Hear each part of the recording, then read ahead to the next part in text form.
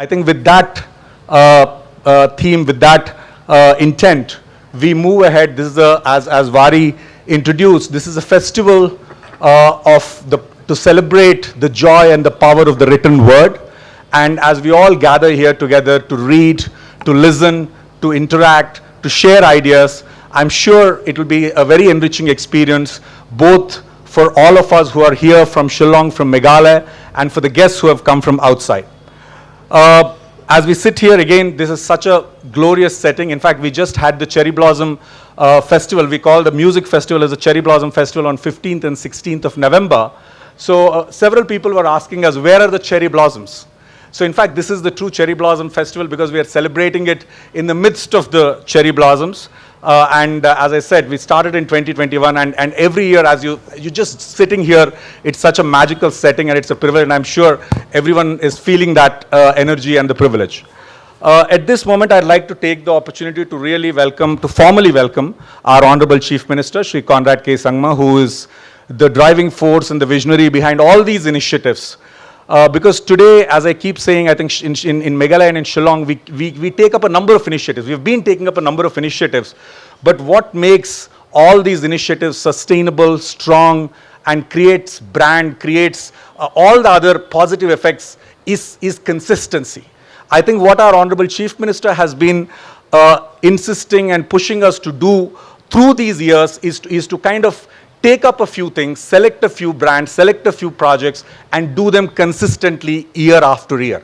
That is when today we are doing the 4th edition. We do another couple of editions, so we should be on the national map. We should be on the international map. So I think the message of doing things well, doing things consistently, and the support and the guidance he gives to all of us, I think that's the driving force, whether it is the music festival we had, as I said, 2 days ago, whether it is the literary festival, whether it is all that we do for music, for art, for cinema. For example, Meghalaya is probably one of the only states which has a state-owned OTT platform, which is called Hello Meghalaya. So that's again something that comes from the vision of the Honorable Chief Minister, which we are doing for the musicians, for the cinema people. The literary festival is for the writers. We have a grassroots music program, which is for the young musicians. So all these, I think, sir, you are the patron of the arts, and thank you so much from our behalf, on behalf of the tourism department, on behalf of all the tourists who come to the state, and on behalf of all the citizens and the young people for taking up all these initiatives and making all this happen. Our tourism minister, Paul Lingdo, he is a poet himself. He is the Minister of Arts and Culture also, so combining the importance of both tourism and arts and culture for an event like this. I welcome you, sir, formally. Again, thank you so much for all the support you give us and for all your vision and foresight in enabling events like this. I want to formally welcome Mr. Vikram Seth, as just mentioning to him that we all grew up reading his poetry, reading his novels. So it's a delight to see you here, sir. We are grateful and we look forward to interacting with you and listening from you. I think everybody shares the same feeling. I also see, I can't name all the writers, but I know there are about 20 writers who have been invited who will be taking various sessions from outside the state, about 12 writers from our own state, and about 22 moderators who are all here. I see Mr. Sanjay Hazarika, Kong Patricia Mukim, and a number of other people. I'll not be able to name everyone, but very warm welcome to you. It's a privilege and an honor to have all of you sit here, share ideas. We all know that the Lit Fest, I think for people who are attending the Lit Fest, who have attended it in the past, we all know that by evening, through the day, the ambience of this whole setting becomes very magical. I urge everyone to, again, very enthusiastically participate. So I welcome everybody, friends from the media. This time I also see our officials from Intact who are here. So we have done a beautiful listing of all the heritage homes, many of the heritage homes, at least of Shillong. So that book is also going to be released today. So welcome to you and thanks for all the support that you give for the festival and for various events we do here.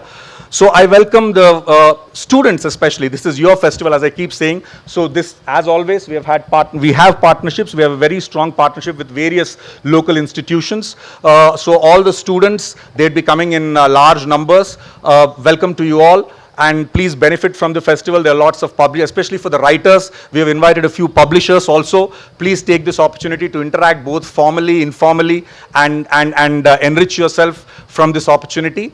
And to everybody, I formally welcome everybody, and again, once again, urge everyone to take this opportunity and make this festival a grand success. So I want to end with one note of a personal message from my side.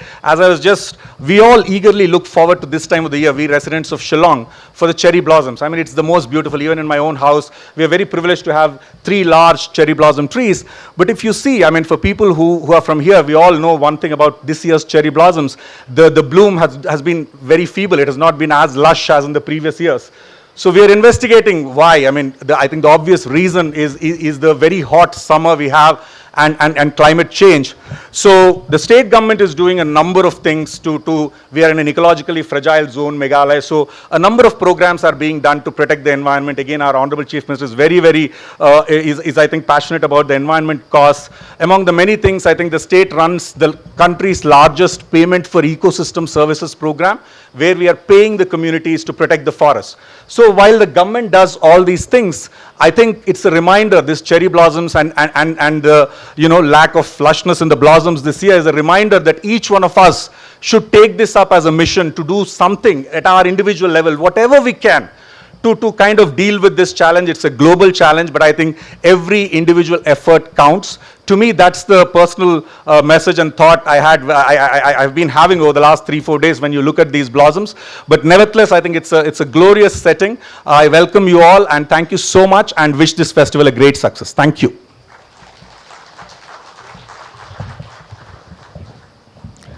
Thank you so much, sir, for your warm welcoming words and for setting the tone of this festival. Well, ladies and gentlemen, what is literature without music? Well, the other half of the soul's creative expression, right? So as we come together to honor the magic of storytelling and creativity, it feels fitting to let music complement the beauty of literature, adding depth and emotion to the stories we celebrate. So it is my pleasure to introduce a harp performance by the talented students of Martin Luther Christian University. The harp, often called the voice of angels, mirrors poetry with its delicate tones and evocative resonance. So let this music set the tone of the Shillong Literary Festival 2024. Good morning, everyone. My name is Sri Saka Nancy Prabhat, and I'm going to perform 2 pieces. The first piece is a song by Bak Desmond Sun. It's Banjangai Na Pingam Kwa. And the second piece is a composition, self-composition. Thank you.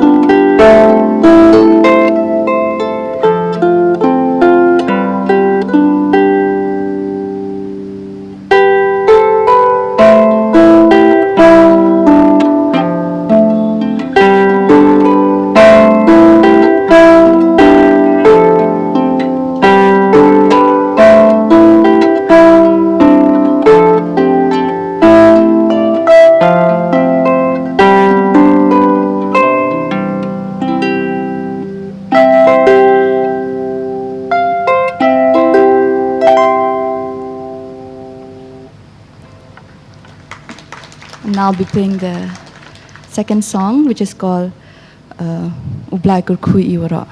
It's in Panar dialect.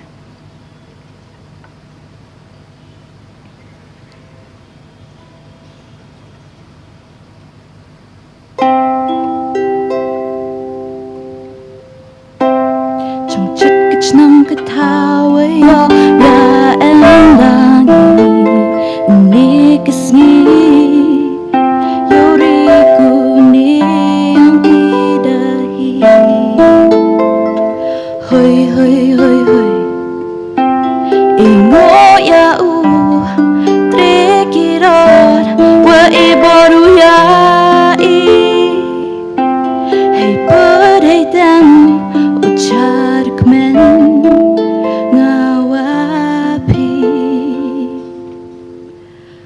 oh aho aho yo ya telilang ikam ni chiro oh aho aho imaya wa kritam to pinto oh aho aho trikirat kerdo ya iwaro kalen perthai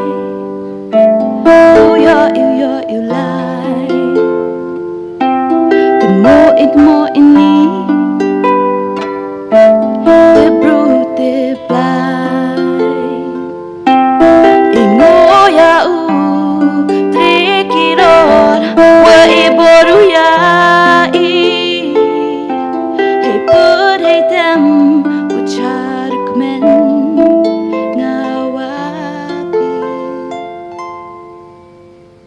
oh aho yo ya telilang ikam ni chiro oh aho aho imaya wa kritam to penko oh aho trekirat kerkuker do ya iwaro. Thank you.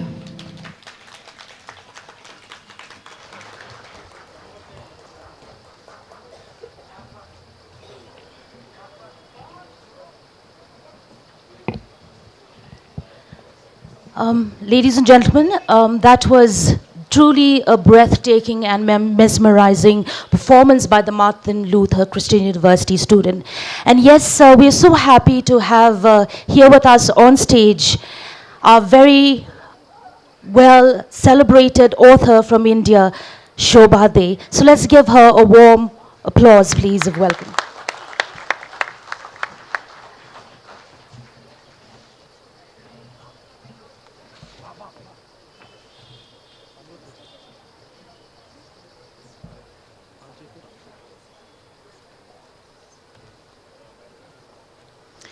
Well, ladies and gentlemen, it is an absolute honor to introduce our next speaker, Vikram Seth, a literary giant whose words have not just told stories, but have connected deeply with readers around the world. His work resonates with rare grace that makes his storytelling unforgettable. Today, as part of this incredible literary festival, we have the rare honor of hearing him while he shares his thoughts, insights, and reflections.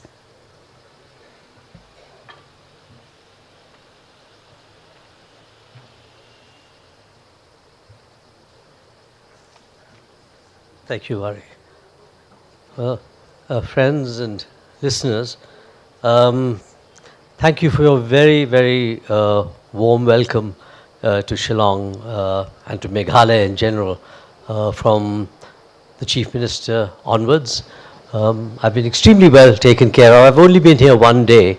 I hope to stay a few more days and explore the beauty of this wonderful state and wonderful city. One could be forgiven. Once heard about Shillong being sort of like the Scotland of the East, and one could be forgiven seeing the cherry blossom around for thinking of it this morning as the Kyoto of the West. But Shillong really doesn't need to be compared to any other city or any other place. Well, the lilt of the harp and the flute, as we've heard, the lapping of waters as one rides in a boat or as one swims, as I did yesterday in the Krang Shui Falls, or the lilt of Kasi, give one a really wonderful atmosphere of the place, and it's been wonderful to be here, even though so far for a very short time. Yesterday, as I mentioned, I took a short tour around the environs of Shillong. Apart from the beautiful waterfalls, I also went to the most astonishing garden of monoliths. I've never seen anything like that in my life. And, you know, I've seen places like Stonehenge. It's astonishing that we don't know about that.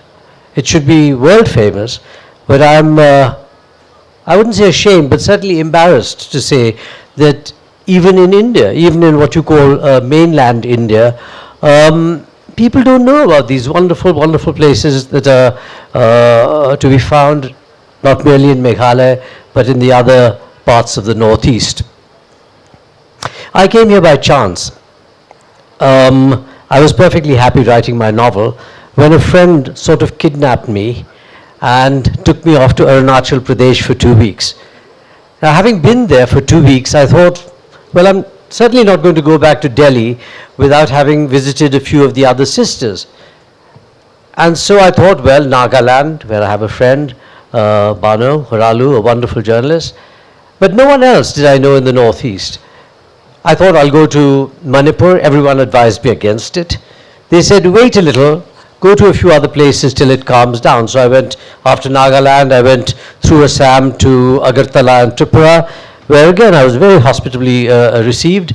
Then from there to Mizoram, and then from there across to Churachandpur, Moreh, Kangpokpi, and Imphal itself. And there was no way, having seen 6 sisters, that I was not going to see the 7th one, especially given the troubles and the difficulties that are going on there. Well, it's odd to be here where everything is full of cherry blossoms and peace and singing chief ministers and to sort of, in a sense, have this curious feeling of being in 2 places at one, a place where there's a great deal of bloodshed and a place where all one can think about really is the ineptitude of driving and the beauty of the cherry blossom. I was only told last night that I'd have to speak, which of course I thought was very unfair since I hate speaking. I thought that I would lay down 2 conditions, that I should have a bottle of rice beer in one hand and a sprig of cherry blossom in the other. Unfortunately, I have so far been provided with neither, but I think I'll treat the shawl around my neck as a kind of earnest of future things to come. I discover I have a connection with Shillong, which I didn't realize till 5 minutes ago. Tagore apparently was in Shillong, and it was the basis of his inspiration for a famous novel that he wrote called Shesher Kavita, or The Last Poem. This is a poem that was read to my mother when she was pregnant with me. Luckily, that was what she was reading. Had she been reading A Suitable Boy, I would have been born with a flat head. But she was reading this book, and she was taken by the rather wimpish hero of the book, a chap called Amit. And she decided that if she had a boy, he would be called Amit, and a girl, Amita. So I was born, and in the Elgin Nursing Home certificate of birth, my name is Amit Seth. This was later vetoed by my father's side of the family, who said that the name has to begin with Vi, like Vinod or Vijay, who are the first male-born children of male-born whatever. So that you could call him Vikrit if you like, you can call him Vinash, but it has to begin with Vi. I could have been called Vinay, like your chief, like your commissioner, but in fact they finally hit upon Vikram. So thanks to Tagore, thanks to Shillong, I'm not called by 2 4-letter words, with something more sensible like Vikram said. Now, when I was in a sulk thinking that I'd have to speak, I thought to myself this would be the entirety of my speech. Reading and writing are both intensely private activities. So all this public tamasha is absolutely pointless, and you should, all of you, go home immediately and read a book. But please don't take my advice. That's my advice to you. Thank you.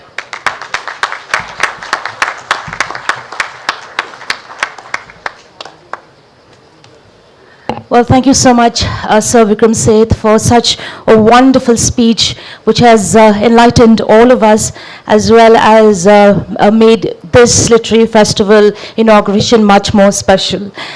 Well, ladies and gentlemen, right now it is truly a pleasure and an honor to invite our guest of honor, Paul Lyngdoh, the Honorable Minister of Tourism, Government of Meghalaya, to address this gathering.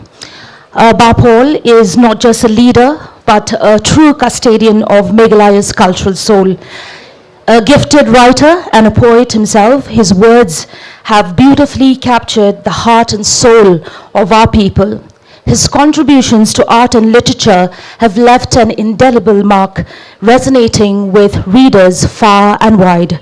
As someone who has been truly moved by the beauty of his words in poetry and prose, I eagerly look forward to hearing the magic of his thoughts and reflections today. Let's welcome Paul Lyngdoh, please. Thank you, Wari, for those profuse words of praise in your introduction. Our Honorable Chief Minister, Mr. Conrad K. Sangma, who has been aptly described as a patron of the arts and a leader who leads from the front. Our other esteemed officials from the government of Meghalaya, Mr. F.R. Kharkongor, Dr. Vijay Kumar, Commissioner and Secretary, officials of the Department of Tourism, writers. I especially extend a warm welcome to Mr. Vikram Seth, Ms. Shobhaa, Kynpham Sing Nongkynrih, whom I just noticed has just walked in. One of the few from this land of ours who has made it big internationally.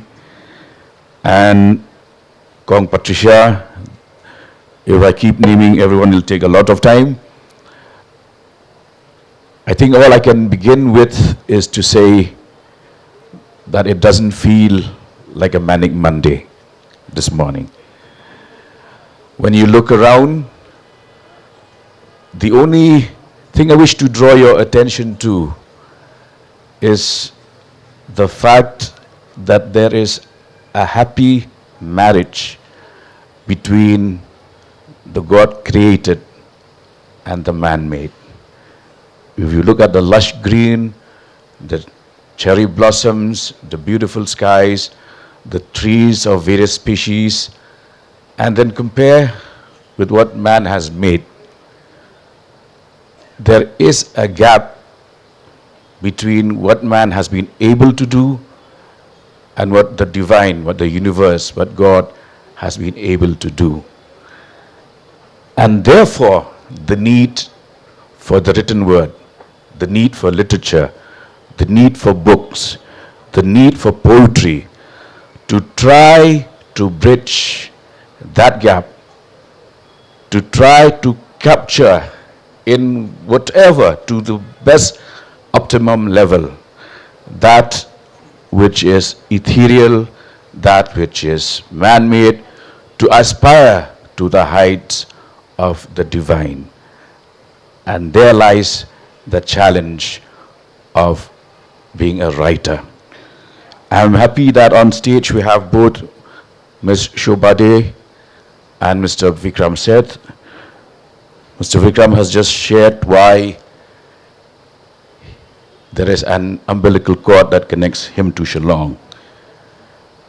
Ms. Shobhaa, whatever novels I've read from her pen, have always started with the letter S. And I hope that she would consider writing her next novel beginning with Shillong.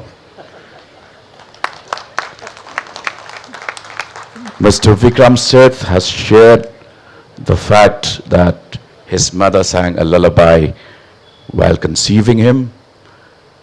Now that he has conceived a number of words in the form of books, I'm sure he will also suitably, as a suitable boy, consider writing words, torrents of words about Shillong, Meghalaya, and the inescapable beauty of this place. Friends, as he said, as Mr. Vikram has said, this is not an occasion that we would like to convert into a tamasha. It is just our effort to ensure that literature, writing and reading does need motivation, inspiration, and the feeling that the state is also here to back up such events, because left to themselves, the literary fraternity would crumble without lack of patronage and support, which is why we are here to fill in that gap, handhold our writers to the point that they would be in a position to say, we don't need the government, just come as we can issue you a few passes to the Chief Minister and myself to attend future events. Until that time, we will handhold you. So, without taking more time, let me remind all of you that you have come, especially those from outside the state, you have come to Meghalaya, which is home to very ancient races. The Khasis were known to have started the migration to these hills in around 1500 BC. So it's a juxtaposition of ancient races that today have become modern societies. How these ancient races have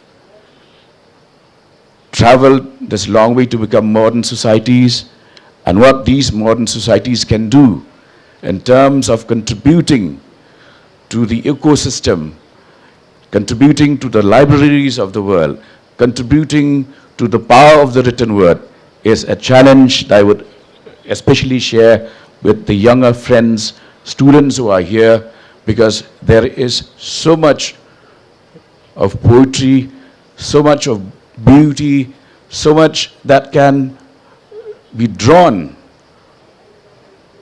from the soil of Meghalaya to make it the soul of Meghalaya. I wish LitFest 2024 the most deserving grand success. Thank you, Kublai Mithela. Yes, ladies and gentlemen, it's not a manic Monday. It's a day for poetry to reach the heights of the divine.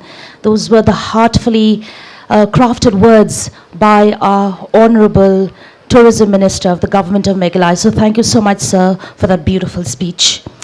Well, ladies and gentlemen, it is with great pride and joy that I invite our chief guest, Shri Conrad K. Sangma, the Honorable Chief Minister of Meghalaya, to address us today.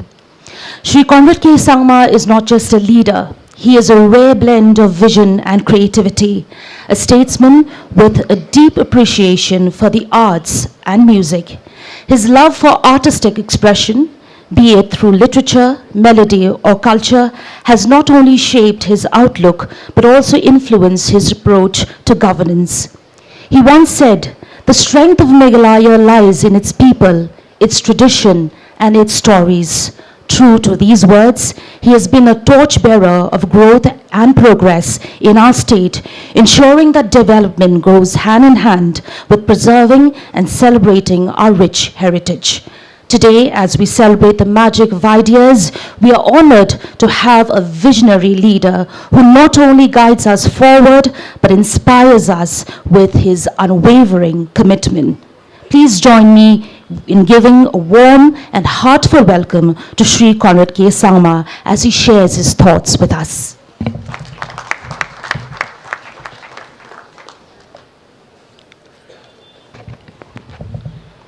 My colleague in the cabinet,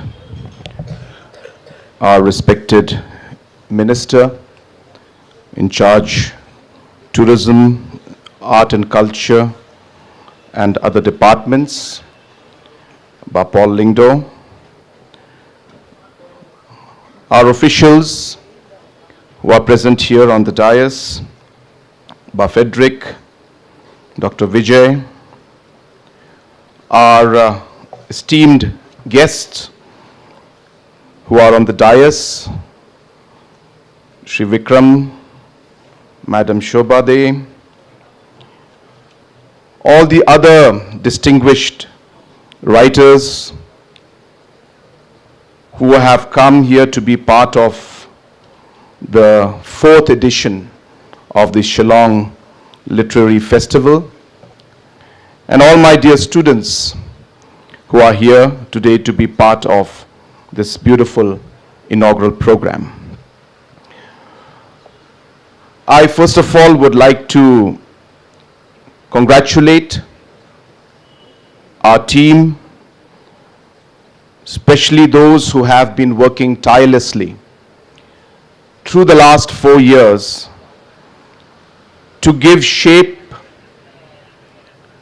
and continuity to this very, very important Shillong Literary Festival, which we have been trying very hard to make it into an calendar event, not just for our state and for the region, but at the national and hopefully one day even at the international level.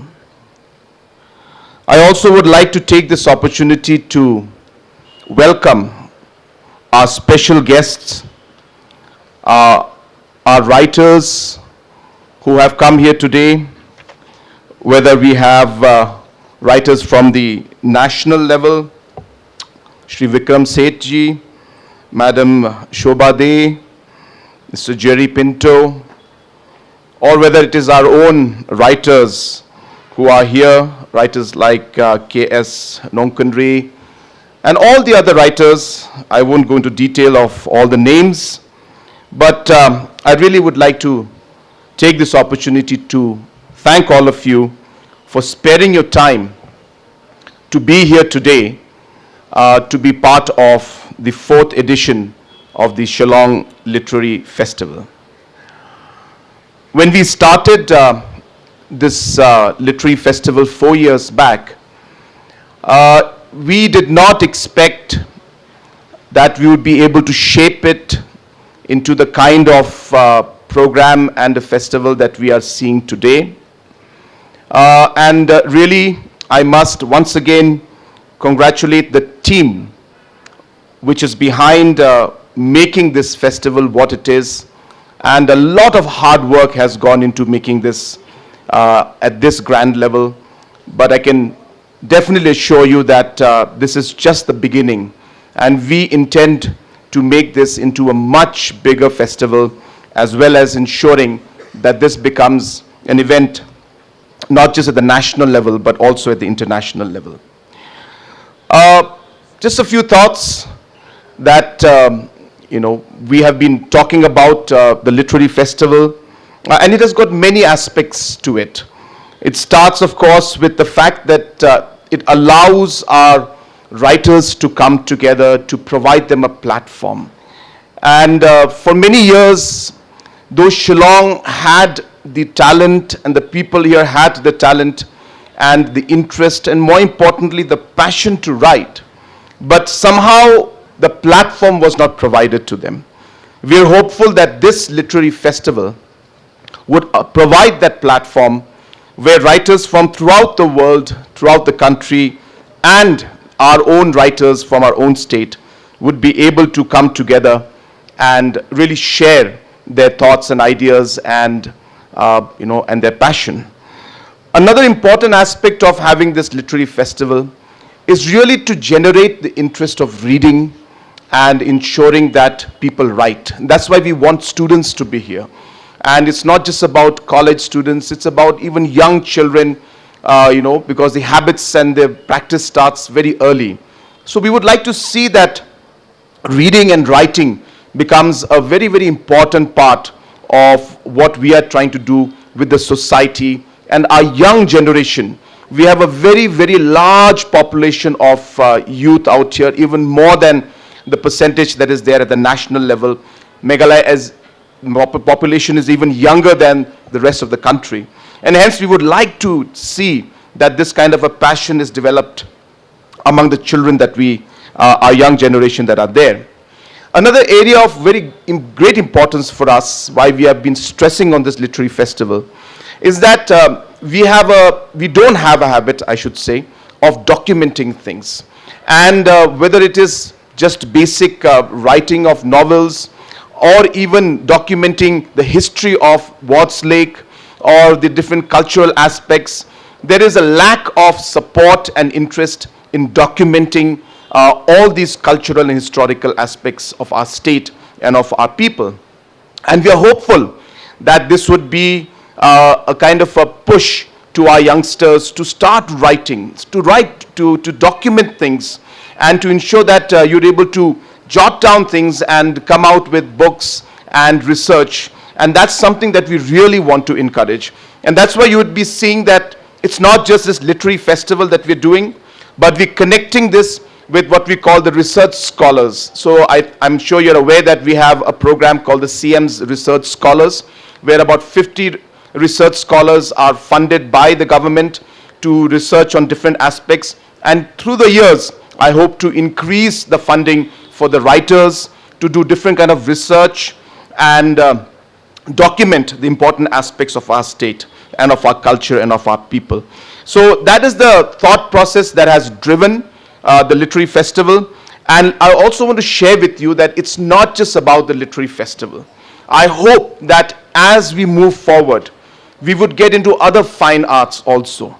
Our youth are into so many other aspects of fine arts, whether it's the music, whether it's painting, whether it's drama. All these aspects are something that we would like to explore. So I'm hoping that in the years to come, hopefully maybe by next year, we would start to see fine arts in terms of art and painting also being part of this overall festive season, where we would want our youth to be engaged with artists from the world, and they would get a chance to share their talent and their knowledge with the people. And that's where we're trying to connect this to. And obviously, this is a big part of tourism for us. And we would like to see that how we can make it interesting for the tourist. I can see many tourists are here and who would like to see this festival, and it becomes part of their calendar, part of their activity. And obviously, it adds to the entire flavor of what we are trying to do from a tourism point of view. And that is very, very important for us. But at the end, I would like to conclude by saying that it's not just about literature. It's not just about fine arts. It's not just about tourism. But at the end of the day, it is really about our people and our state, our youth. And therefore, I want to leave you with this thought that the idea of bringing all of this together is really to allow our youth to engage, our population to engage, and to be able to really click on those passions that they have. Our children are into music, but in the many years in the past, there were no programs to support them to be able to, take out their musical talent. I remember, I was also a kind of a struggling musician, I may use a word, and I really used to enjoy playing the guitar and singing songs. We made a band, and I was about 15 years old, 16 years old. And we really used to wish that we could play in, some beautiful location for the tourist, or be playing in a cafe like we used to see in different movies and videos. And that really was something that I really wished and hoped that I would have been able to do when I was, in my teens. And as Wari has just mentioned, that those experiences that I went through, those moments that I went through, have shaped me to think and be able to provide that platform which I did not have when I was 15, 16. Because I wish I could express my different ideas and thoughts and songwriting, or even making music. We've made music. We actually wrote songs, but we didn't have the music studios to record, and obviously there was no platform for us to share with it. But without going into all those details, my point being that when we came into government, when we all came into government, one of my thoughts was that, look, we need to give our youngsters that opportunity.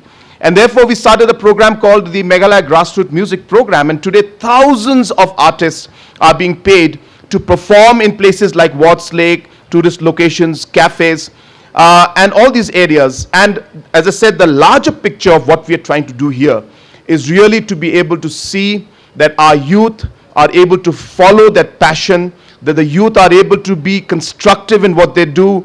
We are able to divert their energy into things that they really believe in and they have the passion. And that is where this literary festival is one part of that larger picture and the canvas that we are trying to create, not just for our youth, for our state, but for the region and the country as a whole.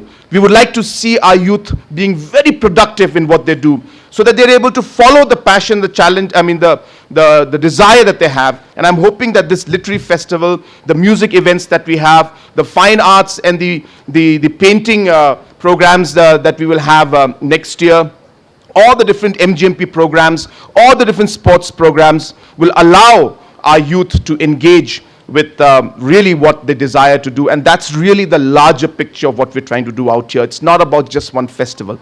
It's a very big canvas, and all these dots are connected to create this beautiful picture of Meghalaya, and that's what we're driving and striving to do. So I really, really congratulate the team once again. I congratulate our tourism minister. Again, what Vijay was saying in the beginning is partially true, that we have always believed that we should do few things but do them really well. We should be consistent with what we do. And just to share with you the fact that Paul Lingdo is today holding the tourism and art and culture department is not just because we decided just like that, or I decided just like that, but because knowing that he will fit in to this entire picture of art and culture, because he himself is a person who believes in it. He himself is passionate. He's a great writer, a great musician. He's got almost all the talent that you can think of.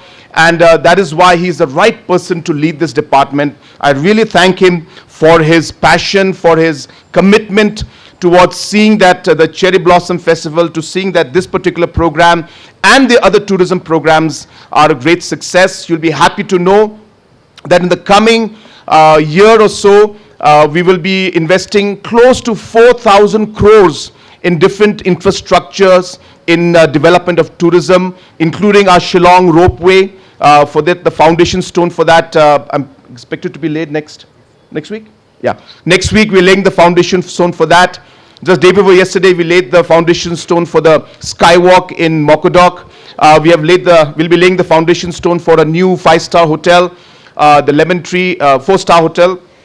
And we're going to finalizing 2 more hotels in the next couple of months.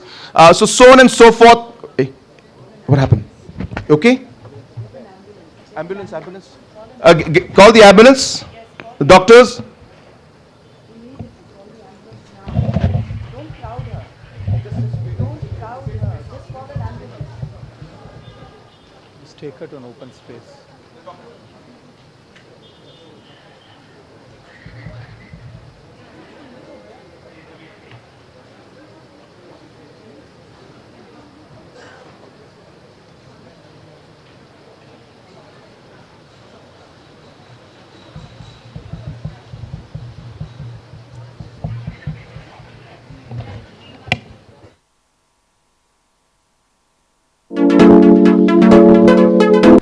Don't crowd around her, if you can just give her some space. And call the medics ASAP.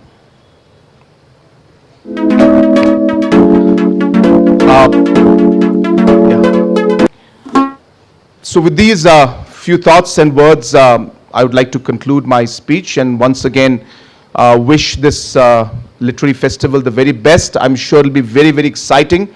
And I really encourage our young writers and especially our students to take this opportunity and embark into into writing. Don't think that you're not good enough. I really always encourage our youngsters, whether musicians or football or soccer, or any kind of sports or even writing. Don't ever think that I'm not that good. Please give it a shot. Go ahead with what you believe and what you feel for. And I'm sure that this particular festival will give you that platform to really explore those opportunities that you and the passion that you have. So with these words, wishing you all the very best, thanking all our writers who have come here today and the organizing committee for a wonderful program. Thank you very much.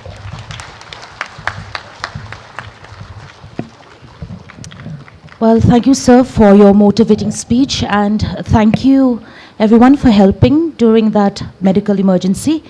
Well, sir, what struck a chord was your earnest appeal for students to read, to engage, and follow their passion in order to carry the legacy of the state forward.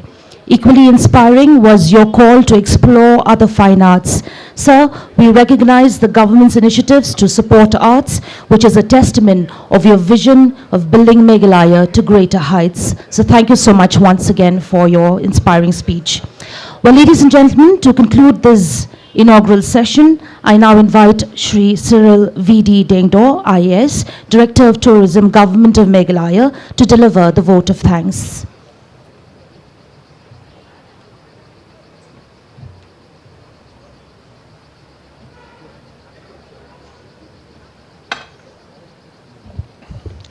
Thank you, Kongwari. Honorable Chief Minister of Meghalaya, Shri Conrad K. Sangma, Honorable Tourism Minister, Paul Lingdor, distinguished authors, Mr. Vikram Seth and Ms. Shobhaa De, Principal Secretary Arts and Culture, Shri F.R. Kharkungor, Commissioner and Secretary Tourism, Dr. Vijay Kumar, all the other distinguished authors, dignitaries, government officials, invitees, students, and my dear friends. As we inaugurate the 4th edition of the Shillong Literary Festival, it is my privilege to extend a heartfelt vote of thanks on behalf of the Department of Tourism, Government of Meghalaya. This 4th edition of the Shillong Literary Festival stands as a testament to our continued aspiration to celebrate the arts, literature, and culture. We express our gratitude to Shri Conrad K. Sangma, Honorable Chief Minister of Meghalaya, for joining us as a chief guest this morning. Thank you very much, sir, for clearly articulating your vision for this festival, including the need for our young authors and writers and our youth to document and write about the richness of our culture, our place, our history, and the people of our state. Sir, your vision and steadfast commitment to promote Meghalaya's youth, Meghalaya's tourism, Meghalaya's culture really inspires us all, and your support for initiatives like this is really invaluable. To Paul Lingdor, Honorable Minister of Tourism, who himself is a poet, a songwriter, a singer, a lyricist, and our guest of honor today, thank you, sir, for championing the preservation of Meghalaya's identity and cultural richness through both your words and action. Your inspiring speech and address today and your encouragement propels us forward as we strive to make this festival a source of pride for the people of our state. A heartfelt thanks goes to Mr. Vikram Seth and Ms. Shobhaa De. Your presence at this year's festival is truly an honor, sir and madam. Your words, your books, your poetry, and your work have really transcended borders, and we are honored to have you here and enrich this Shillong Literary Festival, and the audience will be eagerly awaiting your sessions. To Mr. Vikram Seth, thank you for those magical words and for agreeing to speak to us and to our audience, although last moment. I'd also like to thank all the distinguished authors, speakers, moderators who have come from far and near, from outside the state of Meghalaya, from within the state. Thank you for sharing your valuable time to be here with us today and for the next 3 days. We are truly grateful to all of you, and this event would not be a success without your presence. I'd also like to thank all the curators who have come forward this year to curate this 4th edition. We have had a large curation team this year to make it truly inclusive. Firstly, to Malvika Banerjee from Kolkata for getting us these distinguished authors, particularly Mr. Seth and Ms. Shobhaa. Thank you, Malvika. To Professor J. Pradhani, Head of the Department of English, and the entire English Department of MEHU for your curation of this festival, and also to the faculty from Martin Luther Christian University. Thank you for all of you for helping out your hand and lending us your hand to curate this beautiful festival. I'd also like to thank all the other collaborators who have collaborated with us to make this festival truly meaningful, for ensuring that our children who come here not only enjoy the sessions but also take up the important task of learning to read. The team from the Forgotten Folklore Project for taking our folklore and our oral tradition forward. To the team from Intact, Dr. Madeline Tham and Dr. Ramona Sangma for your curation of the exhibition space and for bringing out the book on our heritage listing. To all the team from Doordarshan, All India Radio for covering this festival, all the other friends from media, both national, both local, both print and electronic, thank you for taking the Shillong Literary Festival to a much wider and bigger audience. To all the government officials, to Shri Frederick Harkungor, Principal Secretary Art and Culture, sir, for your presence, and to all the other officials for your presence and for your support. To our leader in the tourism department, Dr. Vijay Kumar, our Commissioner and Secretary, for really inspiring us and ensuring that we take this festival to greater heights, and to the entire team from the tourism department and the Meghalayan Age Limited. All of you, thank you very much. Without your effort, this festival would not have been really possible. Lastly, and not the least, to the singers who sang, from Martin Luther Christian University, the harp, the person who played the harp, and the other teams. My gratitude also goes out to all the schools, the colleges, the universities, all the youth who are here. This festival is for you all. Your participation truly enriches this festival with energy and creativity. Last but not the least, I want to thank each one of you, all the tourists who have made time out to come here to be part of this festival, and each one of you, our dear audience. Your presence here brings life to the festival. It is your enthusiasm and participation that makes this festival a continued success. Thank you one and all, and I hope that all of you enjoy what promises to be a wonderful 3 days of the 4th edition of the Shillong Literary Festival. With these words, I conclude. Kublai Shibun, Mithela, and Jai Hind.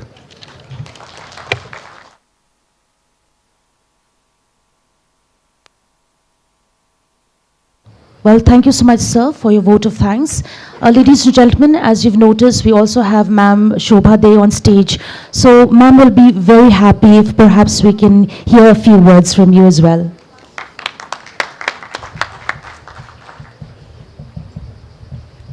Namaste and thank you very much. This is very impromptu, which sometimes I think is the best way to talk to friends, to fellow writers, all the people in the audience, the coordinators, the curators. But I have to say how lucky is the state of Meghalaya to have a chief minister who is so multi-talented, so today, so cool, so hip, who just connects with the young, and the young are our future. So a person who gets it, who takes such enormous pride in the cultural identity of his state, who shows exceptional commitment and vision, or everything that he announced today is so inspiring. Because honestly, for me, when I was invited by Malabika to come to Shillong, my husband and I jumped at it because we've been here just once before, a long, long time ago. And the time of the year is gorgeous. And like Vikram rightly said, it's the Kyoto of the West and certainly not the Scotland of the East. What a beautiful way to put it. That was number one, to visit the state, but also on a very personal note, it was to spend time with Vikram. He is so elusive. We barely get to connect, but when we do, it is always magic. And it's just pure joy talking to someone as erudite, he just has poetry in every fiber of his being, and what he says with a sense of humor and a smile which is naughty at the same time provocative. I'm sure students here are delighted to get the chance, Vikram, to listen to you later today. And for me, when we're talking about the letter S, well, there's of course Shillong, there is serenity, there is song, and there are smiles. So thank you, Shillong. Thank you, everybody at the Lit Fest for having us over. This has got to be the prettiest Lit Fest I've ever attended. So thank you again.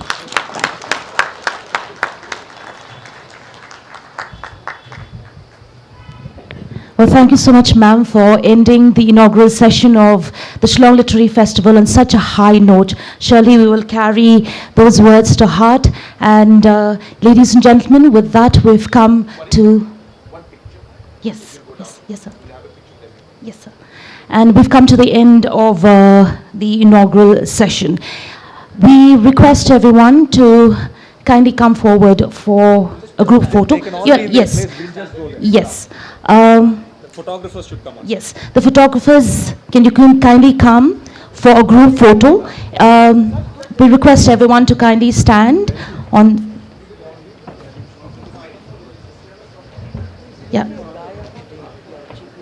Yeah. If you can kindly stand from your seats, we'll have a nice group photo to be taken.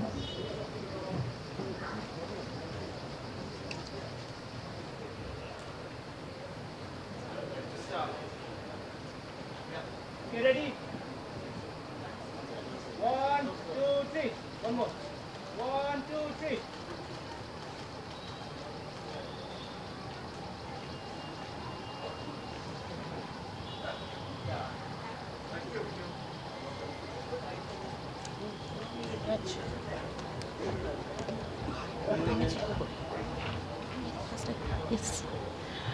Well, ladies and gentlemen, in a while we will have the Honorable Chief Minister, Honorable Tourism Minister and other dignitaries move to the intact store or the intact stall, and there will be the launching of the listing document. This listing document is a collaborative project between MAL, Intact, the Indian National Trust for Arts, Culture and Heritage Meghalaya chapter. So we request everyone to also be part of this launch, which will happen in the Intact stall.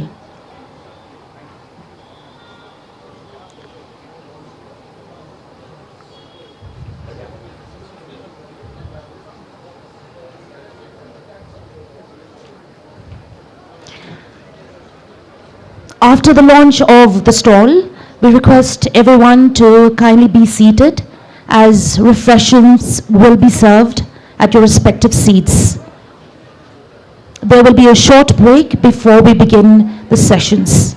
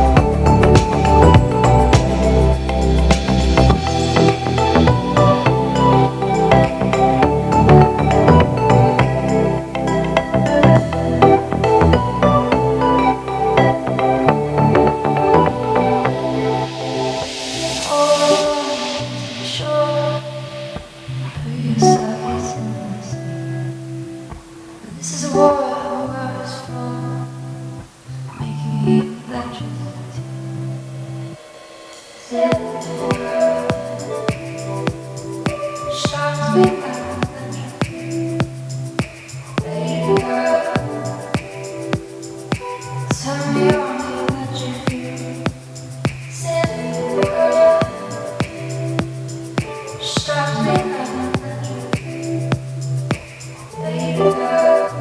me,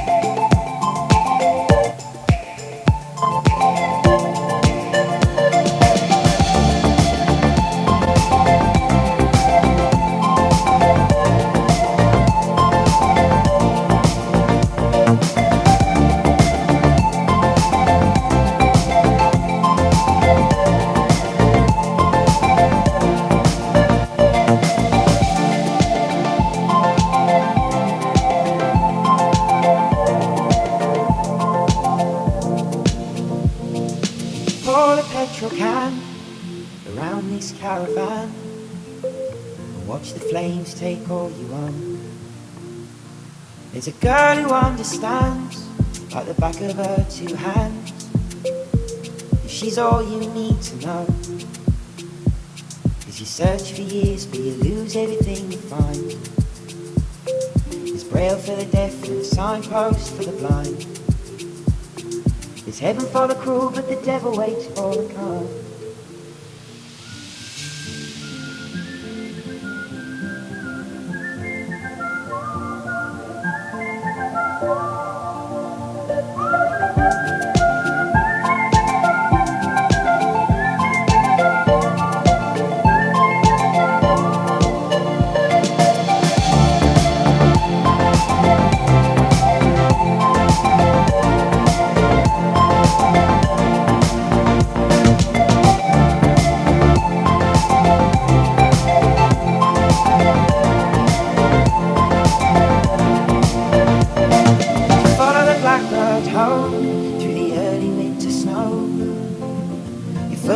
Track you through the grass, and you ache just to smell her clothes and her cooking down on the stove. You see her face in everyone you pass.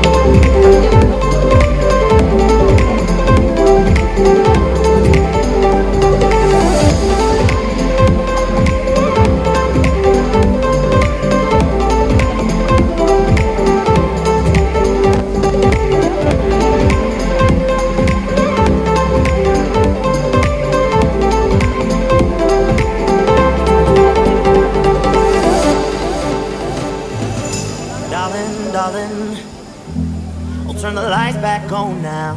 We're watching, watching as the credits all roll down. And crying, crying. You know we're playing to a full house. No heroes, villains, one to blame. While wilted roses fill the stage, and the thrill is gone. Our debut was a masterpiece, but in the end, for you and me on this show, it can't go on. We used to have it all, but now's our curtain call. So hold for the applause, oh, oh, oh, oh. And wave out to the crowd and take our final bow. Oh, it's our time to go, but at least we stole the show. At least we stole the show. At least we stole the show. At least we stole the show. At least we stole the show.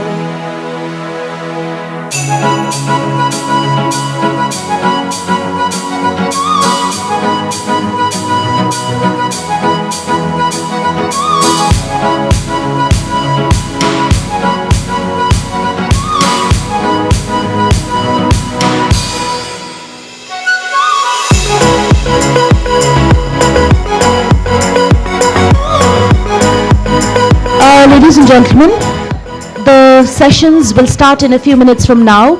So while we serve the refreshments for everybody, we request everyone to also be seated, as perhaps we'll be starting in just a few minutes from now.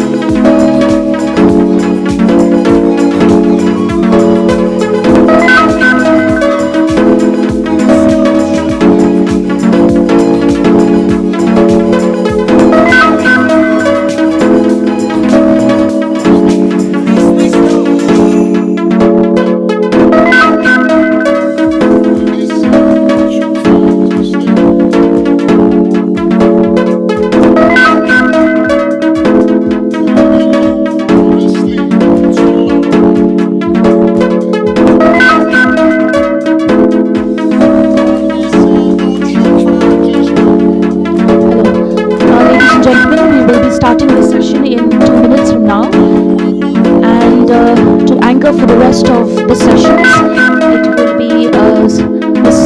Sasandhalitan and Mr. Joel Kindia.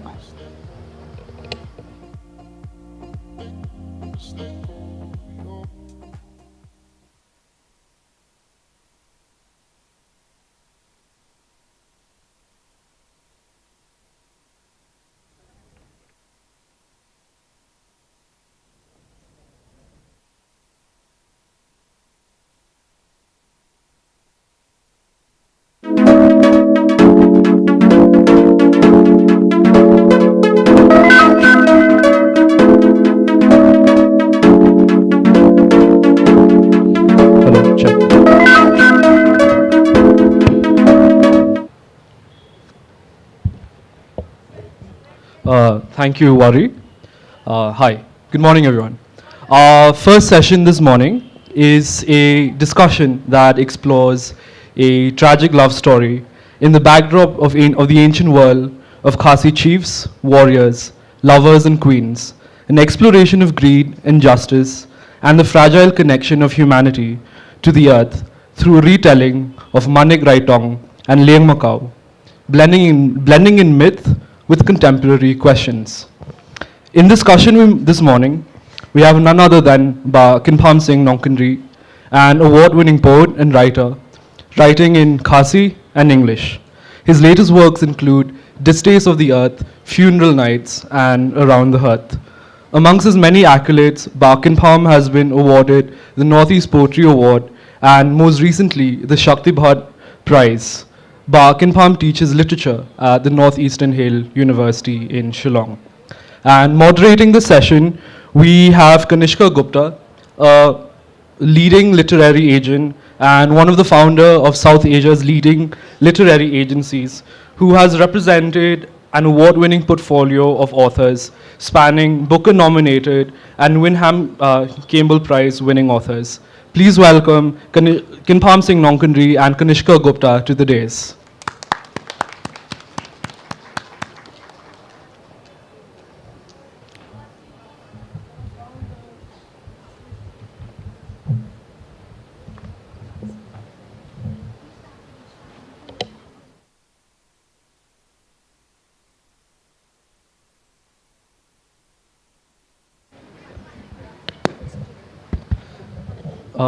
Sir, welcome Hello. to the dais. You may now take over. Yeah. Good afternoon, all. While this session is called Folklore as Fiction, the Haunting World of the Distaste of Earth, I'm also viewing it as a celebration of Kynpham's achievements. This has been a marquee year from him. His 1,100-page epic novel of Funeral Nights got published in the UK by a major independent literary press and other stories.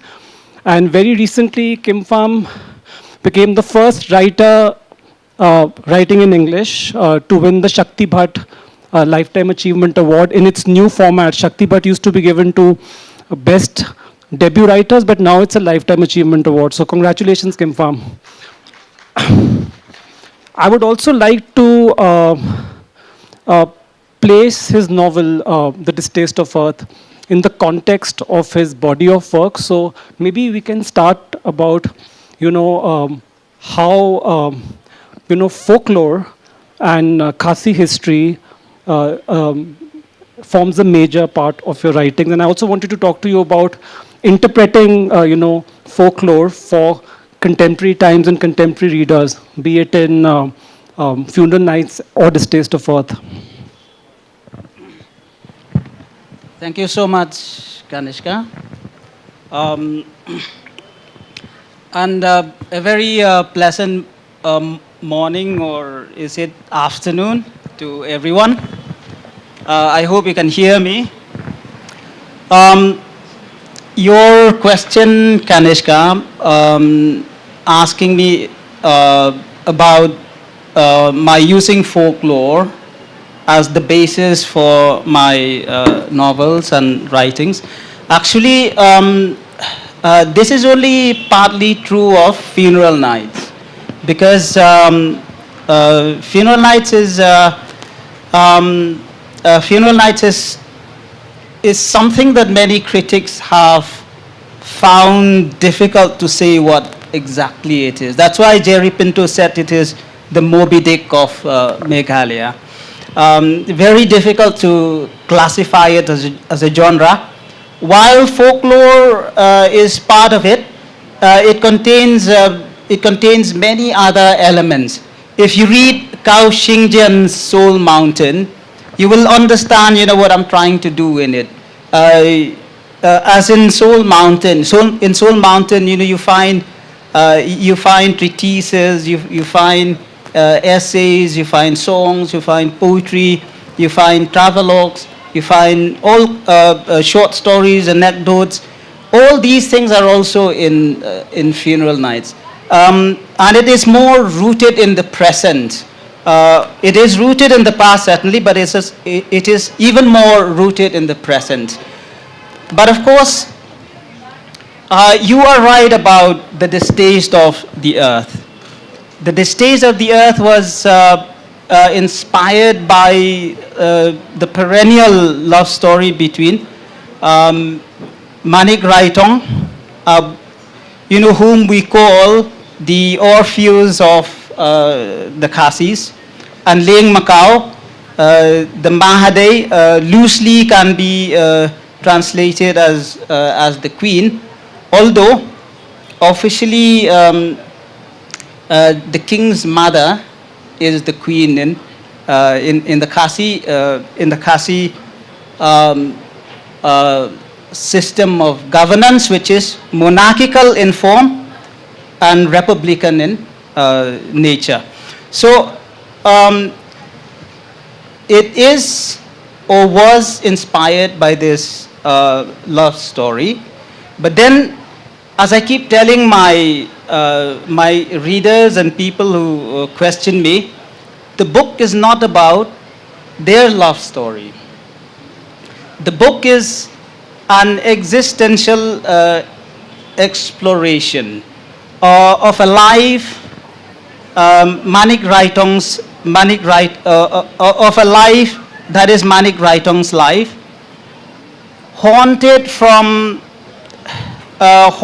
by miseries and death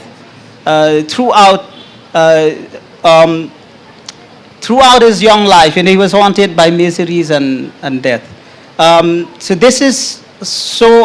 the love story is just a small part of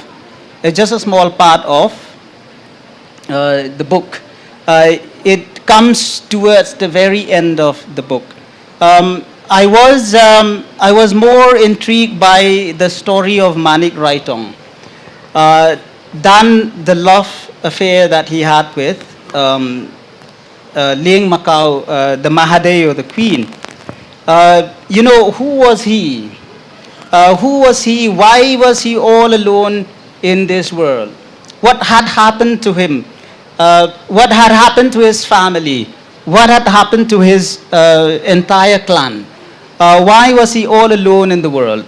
And then, what is it, that made him towards the end of his life behave like a pauper, going about in sackcloth and ashes? What is it? So it was then that I recreated this fictional world of kings and queens, princes and princesses, warriors and plunderers. Because I wanted to explore a life haunted by death and suffering throughout, a world where man is a despot and God is ostensibly absent.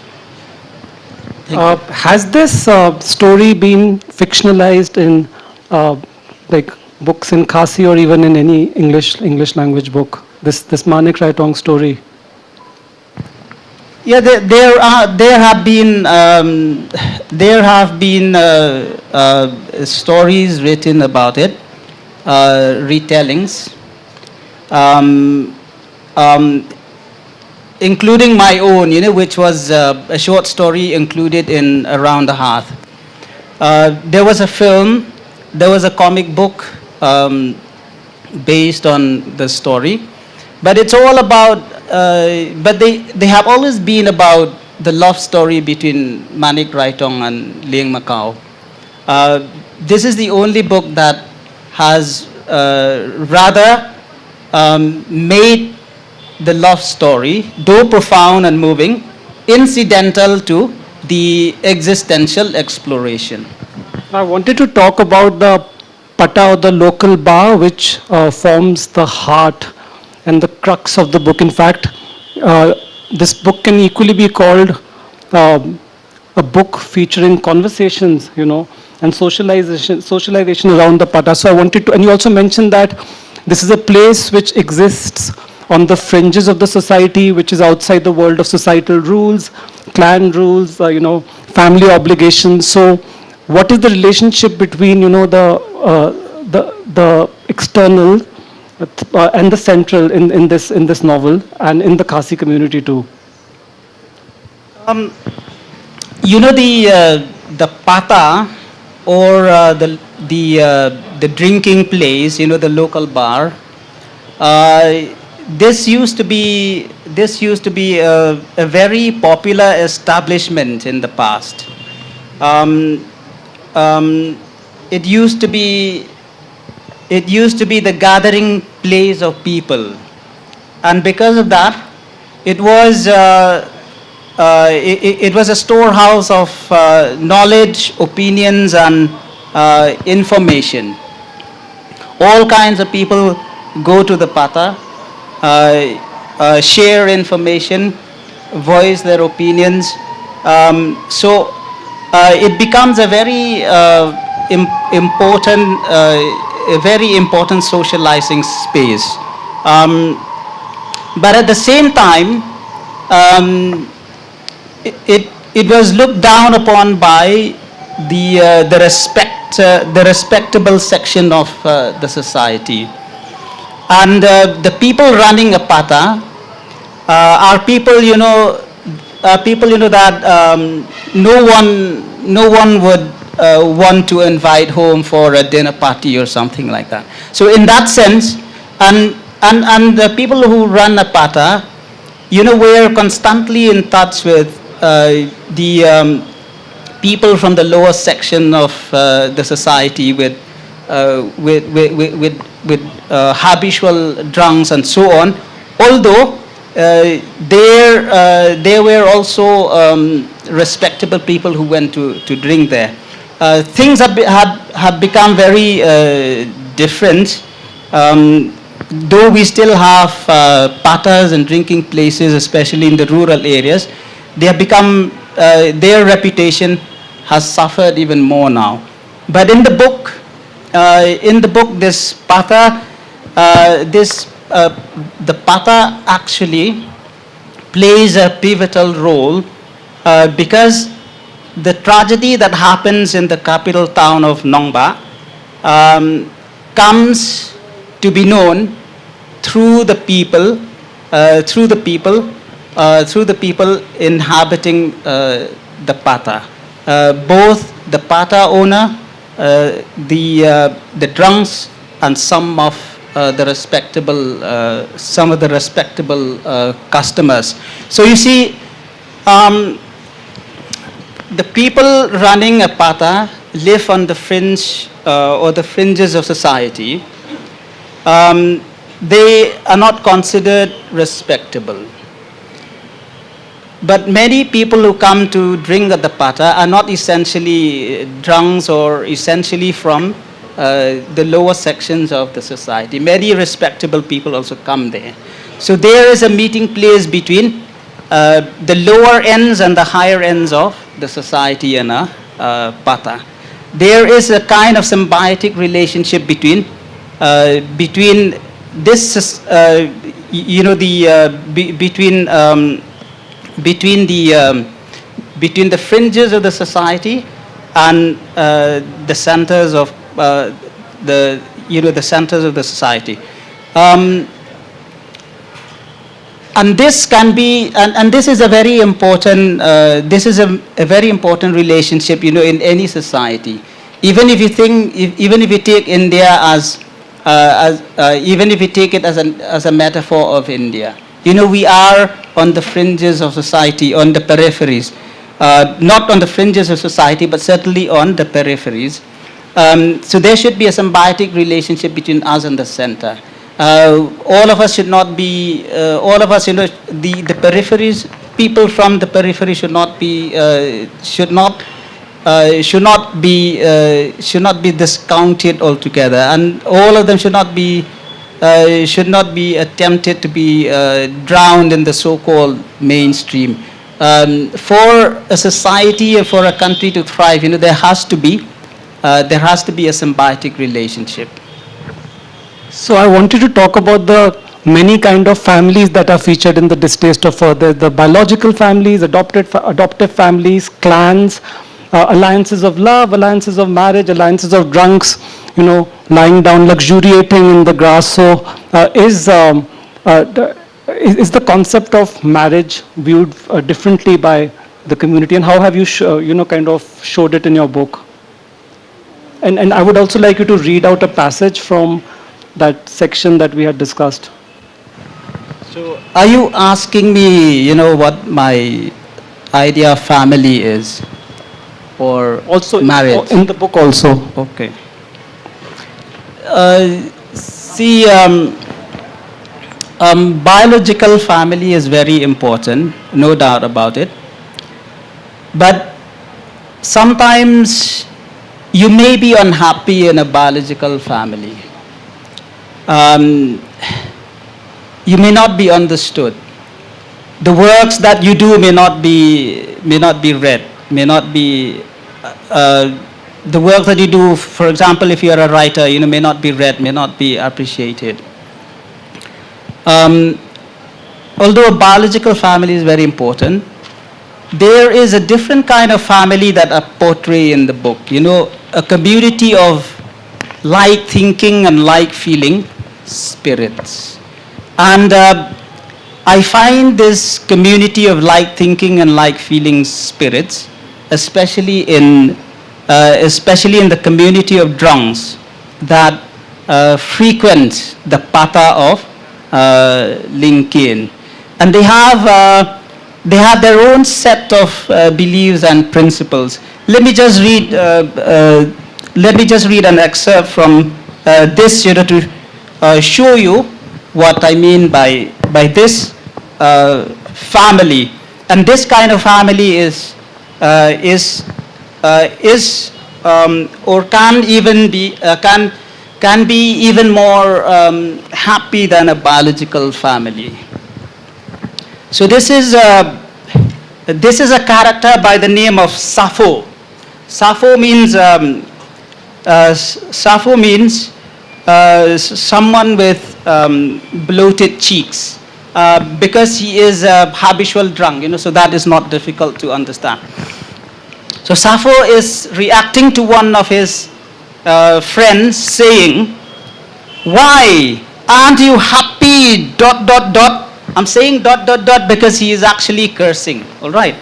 "Why aren't you happy? ... Sappho demanded. "If you aren't, you can always leave. The way is wide, the will is free, as they say. But I, for one, am quite happy, okay? Why shouldn't I be thought? We may be idlers, triflers, and good-for-nothing drunks to the rest of the world, but aren't they also to be derided? Aren't they hoarders and schemers and warriors? They worry about the smallest things, whereas we don't have any responsibilities. Who's happier, bros? We live from day to day, run errands and do odd jobs when we have to, so we can buy what we need. Or if things are bad sometimes, we simply mooch for our food and drinks, and we never fail to get something for our troubles. We are good at what we do, and we are good at what we do, and we do what we like, doing best. We drink. And people make us their tasters. We are the best and most reliable tasters around. There will always be drinks for us.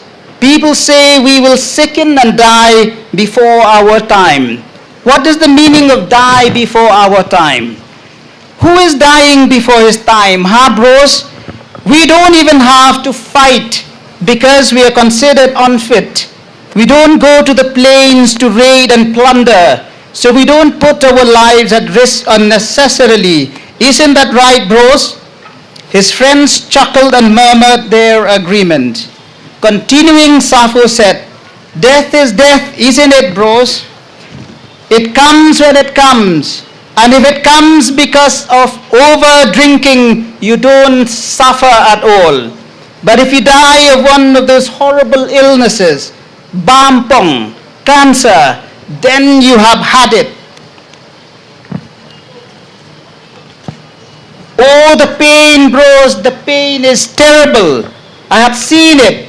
But the point is that all this talk about us being good for nothing is just a matter of attitude. Can't you see, bros? It's just another way of life, different from ours. That's all. Why should we let them define our lives for us? Hatadong, bloody ass. That's exactly the point I was trying to make for when this idiot of a boy interrupted me. Lit finally chimed in. If you are happy with us and you don't want to go back to that life of toil and obligations, why should you not give her a divorce? Give it to her and be damned, man. Look at us, how carefree we are. We don't even have a house to worry about. When it's wet and cold, we sleep in sheds and whatnot, with a small fire by our side. But when the weather is fine, we sleep where we want, on lawns, in hills, in valleys. That, as you said, we are happy. Let your wife be happy too. What is it to you? Give her the damn divorce, man. So this is just to show you that we have one kind of family which is very, very happy indeed. So, this brings me to the next question that while Distaste of Earth is a very serious literary novel, it's also very funny in parts. So I just wanted to ask you about the role of humor for you in this novel and the history you were writing about, the period you were writing about. How have... See, this is, this book can be described as no other way but as a tragic tale. I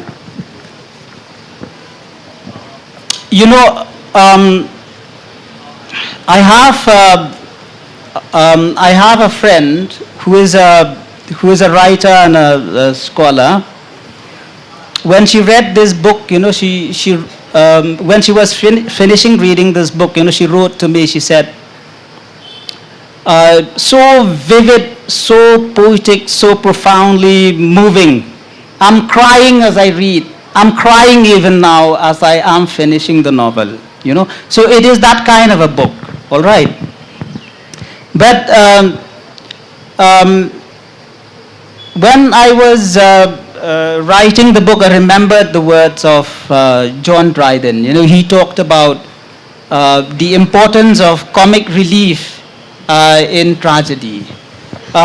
So the role of humor here is partly to provide comic relief to the tragedy. But I cannot do that with the main protagonist. There is no chance of introducing humor into their lives because they are people who as I said, who are haunted by suffering and death throughout their lives. So, so the humor is confined to the minor characters, especially the drunks.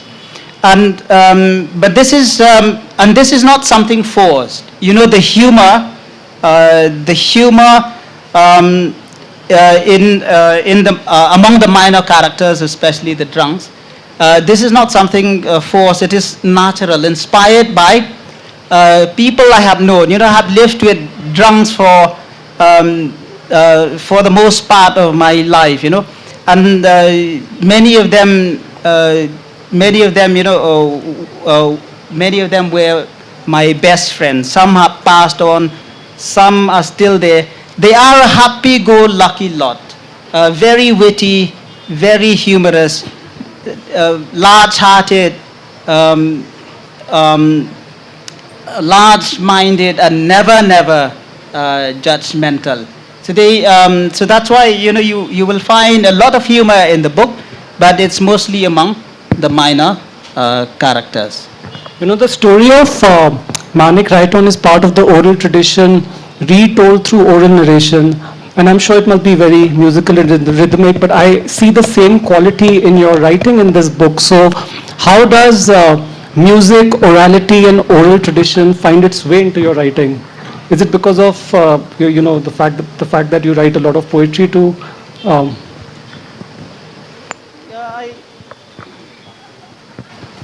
Yeah, as I said before, I have come across some retellings of the love story between Manik Raitong and Liang Macau. But I never liked any of them. Forget about them being musical and choral. I never liked any of them because they were merely skeletons.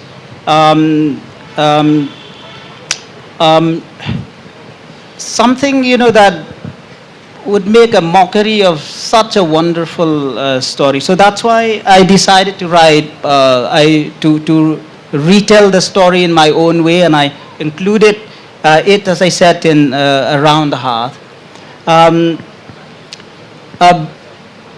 So you won't find, if you think that the stage of the earth is musical and choral, it is because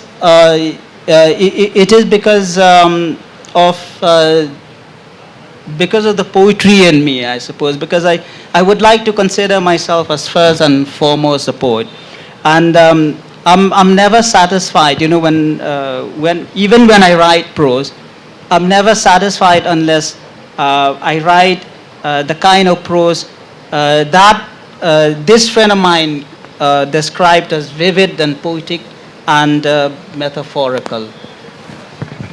I wanted to talk to you about the second section of the novel, which will come as a big surprise to the readers, because it features fables told by animals on questions of morality and existence, and it's a very interesting seek from the first section of the story. How did you think about this? And I remember because we were having a lot of discussions, editorial discussions about this. Yeah, so there is a section in the book, a large section in the book, which is called Animal Stories. And the unique thing about this section is that it forms a book within a book. It can stand alone as a book. Even if you remove it, you can publish it on its own. It's full of animal stories. And the animal stories are all tales of woe by the animals, tales of woe at the hands of man. It's a very anti-anthropocentric section. See, you talked about the influence of folklore on my writings. I always consider, I'll come to your question, I always consider our myths. I always say that in every one of our myths is embedded the wisdom of the race. And that every legend speaks with symbolic overtones. And when a writer, you think about all the famous writers who have dealt with mythological and folkloric matters. You think of all of them, why are they dealing with folklore? Why are they inspired by folklore? Because they are looking for this wisdom. They're looking for these symbolic overtones. They're looking at folklore as an overriding, an enduring metaphor. So this is what I'm doing in this particular section of the book, part 2 of the book. There's a very obscure legend in Khasi folklore about a man, an empath, a person who can talk to animals. And so I made use of that legend because I find a metaphorical significance in it.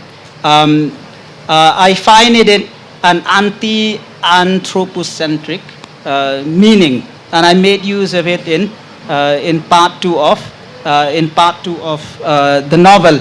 And it is in part 2 of the novel that the protagonist received a kind of healing with the help not of man, not of God, but of the animals. If I have some time, maybe I'll just read a message, the last message by one of the animal characters.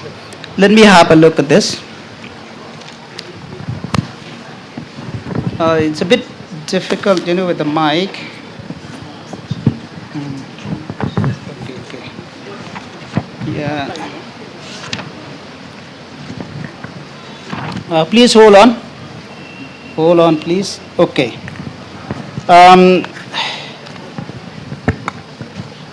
This is a character called Moina, or in Khasi we say Moina. And this is his final advice to the protagonist Manik Raitong. At the end of the Council of Diverse Creatures, where Manik talked to the animals and listened to their tales of woe at the hands of man. So this is towards the end, and Moina is asked by Tiger, the chairperson, to come and wind up the session, the Council of Diverse Creatures. And Moina, this is what Moina did. Moina flew to a branch near Kla the tiger and said, Kublai Shibun Umla, I had organized this Council of Diverse Creatures chiefly for 2 reasons. I came upon Umnik the other day just as he was raving about the unfortunate circumstances of his life. He was literally reeling under the torments of cruel fate.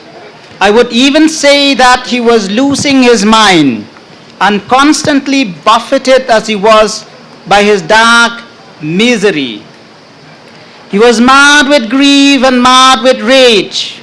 I felt pity for him, but I also realized that his suffering has a common source. His tormentor is the same as ours, and the existential threat he faces is the same we are facing. I urged him to seek the help of the animals. He was surprised, but I insisted, if he cannot seek help from God or from man, I said, why not from the animals? Umnik did not realize what kind of help I wanted him to seek. We cannot help him escape the tyranny of God, nor can we help him fight against the tyranny of man. From the various stories, we have seen how all of us have been the victims of man since the beginning of time, and doubtless it will be so till the end is upon us. I wanted Umnik to learn a lesson from us. The animals. The spirit of solidarity he had hoped for was not the only thing I had in mind. It is true, we can find common ground in stories of shared discontent. It is true, we can dilute our sorrow in the lake of collective sorrows. But I wanted Umnik to learn something else, freedom. You say, Umnik, black is my despair and bitter are my thoughts. That is understandable, for how do we lighten or sweeten our days when calamitous fate whips us with one misfortune after another? But at the same time, how should we react to the onslaught of dark destiny? Should we whimper and cower in a corner like our Kynpham in the Lang Warku story, waiting for the lashes to fall? Freedom for Kynpham came with rebellion, which transformed our situation. But it is different for you, Omnik. You were paralyzed with despair and embittered by dark moods. The red haze of anger against man might have freed you from your death wish, but genuine freedom lies in cutting yourself adrift, disconnected from the sources of wretchedness, a fluffy down in the wind of fortune. You say, I have lost my parents, my brothers, my sisters, and all the members of my clan. I'm alone in the world now, the most wretched person on earth. What can I look forward to now? Dark is the moment, dark is the morrow. Yet you live. While you live, things may yet happen that make you smile. Not all the creatures of the forest live in groups or in pairs.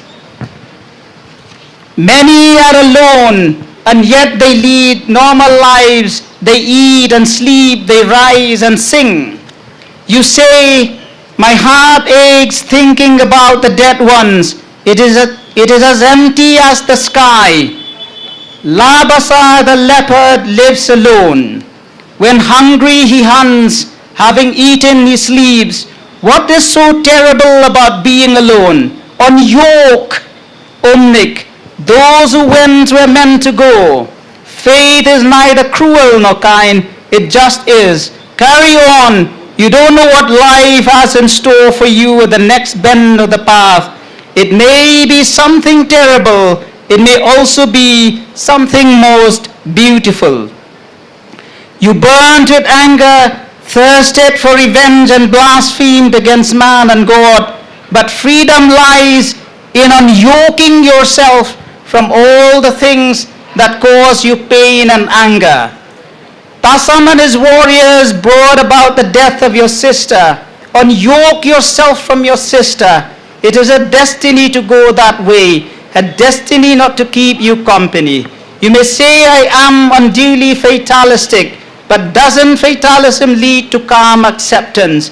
Isn't that a good thing? Why fret about something you can do nothing about? And Tasam will get his just deserts. But if he doesn't sense, those who cause great torment to others rarely get their just deserts. What of it? Unyoke yourself from him. In cutting him adrift, you will also cut your anger and hatred, your true enemies adrift. I'll skip a few lines. You have all the wealth in the world in front of you. Fruits, berries, taro, yam, cassava, and so many other things. Be a real creature of the forest. Imruing, bamruing, di-ring. Live for the present. Eat on the spot. Drink on the spot. What need you worry about the rest of the day or anything else? Be a bird, be an animal. Why should you burden yourself with needless worries and responsibilities? Do what you love without amassing things you do not need. Have what you need, but why should you want more than you need? So it goes on like that. I wouldn't read the whole thing, but that gives you an idea about the healing process that the protagonist receives from his interaction with the animals in a dreamlike state. Thank you.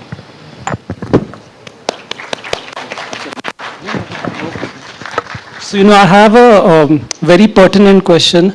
When you're writing about a community that exists in a different language, from the language you are writing in, there is a process of translation involved. So I would like to know how did that process of translation, come about for you, and did that influence the kind of narratorial choices you took, for this novel? Okay, that is a very interesting question. Whether I write poetry or drama or short stories or novels, I always think in Khasi. The process of writing for me is a process of translating my thoughts from Khasi into English.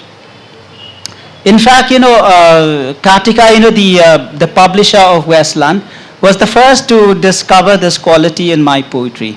She said, I met her in Kovalam when she came to me, after reading my poetry, after hearing me reading my poetry, she came to me and she said, Kynpham, I must publish your poetry. That was quite incredible for me. That's how I became a HarperCollins writer.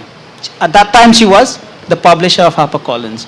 She said, do you know why I want to publish your poetry? Because there's a uniqueness in your poetry, a unique storytelling voice in your poetry. But not only that, I feel when I listen to your poetry in English, I feel as if I'm listening to a work of translation. That's because I translate my thoughts from Khasi into English. And this process of translating my thoughts from Khasi into English does not influence my choices of subjects, but it certainly influences my style. So that's how it becomes. Even though I write in English, it becomes like a work of translation. It becomes the mark of my personal style. And also because you write in both the languages, how do you choose what to write in which language? And my second question is, do you think your Khasi and non-Khasi readers will approach your work differently and take away different experiences from it?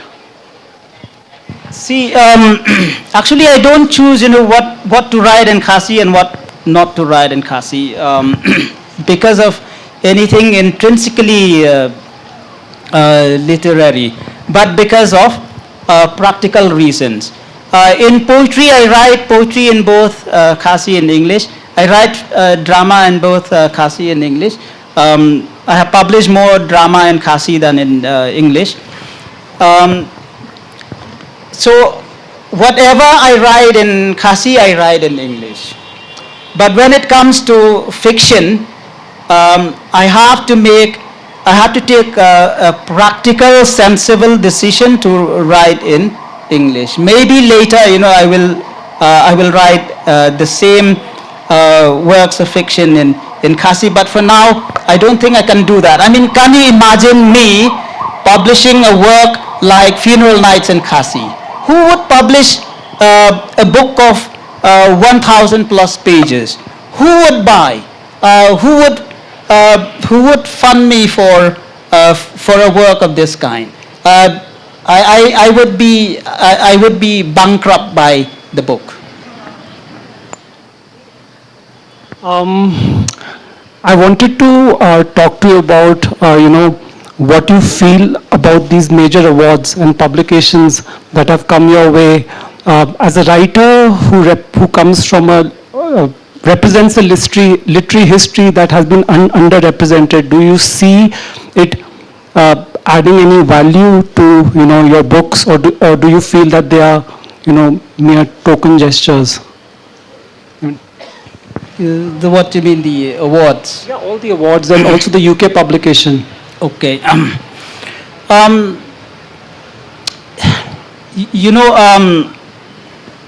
I received a letter, from the state government offering me an award as one of the tribal achievers in the field of literature, and I saw a list of other achievers in the letter, and most of these achievers, are young people. So I was thinking that if I accept this award, I would be the only awardee with a white head. So, these people have achieved so young. Does it mean that it has taken me so many years to achieve something that the state government is going to recognize? But that is not the case, actually. That is not the case. I received my first awards from the government of Tripura, the first Northeast Award, Poetry Award. Then the second award from the government of Madhya Pradesh, the Veer Shankar Shah, Raghunath Shah National Award for Tribal Literature. I was fairly young when I received these awards. So in that sense, I had also achieved something when I was fairly young. It was only in the state, that I have been recognized so late. But I'm very thankful for this government because at least it has recognized that I have done something useful for Khasi literature. And it is not, and because of it, I'm not being recognized posthumously. I remember, He was convinced that he's not going to win any prizes. We had this conversation 2 years ago at the fest only. Yeah. I mean, the worst thing that could happen to an author is to be recognized posthumously. We have a national bard by the name of Sosotham. Now, we are giving holidays on his every year on his death anniversary. But when he was alive, nobody would read his books. Nobody would buy his books. And he used to go around door to door to peddle his book like a peddler peddling his ware. That's very sad. So I'm very thankful, at least, now that I would be recognized when I'm still able to enjoy it. So you are right, but I'm very happy, to be first awarded by the government of Tripura, then the government of Madhya Pradesh, then by IIAS Shimla, which awarded me the Tagore Fellowship, which is a very prestigious fellowship. Then later I was awarded by Sparrow. I received the Sparrow Literary Awards in 2022, and also by the Bangalore Review. So I'm very happy to be first recognized by them because it shows that my writings in Khasi and English have transcended what is merely local, what is merely specific, and are being enjoyed and being enjoyed and valued by people from the rest of the country. Thank you. So Kynpham, can you tell us about your new projects, your next novel? Also maybe talk about the seminal anthology that you're working on that will be out next year. It will be launched at the Lit Fest in Nagaland. Yeah, recently, there was a feature in Hindustan Times, and it talks about how I write at a frenetic pace. I'm doing several things at once. I'm working on two anthologies. One is the anthology of short stories from the Northeast.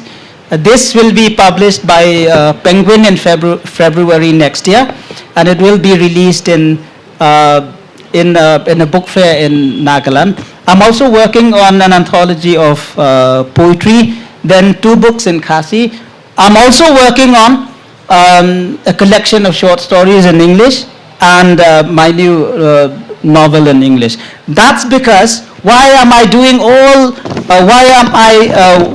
all these things at once? Why am I working so frenetically?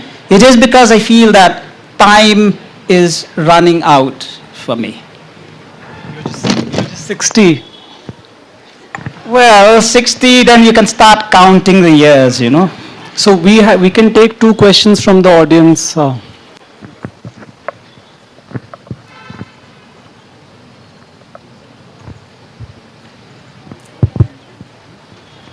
It was good. Session was good. To pass the mic to the next person. Hello, Sir Kynpham. Hello, Sir Kanishka. Sir Kynpham, I've been a fan of your poetry collection, Yearning of Seeds. So, what I had observed, your narratives often aspire, in an extended sense, to bridge the Khasi folklore with the modern contemporary literary space.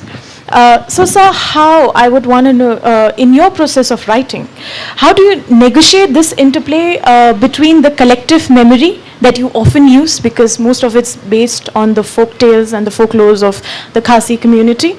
So how do you interplay between the collective memory embedded in these traditional stories and to your own personal individualistic style of writing, and how it is relevant, or how do you think it is relevant to the modern contemporary space of literature? Thank you. Thank you. You know, in one of the articles on Northeast poetry, I describe Northeast poetry as very rooted. It is rooted in the land. It is rooted in the people's culture. It is rooted in the past, and it is rooted in the times. So my own poetry is exactly like that. It is rooted in the past, in the land, in the people's culture, in the past and the times. And for me, the present is the most important thing. It is the most important thing because the present may be beautiful, but it is also very ugly. It is full of dilemmas and dangers of all kinds. If you read Funeral Nights, I talk quite a lot about these dangers and dilemmas, not only faced by us as a community, but faced by the entire world. So I go back to the past. Looking for this relevant, abiding metaphor. I make use of the past. I make use of collective memory as a metaphor for the present. For instance, in The Distaste of the Earth, I talk about the world of Manik Raitong, where man is a despot, where God is ostensibly absent. Now, this world is not only mythic and legendary, it is also very much contemporary. And I just draw your attention to what is happening in Gaza. Where is God for those people? You only see colonial tyranny, racism and fascism, unleashing the most horrible crimes known to humanity. So that's how, the past becomes an abiding metaphor for the present for me. Thank you. We'll take one last question from Mary. Thanks, Kanish. Thank you, Ba, for that conversation, and thank you, Kanish, for gearing a very engaging conversations. I think so many perspectives presented there. I have many questions for you, Ba, but I'm just going to point it down to two. I'm wondering what your thoughts are, because you talked about the underrepresentation, I think, Kanish, one of your questions, of language, our stories from this state and other platforms. What are your thoughts on the ecosystem of that creates writing and that sort of promotes or, encourages writing outside of the academic spaces in the state, in the city? And a second question is, what are your thoughts on the ways in which folk is interpreted in children's literature to a point where I feel that maybe at some point we might actually forget all the layers and nuances of our folk into just very simplistic tellings for children? Can you share some of your thoughts on that?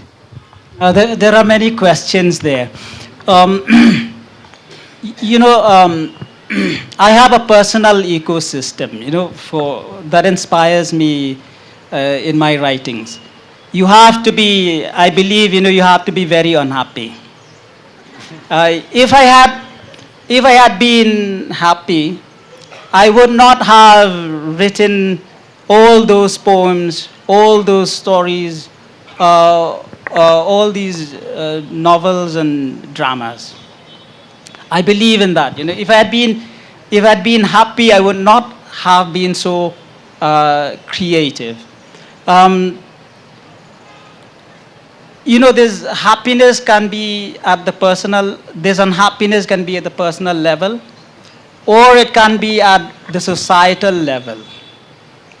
For instance, you know, why did I write the book that has been described as one of the best modern epics by a writer from India? Not my words, the words of a critic. Why? Because I was inspired by what's happening around me, by the present and what is happening around me. I mean, you look at life, you look at what's happening in society.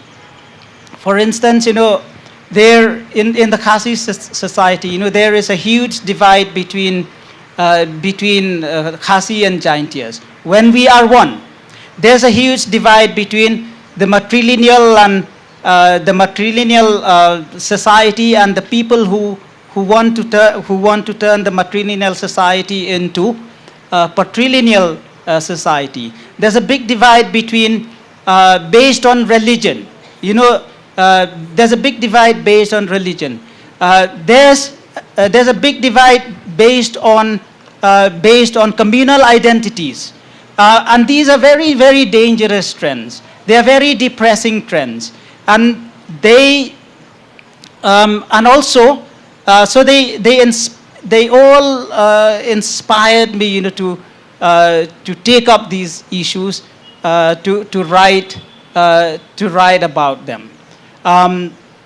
And there is also another kind of inspiration, you know, the misrepresentation of my community by both outsiders and insiders. That also has been one of the sources of inspiration for me.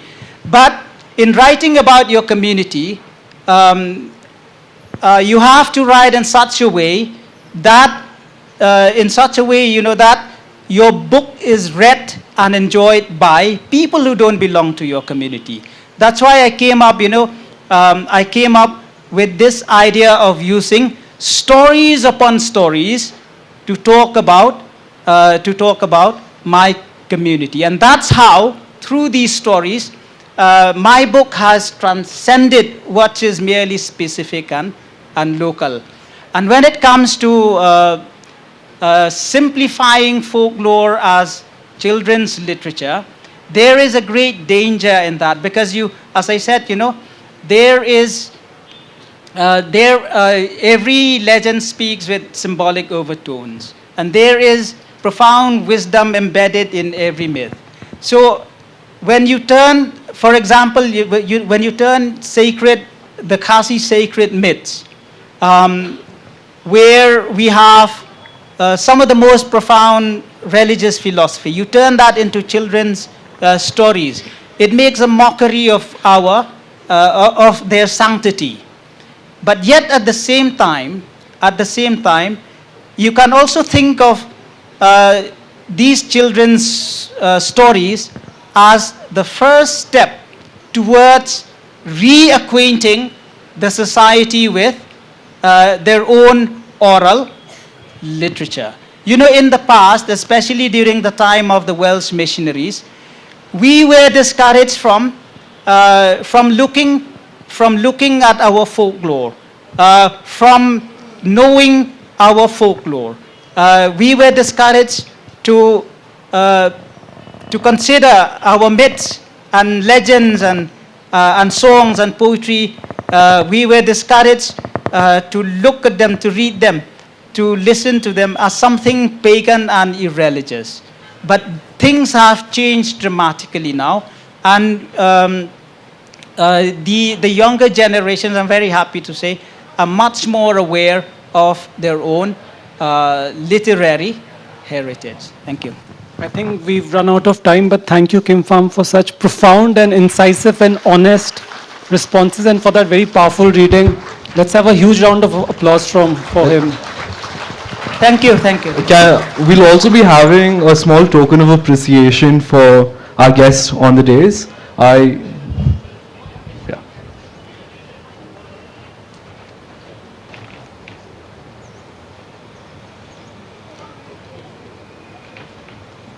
Please, let's have one more round of applause.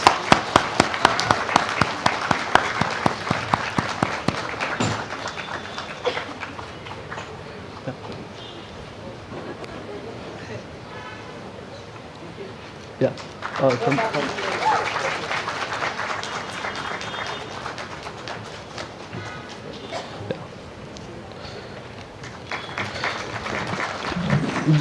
Since we're running a little behind schedule, if there are any more additional questions, perhaps they can be raised at the book signing, where we will be having the author at there'll be a book signing at one of the tents that have been set up.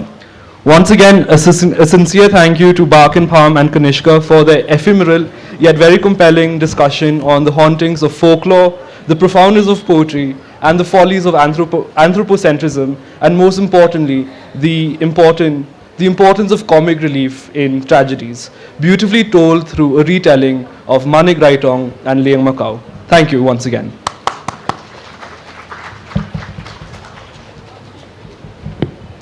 Ladies and gentlemen, we have now come to our second session titled For the Love of Travel, which is an exploration of journeys that go beyond the physical realm into the soul-stirring landscapes of stories, adventure, and human connection. We are joined by Sabir Hussain, a passionate adventurer and author of two acclaimed motorcycle travelogues, Battlefield and Paradise, chronicling his solo journey to Ladakh, and Into the East, an epic adventure across northeast India. A former journalist turned travel writer, Sabir combines his love for the written word and his affinity for the Himalayas in stories that capture resilience and human spirit. In conversation with him is David Latplang, a seasoned journalist with over 2 decades of experience in media and communications. A former president of the Shillong Press Club and national executive member of the Indian Journalists Union, Latplang has been a guiding force in shaping the narratives of Northeast India through impactful journalism and media integrity. Ladies and gentlemen, once again, please give a warm welcome to Sabir Hussain and David Latplang. Kindly note that this session is slated to be for 40 minutes. Gentlemen, I now leave the floor to you. Thank you. Thank you, host. Hello, check. Thank you, host. Hi, Sabir. Hi. Okay. So we got this Bud Desmond. He's one hell of a guy. Bud Desmond, I hope you're still here. Thank you so much for your inputs on giving the richness and the culture of our Khasis and so much more. And now it's a little bit more about fun because I'm a journalist, so is he. He decided not to be a journalist anymore until he decided to take a Royal Enfield. Sabir Hussain is a very senior journalist who has worked with the Hindustan Times and with many media houses, and he's done a lot of crazy stuff. He's good at the desk and he's also good at the bike. So when he was 48 years old, he decided to take a trip to Ladakh. And that's when he first wrote his book, Paradise and Battlefields. Battlefields and Paradise. Other way, Absolutely. Battlefields and Paradise. And then he's from the northeast, he's from Guwahati, and then he came back, rode another bike, and it's beautiful, into the east. And I don't know for what reason, but you made chapter 10 very long. Yeah, that's all about Meghalaya, and I had a lovely time riding through Meghalaya, through different places. I mean, Okay. wonderful. So let's just do this, because there are a lot of lovely young people here. I can see them. There are keen writers too, a little bit interested. Now Abha is there, and tell me, how did you get into? How did you want to do motorcycling?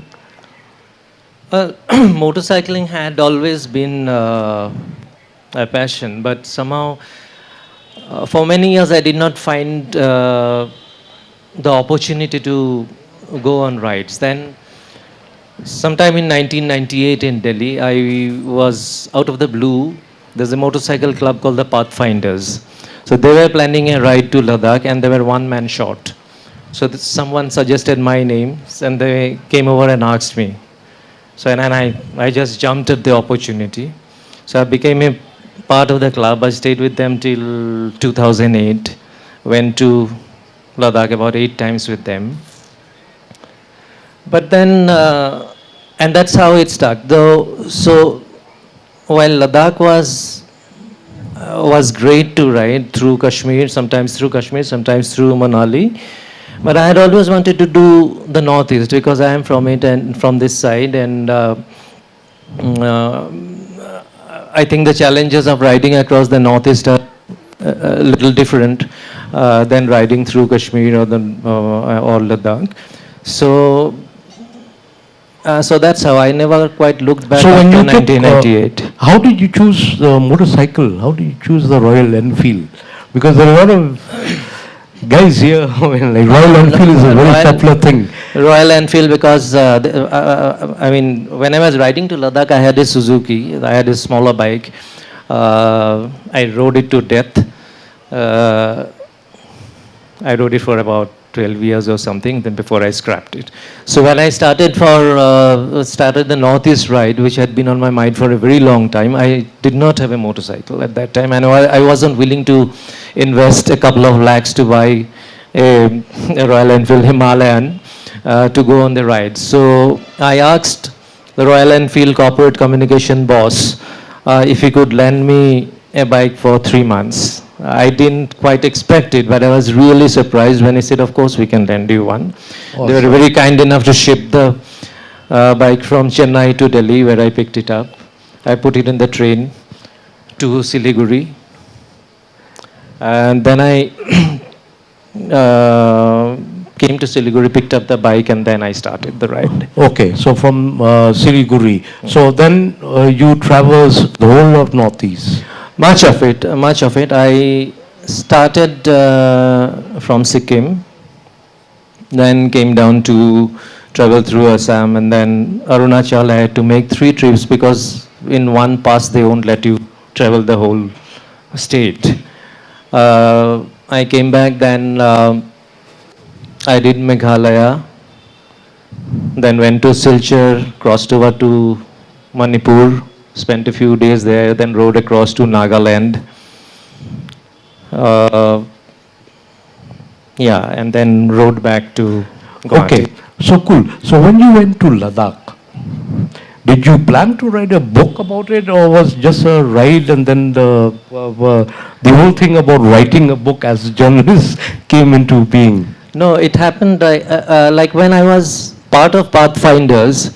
I mean, the rides were very hectic. Like we had because it was a large group and people had problems with leaves. So somebody had, say some people could spend just about 10 days on the ride. So our stoppages were very calibrated. Like one day here, point A, one day, point B, one day. So it was more about riding than interacting with local people or imbibing local cultures and interacting with locals. So that didn't really, although I wanted to write about it, but I didn't really have enough matters that I could really write about, because I honestly didn't have that much of interaction. So when I finally left that group in 2008 and I decided to go solo in 2013, was that when I found I had the extremely enriching experience, and I did not take normally if you go to Ladakh from Delhi, you take the Jammu-Srinagar highway and then go. So I decided to take an alternative route, which is through the Mughal road, from Rajouri to Shopia and then Srinagar and then Leh and all. So that, and then onwards to Turtuk, which is the last Indian village in the extreme north. So that trip was so enriching. I thought, why not write about it? But even then, before I sat for that trip, how Battlefields in Paradise came to be written was also quite interesting. In the sense, I was sometime in April of 2013. I was driving my wife to her office. So suddenly a schoolboy on a bicycle, he is riding down on the wrong side of the road, and then he crosses diagonally, almost comes in front of my car. So I swerved not to hit him. So, and I just told my wife, this is what happens when common sense takes leave. So she said, that's such a wonderful phrase you used to describe something. So why don't you write a book? I said, the book I want to write, you won't let me write, because I have to go solo and you are against me writing solo. So then on the spur of the moment she said, no, you go, I won't stop you. So which is how I went. And then decided. So when you got into Ladakh, did you feel that you were going to write about it, or it just came off the trip, and at the end of it, then you decided that, okay. No, not at the end of it. I think I made the decision somewhere in the middle of it. When I was traveling from Srinagar to Leh, and I got caught in a massive, in torrential rain. I was drenched to the skin. I was shivering like a leaf in a tree, and then I took shelter in a small hotel where the tea shop owner was very kind enough to serve me some really warm, hot meals. Then he took off my gloves and says, let me dry it for you. So he put it on he had a huge stove run by fire, fueled by firewood. He dried my gloves. He gave me my dry gloves back in the rain and all. So, and I thought the hospitality, a totally unknown person, helping me out so much. And then it has happened. Along the route, I have met some such people. So then I thought, okay, I better write about it. So essentially, when you were 48 when you decided to take that trip, and so you went to Ladakh, and what you met there, and you were a journalist then. Was it really what's happening on the ground? Was it real, or was our reportage not really nice enough? I did find differences, not as much in Ladakh as in Kashmir, because when I was planning the trip, I was warned, don't go. Many of my well-wishers said, don't go. It's a dangerous place to go, and certainly not alone. If something happens to you, it will be very difficult for your family and all. But then I thought, no, let me find out firsthand. I'm a journalist myself. There are other journalists who are reporting from Kashmir and all. So I went, and I did find a difference in the sense that things were not as bad as I thought when I was reading the newspaper reports or watching television. It's not that somebody was just waiting to ambush you or kidnap you. No, there was nothing like that. There was security. I got frisked at a lot of checkpoints. But that was that. And then during the Northeast ride, when I was the day I crossed over to Myanmar for a short while, and on the way back, I stopped at a restaurant in Moreh. So I had lunch.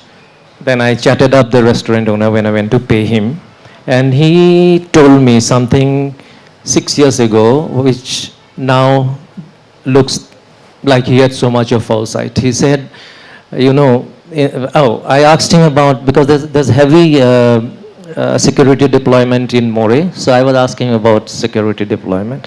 He said, you know, insurgency is not as much a problem in Manipur as the question of the question of ethnic undercurrents.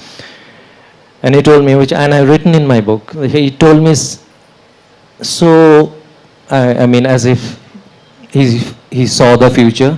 He said, you know, once trouble starts, army flag marches won't calm down the situation.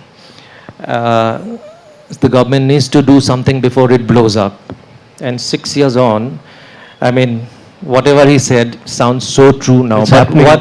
What struck me was that 6 years ago, we wouldn't have read much in newspapers or heard in any other news that Manipur is sitting on a powder keg of sorts.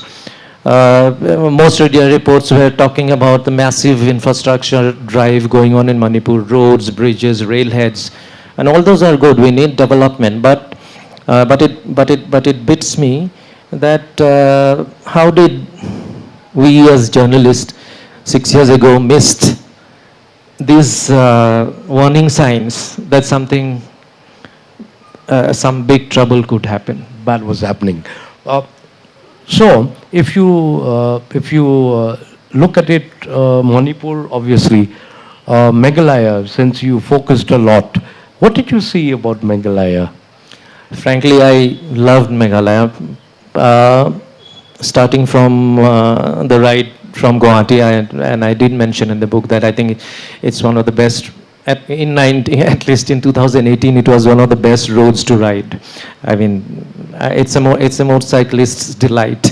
You twist and turn and enough open stretches to speed up and all those things. I loved the hospitality everywhere that I went.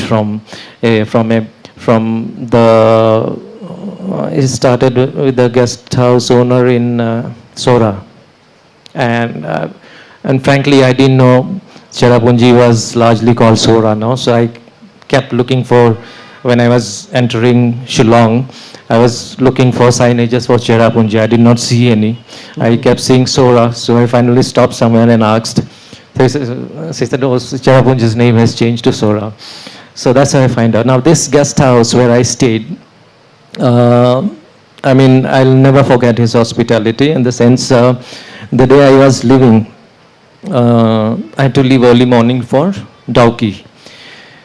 So this young man who was running the guest house, he told me that he would be leaving at night because he wasn't staying in the guest house. He has a house nearby, so he just goes and sleeps the night there. So I was making the payment. That time he didn't have UPI, so, and he didn't have change. He said, I can't pay you back 200 rupees, whatever was the difference. So he let me go off without paying 800 rupees because I told him that 1 month later I'm coming back with my wife and kid, which I did. So, I mean, he was a total stranger. He trusted me. He said, okay, when you come back next time, you make the payment. I did that, but I can't imagine somebody else, it happening in some other parts of the country who would let me go without paying him 800 rupees. So that was one of your the best experiences. Yeah. Then I also had this long meeting with Lou Majo in Shillong. I had asked him for 20 minutes. I ended up speaking to him for 90 minutes. Enthralling. I mean, I just loved that conversation. It just went on and on and on. I mean, he also didn't realize time was running out. It was a great time. I had a lovely time riding to Dauki, then to Phnom Penh. So tell me something, you're 52. now? Was when I started that road in 2018. I was So 53. is motorcycling actually on a Royal Enfield, isn't it a bit of a challenge for like a person of that my age? Yeah. Depends. I mean, if you are physically fit, that shouldn't be a problem. But there have been times when I wish I was younger, particularly in 2018 during the ride from. I was traveling from Teju to Walong in Arunachal. I was headed for India's two easternmost villages, Kibitu and Kaho. Now, much of the road from Walong to from Teju to Walong was atrocious. I mean, there was virtually no road for much of the distance, and it was just rocks, more rocks, and water crossings, and they had scrapped off the mountains to build a new road or widen the road. Red soil, slippery, watery. And then, Royal Enfield had a very good tag for the Himalayan. It said, built for all roads, built for no roads. So that tag really, the bike really lived up to that tag, carried me through. But I did end up riding at night, which I really hate. So in those kind of situations, I really wished I was younger, but I mean, and stretches from Imphal to Kohima, stretches of that highway was also terrible. And then from Kohima to Okha, they were laying new roads. So it was just full of rocks, rocks and more rocks as far as you can see. So, yeah, it was... So, Sabir, like as a journalist, then you're riding a bike, you're traveling the country, you're seeing most of the country in its completely pristine sense. Any of it that we reported as journalists, was it real, that's happening on the ground that you see? Like for instance, Ladakh, Kashmir, whatever was reported in mainstream media, was it really happening, or was it just a facade?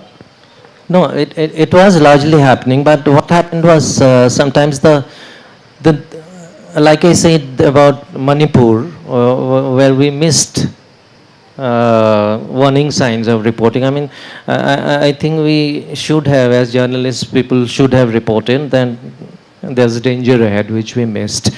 But largely what happens was reportage of what has happened is more or less okay. I mean, what has happened, you can't change it. But to put things in perspective, or what it could mean in the future, what ramifications such kind of events would have, I think that point has largely been missed, whether it was in Kashmir or in the Northeast. Like I'll tell you one thing, in Nagaland I met a group of people in Okha. I just finished lunch, I was going out towards Mokokchung.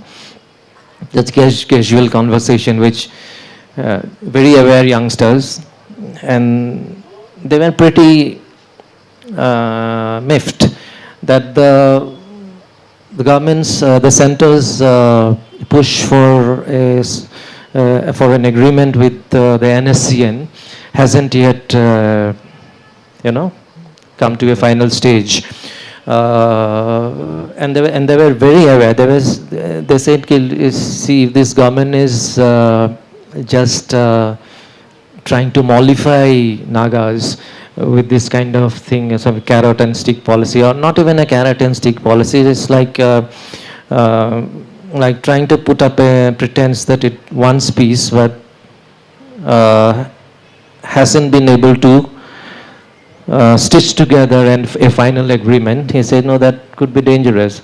And if you see, I mean, I think last week, there's this interview of NSCN chief, Muiva, saying, is it Muiva? Yeah, I think it was Muiva, was saying, who's warning that NSCN could beg the ceasefire once again. Yeah, that was last week. So tell me something, Sabir. lot of young kids here. And I don't know for what reason, but Royal Enfield is quite a favorite here in Shillong. Yeah, I've seen I that. can see all of them Royal Enfields, Yeah. all different types of variants. Yes, yes. How difficult is it to ride and then ride a journey and write about the journey? That bike is a very user-friendly bike, so and modern Royal Enfields are much better than what they used to make, say, 15, 20 years ago. Very good quality build. They take you through thick and thin. That's the hardware part of it. Now, when you write a book about travel, I mean, what happens is you have a blueprint. You have something in your mind. Okay, I will travel from point A to B, and then to C and D. I'll do this. I will do that. I'll meet so and so, and then I'll write. You don't have to think about, not like fiction that you have to conjure up a plot to keep readers hooked. So by the time you finish a write, you already have the experience. You have to write. But what happens is, even if you plan a ride and you plan your itinerary of what you'd want to ride, sometimes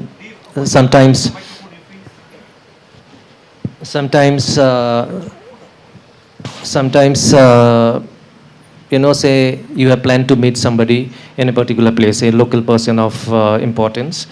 So when you reach that place, he may not be there, he or she may not be there for some whatever reasons.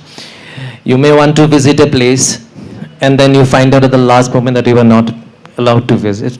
It happened with me when I was in Arunachal Pradesh. I crossed Jairampur. I was heading to see I was heading to the Pangsu Pass in the India-Myanmar border.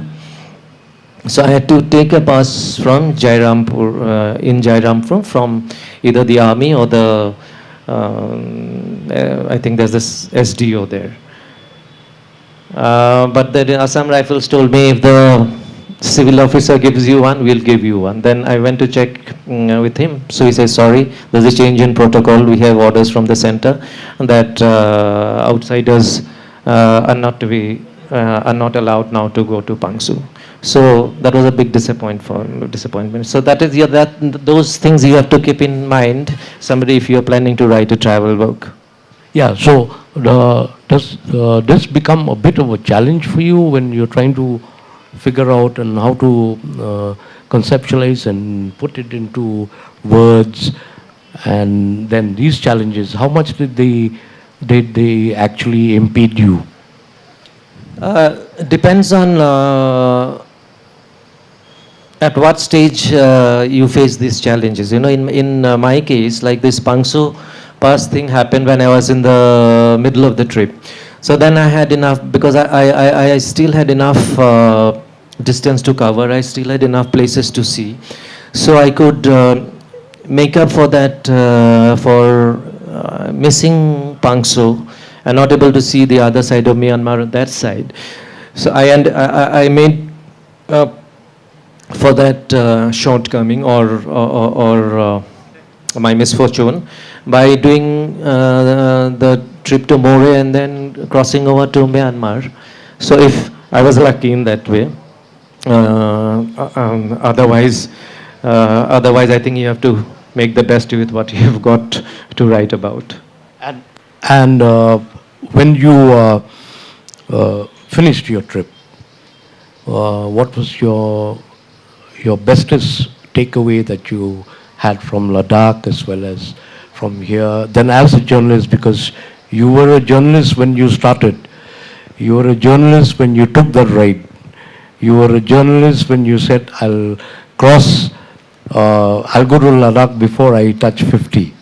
So obviously you took that ride and the story unfolded, but what were your takeaways when you came to the Northeast, into the East? See, David, my takeaways have been the wonderful memories that I have made and that wonderful adventures I have had. I mean,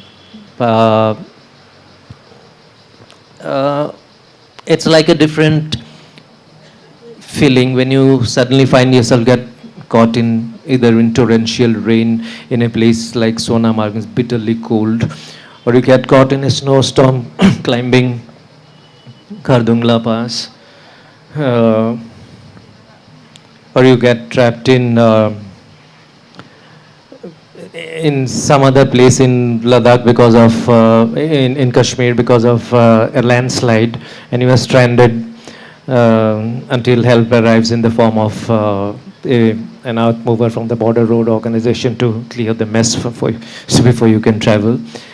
And then the friendships that you forge, that you make. And I have discovered one thing, that if you are on a motorcycle, you make friends more easily than if you're in a car. So, Anyone here who likes to ride motorcycles? There's no riders. So there's one there. Oh, Is there's there? one there. So, so the memories the memories are the best takeaways. You know, I met during Northeast ride, I met Tenzing Hillary's son in Darjeeling. Such a humble soul. He is an Everestier himself. The memories of meeting him, or meeting a steam train driver in Darjeeling. I met a 1962 veteran in Pawang. I went to Kiguema village in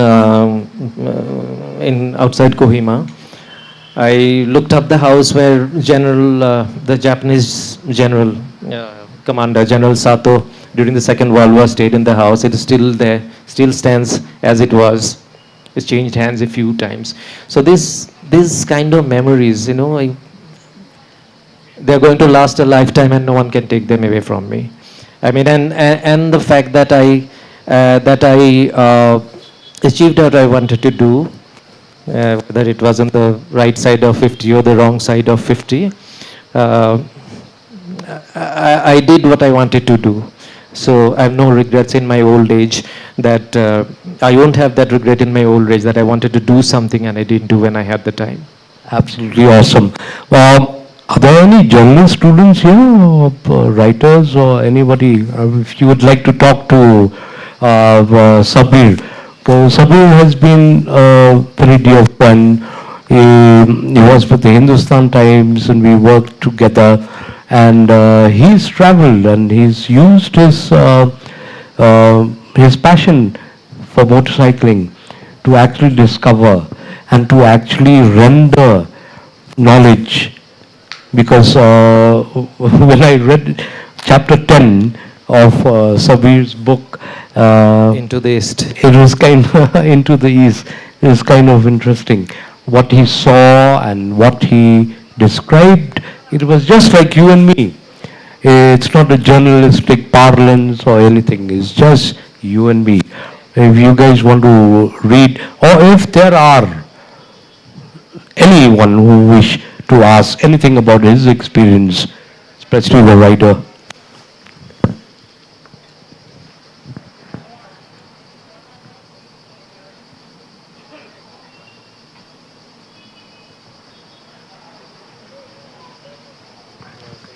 to ask there. Anyone?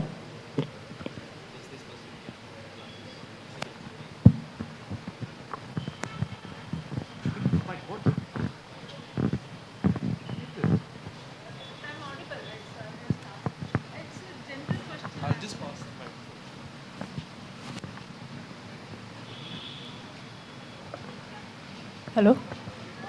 Yeah, it's just a general question because you have been traveling solo and especially in the Northeast, there's a lot of language barrier, right? So how did you face that and how did you navigate through that? Frankly, I didn't find a language barrier. I mean, I speak Assamese. I understand a little bit of Bengali. I can speak a little bit of Bengali. So Hindi, English, of course, carried me through. I mean, you won't believe the kind of language issues I had was with people you wouldn't expect. I mean, I was stopped at a checkpost in Arunachal Pradesh. They were the Maratha light infantry people. The funny thing was my motorcycle had a Tamil Nadu number plate, and this soldier from the Marathi Light Infantry, he was a Tamil. So the moment he saw my motorcycle, he started speaking to me in Tamil. Finally, I had to tell him, chill, bro, I'm not Tamil, I can't speak. So then, the day I was riding into Shillong from Guwahati, I parked the bike outside the lake. What's that lake? Barapani. So the moment I stopped the bike, there were 2 other bikes behind me, much younger people, 3 people on 2 bikes. Though they come in and they go ahead and park somewhere else. So suddenly the youngest of the lot, they comes running to me. He says, sir, are you from Chennai? I said, no. Then I told him, you must be from Chennai. He said, yeah. So I saw your number plate, so I thought you must be from Chennai. So that's how, and of all places, in Imphal, I stopped to ask for a direction. Another Emeti person, he also asked me, are you from Chennai? He starts talking in Tamil. I said, how do you know Tamil? He said, no, I worked in Chennai for a few years. So I saw your number plate. I thought you were a Tamil. So that's how. I didn't have problem with it. Otherwise, speaking to locals around here. And no.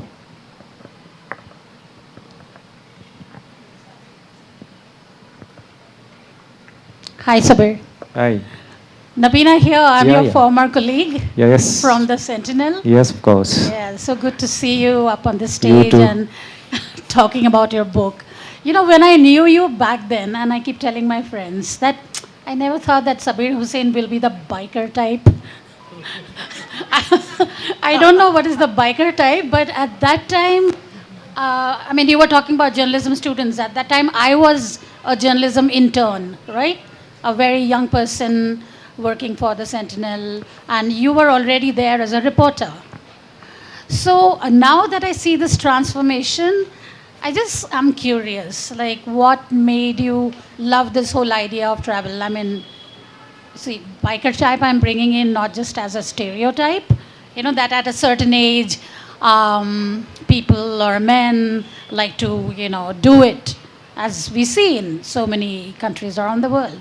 But what brought you to the love of travel and document it?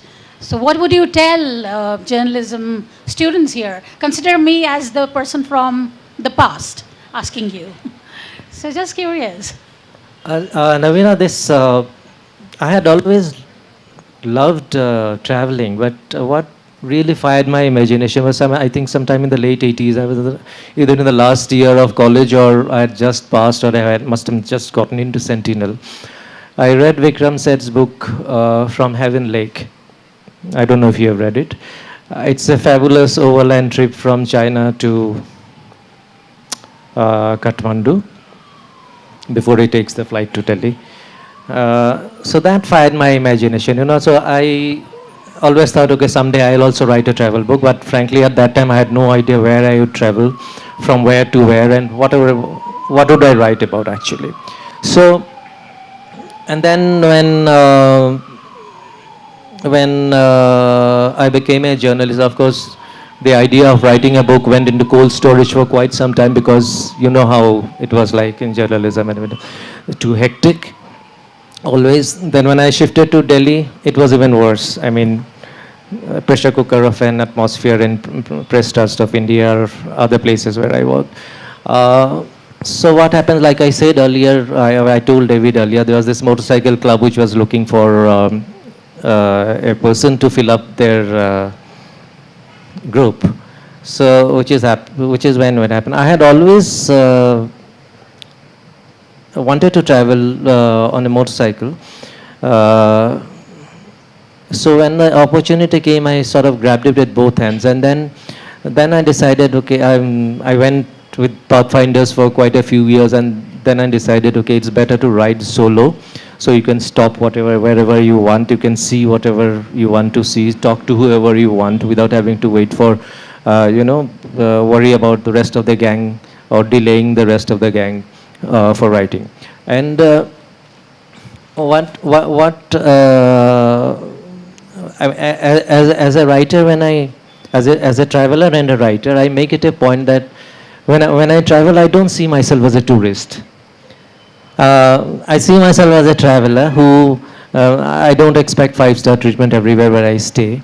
Not that I afford 5-star hotels, but I prefer to stay in more humble accommodation, in homestays. Like I told you about the Cherrapunji experience, I had wonderful homestay. In Kohima also I had wonderful relationships. But I try to imbibe the local culture, the local, the spirits of the people and all those things. Spend time with the people, so that sort of enriches your experience a lot, and they help you make memories. I mean, something, I could tell my grandchildren, okay, I did this, I met so and so someday when they all grow up.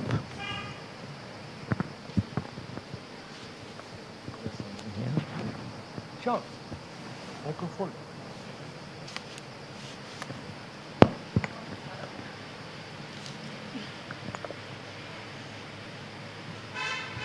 Hello. Hi. Good afternoon, sir.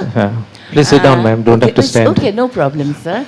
I want to ask you one question because you are telling about traveling, etc. So I also very much fond of traveling. I have already traveled lots of countries in the world, but I want to know how will you define a traveler and tourist? Okay. Thank you, sir. See, I mean, I don't mean to offend anybody who calls himself or herself a tourist. I mean, I've been a tourist also a few times. But what happens is, when you are a tourist, you have an itinerary.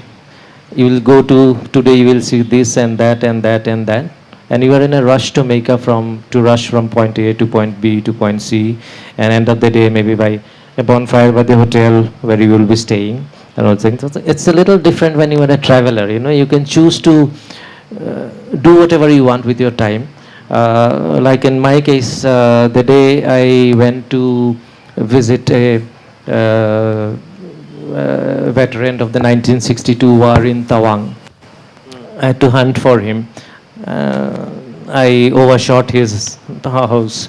Then somebody guided me back to his house, and also I had planned to meet him for a short time, then come back to Tawang. He was living a little outside. I mean, he was living near the monastery, and I was staying in the town.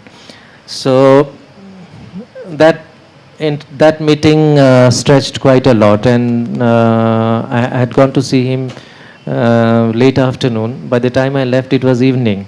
So because I saw myself as a traveler at that time, I didn't have to go to somewhere else, and I had set myself, okay, this is the man I need to talk to know his experiences, what it was like in 1962 under an occupation army, of what life was like, and when the Chinese moved into Tawang. Such a rich conversation I had with him. If you were a tourist, maybe you wouldn't have been able to spend that much of time because you would have something else to see up later in the day. So that's how I make the distinction.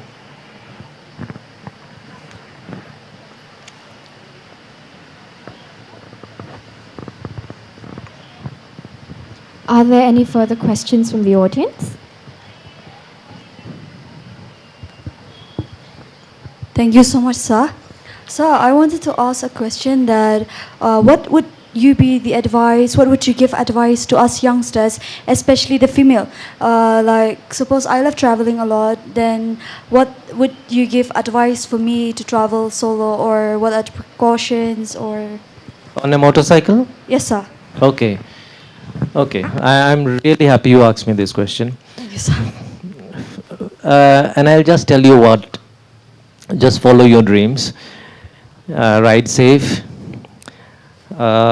Stick to your and preferably try not to ride it after sunset, because it can get very tricky at sometimes if you get caught in a place where you are far from any kind of civilization, or maybe what happens is if you are in the outback, your nearest help will be maybe quite at some distance away. So try to make your journey from point A to point B, always between sunrise and sunset. Ride safely, be kind, be generous to others, respect local customs, and don't get mad at trivial thing if things go wrong with the locals, because who knows, they may be going through worse than you are. But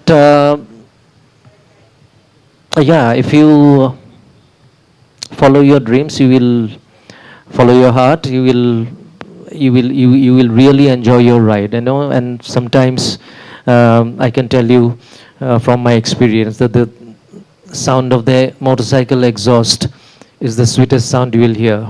And for me personally, long distance motorcycle has worked as a therapy. So I hope when you do it, it will work for you too.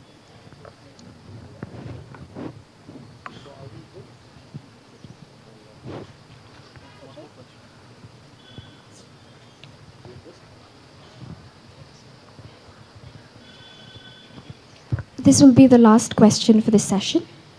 Good morning, sir.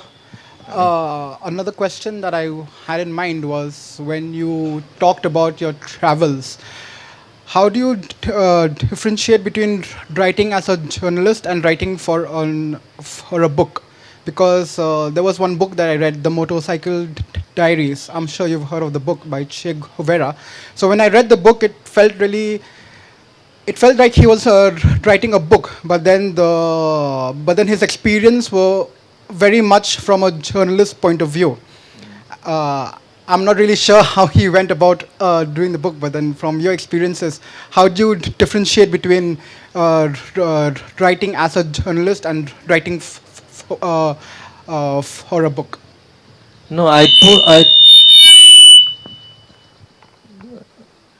don't focus much on being a journalist when I write a book. When I have written these two books, I use my journalistic knowledge to make the book more interesting with nuggets of information that normal people may not have.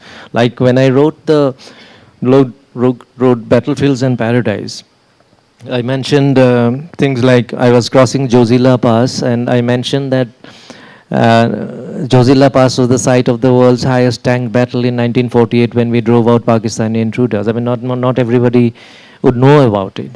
So things like that, and a place like Turtuk, which we wrested from Pakistan in 1971. Many people would think it had always been a part of India, and that we didn't have to fight to take it back. So this kind of things. I mean, I try to put my journalistic instincts on the back burner. I write about my experiences. I use, as far as journalism is concerned, I use my knowledge to supplement when I'm writing about, when I mention ground situation in a particular area vis-a-vis what is being reported in the media and all those things. That's how I do it. Ladies and gentlemen, can we have a round of applause for our speakers? That was quite an exciting rendezvous.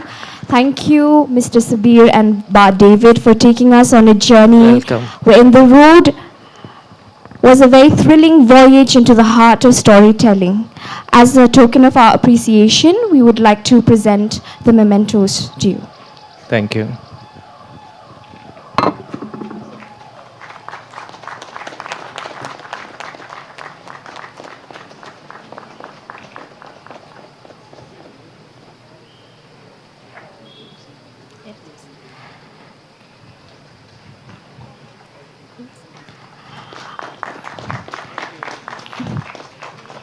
Our speakers will now proceed to the book signing tent. If anyone has additional questions, you may ask them at the book signing. Once again, their words have illuminated the transformative power of travel, transcending borders and touching lives. We will now have a 2-minute interval before we proceed to our next session. Thank you.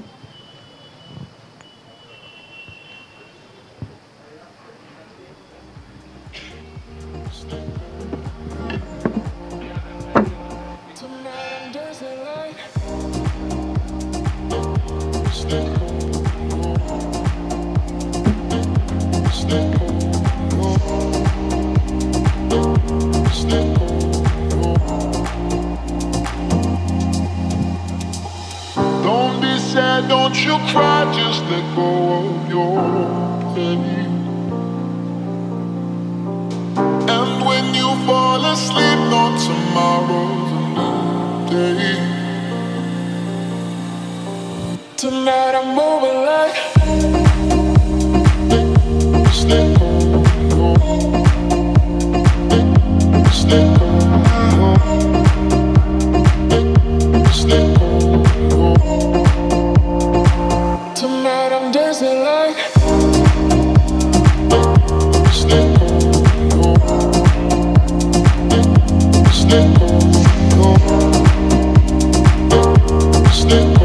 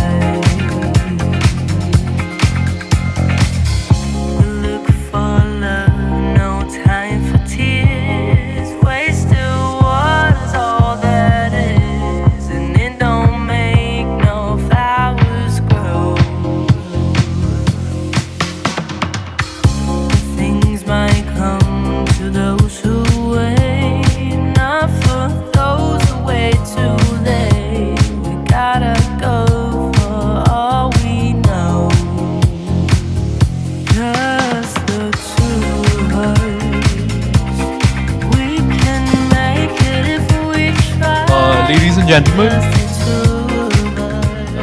ladies and gentlemen, we will be resuming shortly. If all of you can please proceed to your respective seats. We are just getting ready and we'll be welcoming the guests shortly to the stage. Thank you.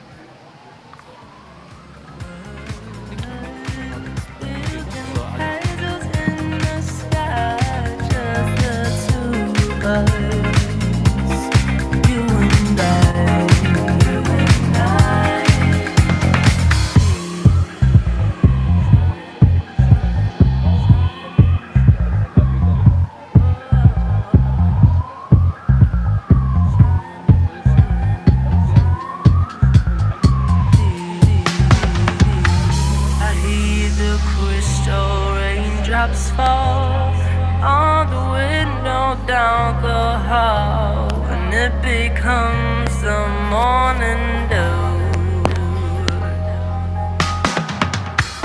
And darling, when the morning comes and I see the morning sun, I wanna be the one with you, just the two of us.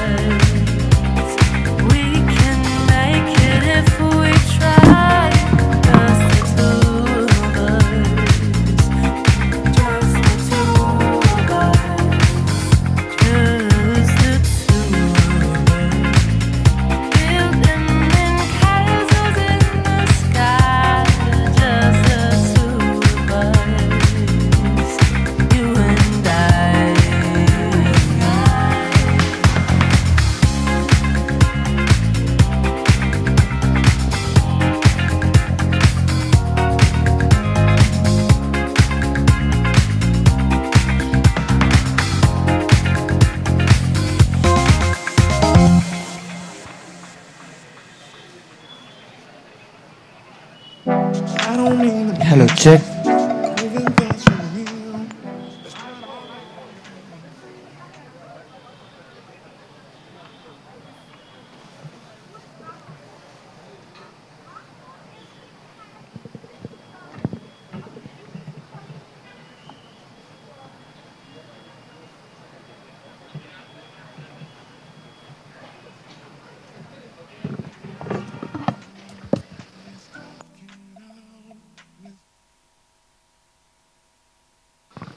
Ladies and gentlemen, once again, I request you all to kindly return to your respective seats.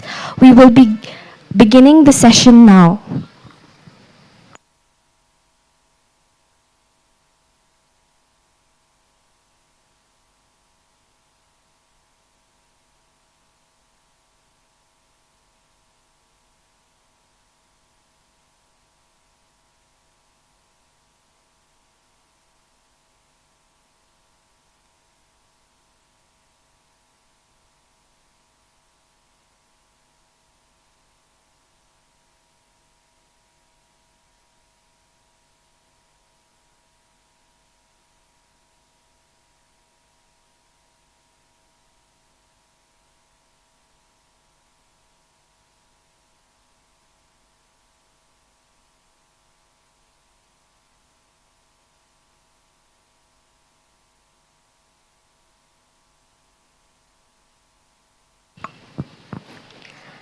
Ladies and gentlemen, we will now immerse ourselves in a session that captures the essence of Meghalaya's rich oral traditions. The book in focus is titled Hayupyam Kabay, which is a lyrical Pnar phrase that beautifully translates to on mother's lap, evoking the warmth and intimacy of a mother's embrace. It is a compilation of 25 lullabies in varied dialects from the Khasi Jantia Hills, with illustrations for each song and musical notations for each tune. Funded by Samvad and published by Martin Luther Christian University Press, the book blends tradition and accessibility, aiming to revive and pass down these cherished folk songs. The author, Amabel Susngi is one of Meghalaya's most talented singers and founder of Mokuri, a folk band committed to preserving and promoting Meghalaya's musical heritage. Currently, she works as a music educator at Hillcrest Higher Secondary School and is also pursuing her PhD at Martin Luther Christian University. She has received numerous accolades, including the Samvad Fellowship by Tata Steel Foundation, the Young Talented Artist Award by the Ministry of Culture, and the Inspiring Artist Award by the Meghalaya Grassroots Music Project. She is joined by Daryl Lingdo, a multifaceted artist, singer, multi-instrumentalist, and producer known for blending indigenous and modern music. With years of experience in Malaysia and Singapore, he has worked on acclaimed projects like the GT Experiment and Vital Signals. As a frontman of Blue Temptation and collaborator with various reputed bands, Daryl's work reflects a deep commitment to musical storytelling. Together, Amabel and Daryl will take us on a journey celebrating the power of musical literature as a bridge between generations, nurturing cultural roots and intimate bonds. Let's have a round of applause for Amabel Susngi and Daryl Dingdo. I now leave the floor to you. Thank you. Thank you so much. That was such a wonderful introduction. I feel so honored. All right. So, ladies and gentlemen, before we start this session, I'd just like to introduce ourselves one more time. It's not every day that musicians and singers get to be on stage and not have to sing. You know, it's a very, very nice honor, but it's also a very scary one. Because let's say throughout a 1 hour set of songs that we usually do, we play, probably we only get to talk for like 5 minutes or less throughout the entire 1 hour. So getting to only talk with a little bit of singing is like a little bit of, you know, it's a bit of a change, a welcomed change, but it's a change nonetheless. So I hope you all will bear with us. If you have any questions, please do feel free to put your hands up during the entire conversation. If you feel, let's say, you can't understand what is being said, or you feel like you want to know more about what is being talked about, please feel free to raise your hand and we'll get to you. All right. And Amabel, obviously, her list of accolades and accomplishments speak for themselves.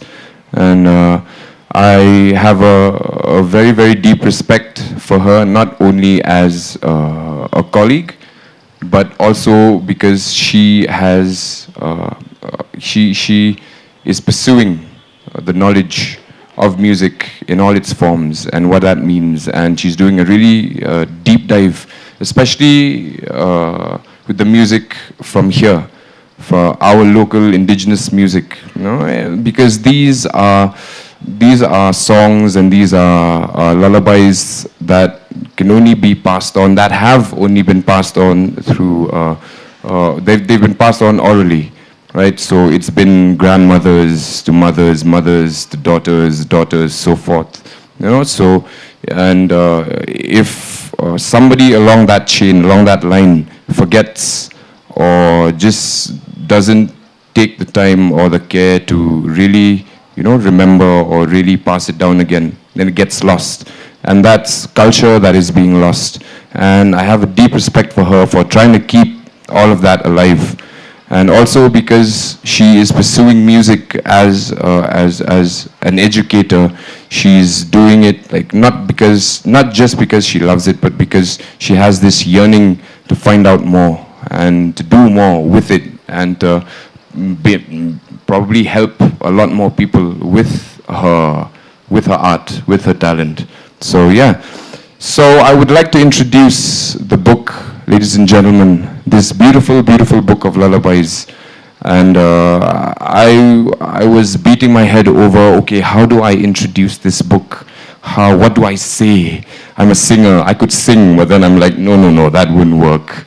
And then as I was reading it, I was reading the whatever Amabel wrote herself. And I was like, you know what?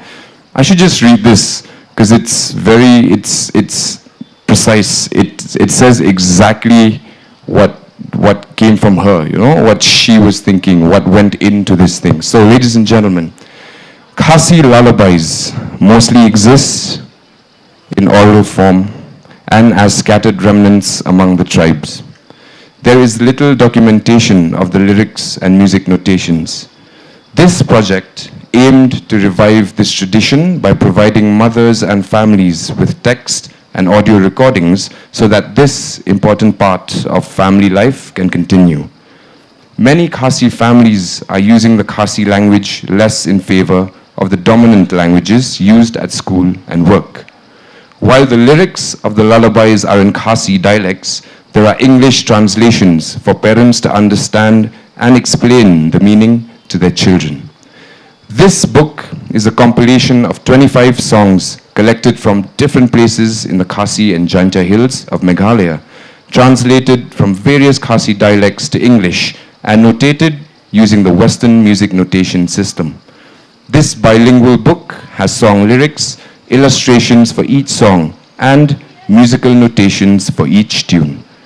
The book aims to contribute to society as a teaching aid for schools and institutions for children to learn these songs of intimate attachment, which serve as a comforting bond between the child and the mother.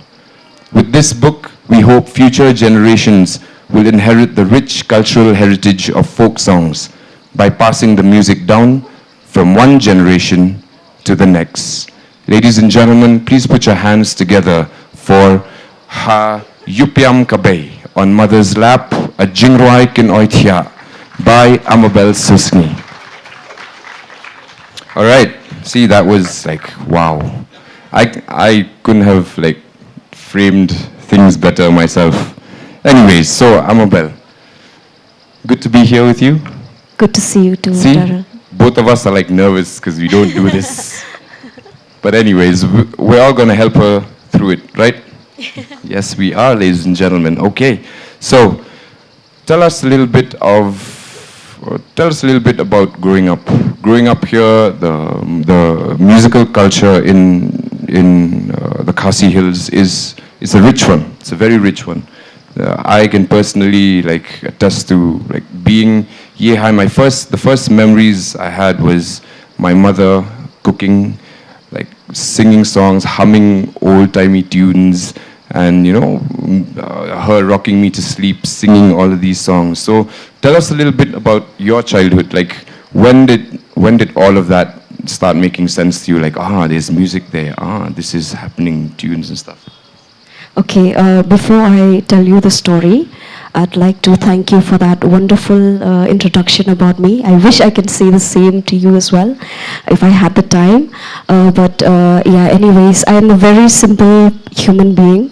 I speak very simple English. I wish this conversation right now is in Panar, so I can express myself, you know, very clearly and whatever thoughts that I have in my mind. But anyways, I'll try my best. The money come there.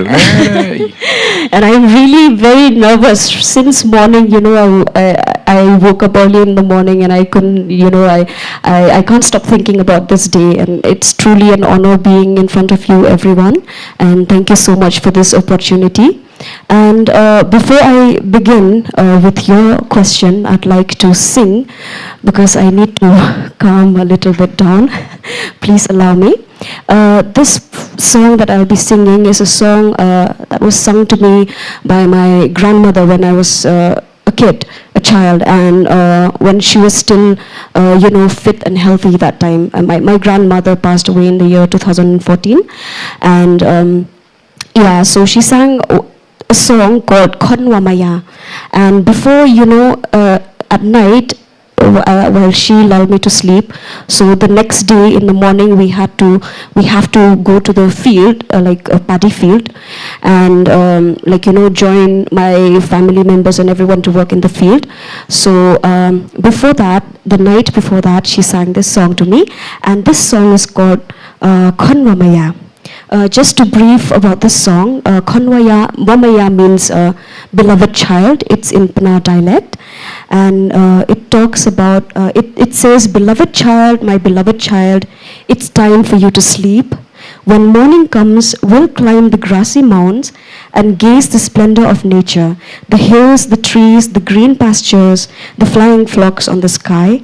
If by now you are not in bed, you cannot witness these.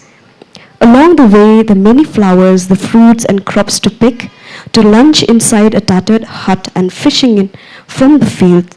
Sleep now, be a good girl, for night to quickly pass. When morning comes, we'll climb the grassy mounds and gaze the splendor of nature. And the song goes like this. She didn't sing like I did, by the way. It's very authentic with the style of her singing and all that, but I'll try my best to follow her footstep. All right, the song goes like this. Konwa maya akonyonga dato ipor uthya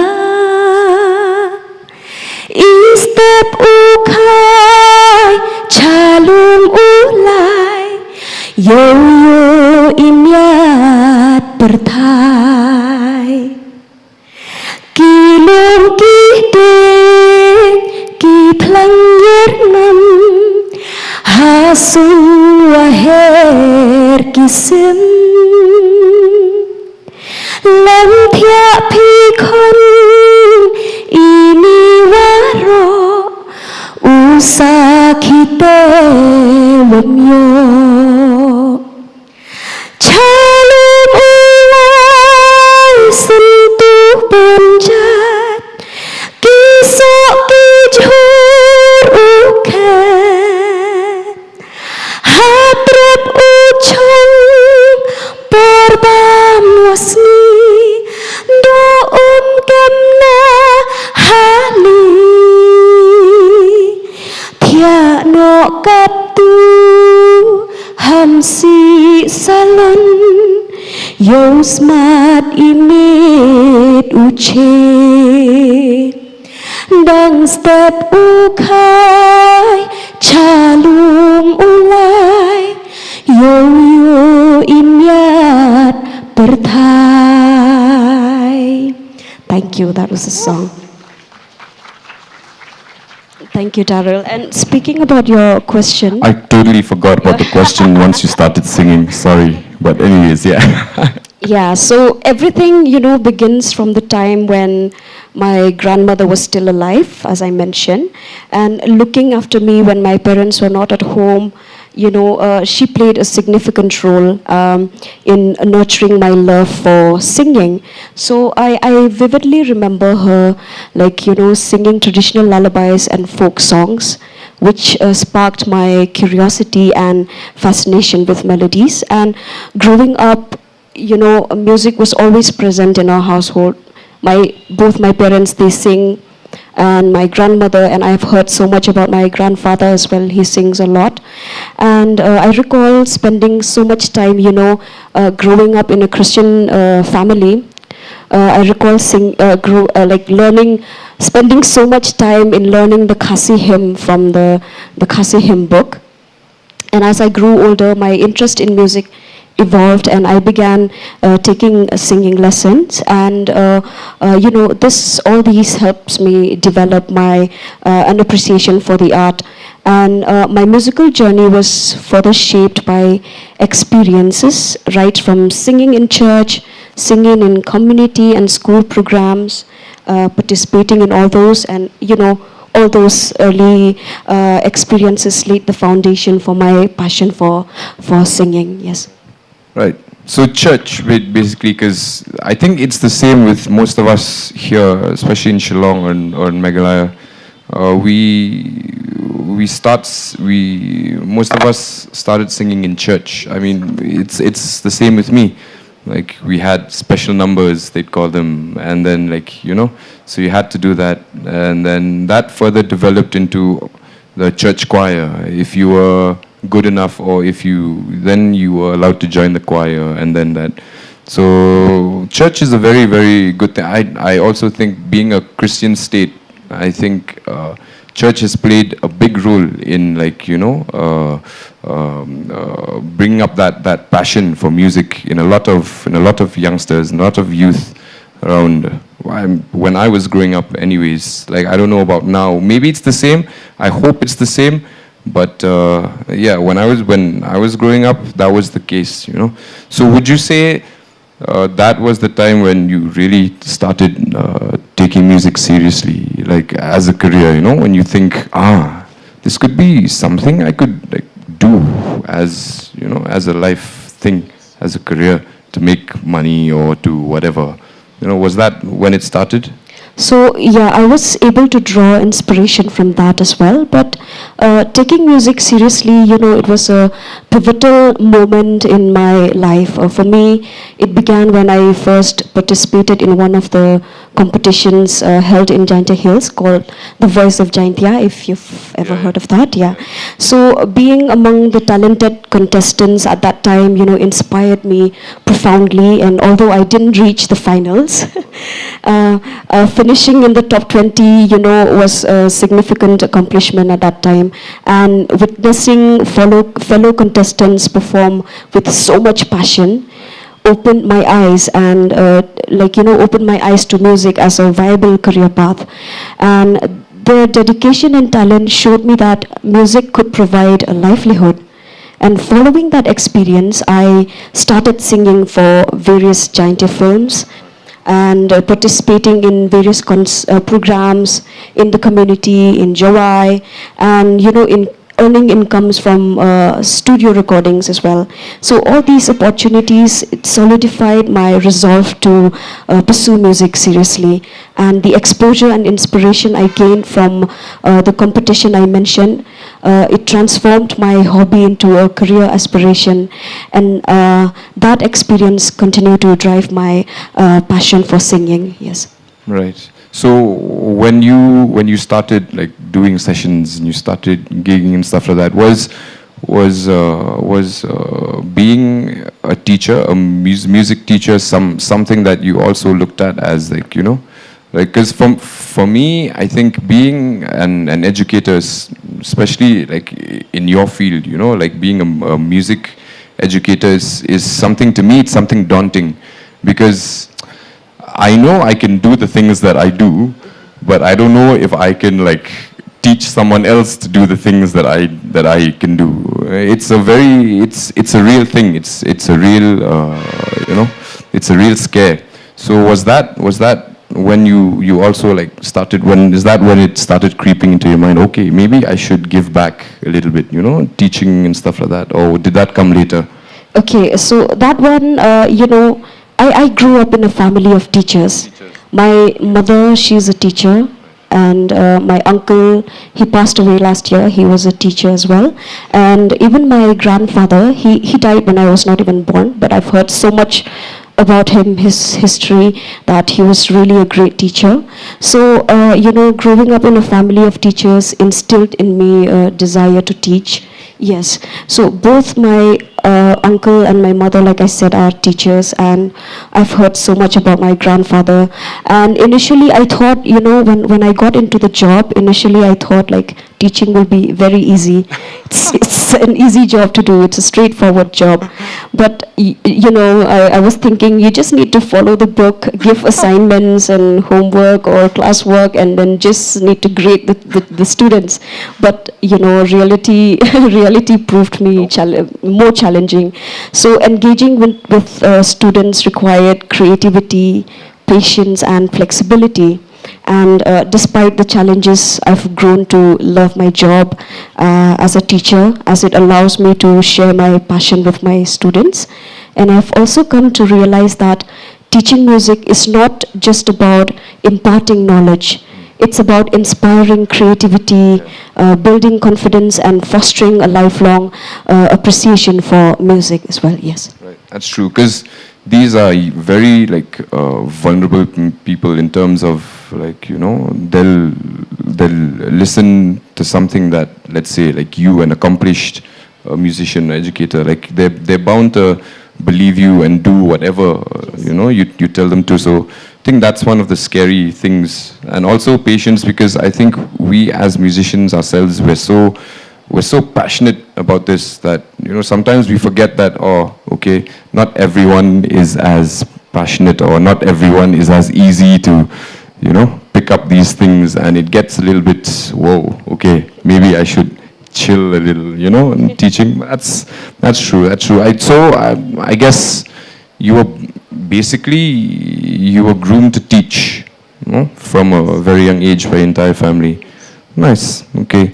In case you all don't know, Amabel is also one of the vocalists for an acclaimed band here from Shillong called Fourth Element. And I was. Yeah, you were. Yeah, so they've gone around. They've played various jazz festivals around the world, and so the one of the more accomplished bands. So what can you say is like the biggest thing? Do you like gigging more, like the performance aspect of the music, or does teaching give you like that? Which one gives you a little bit more of a rush or a high? I think singing. Yes. Okay.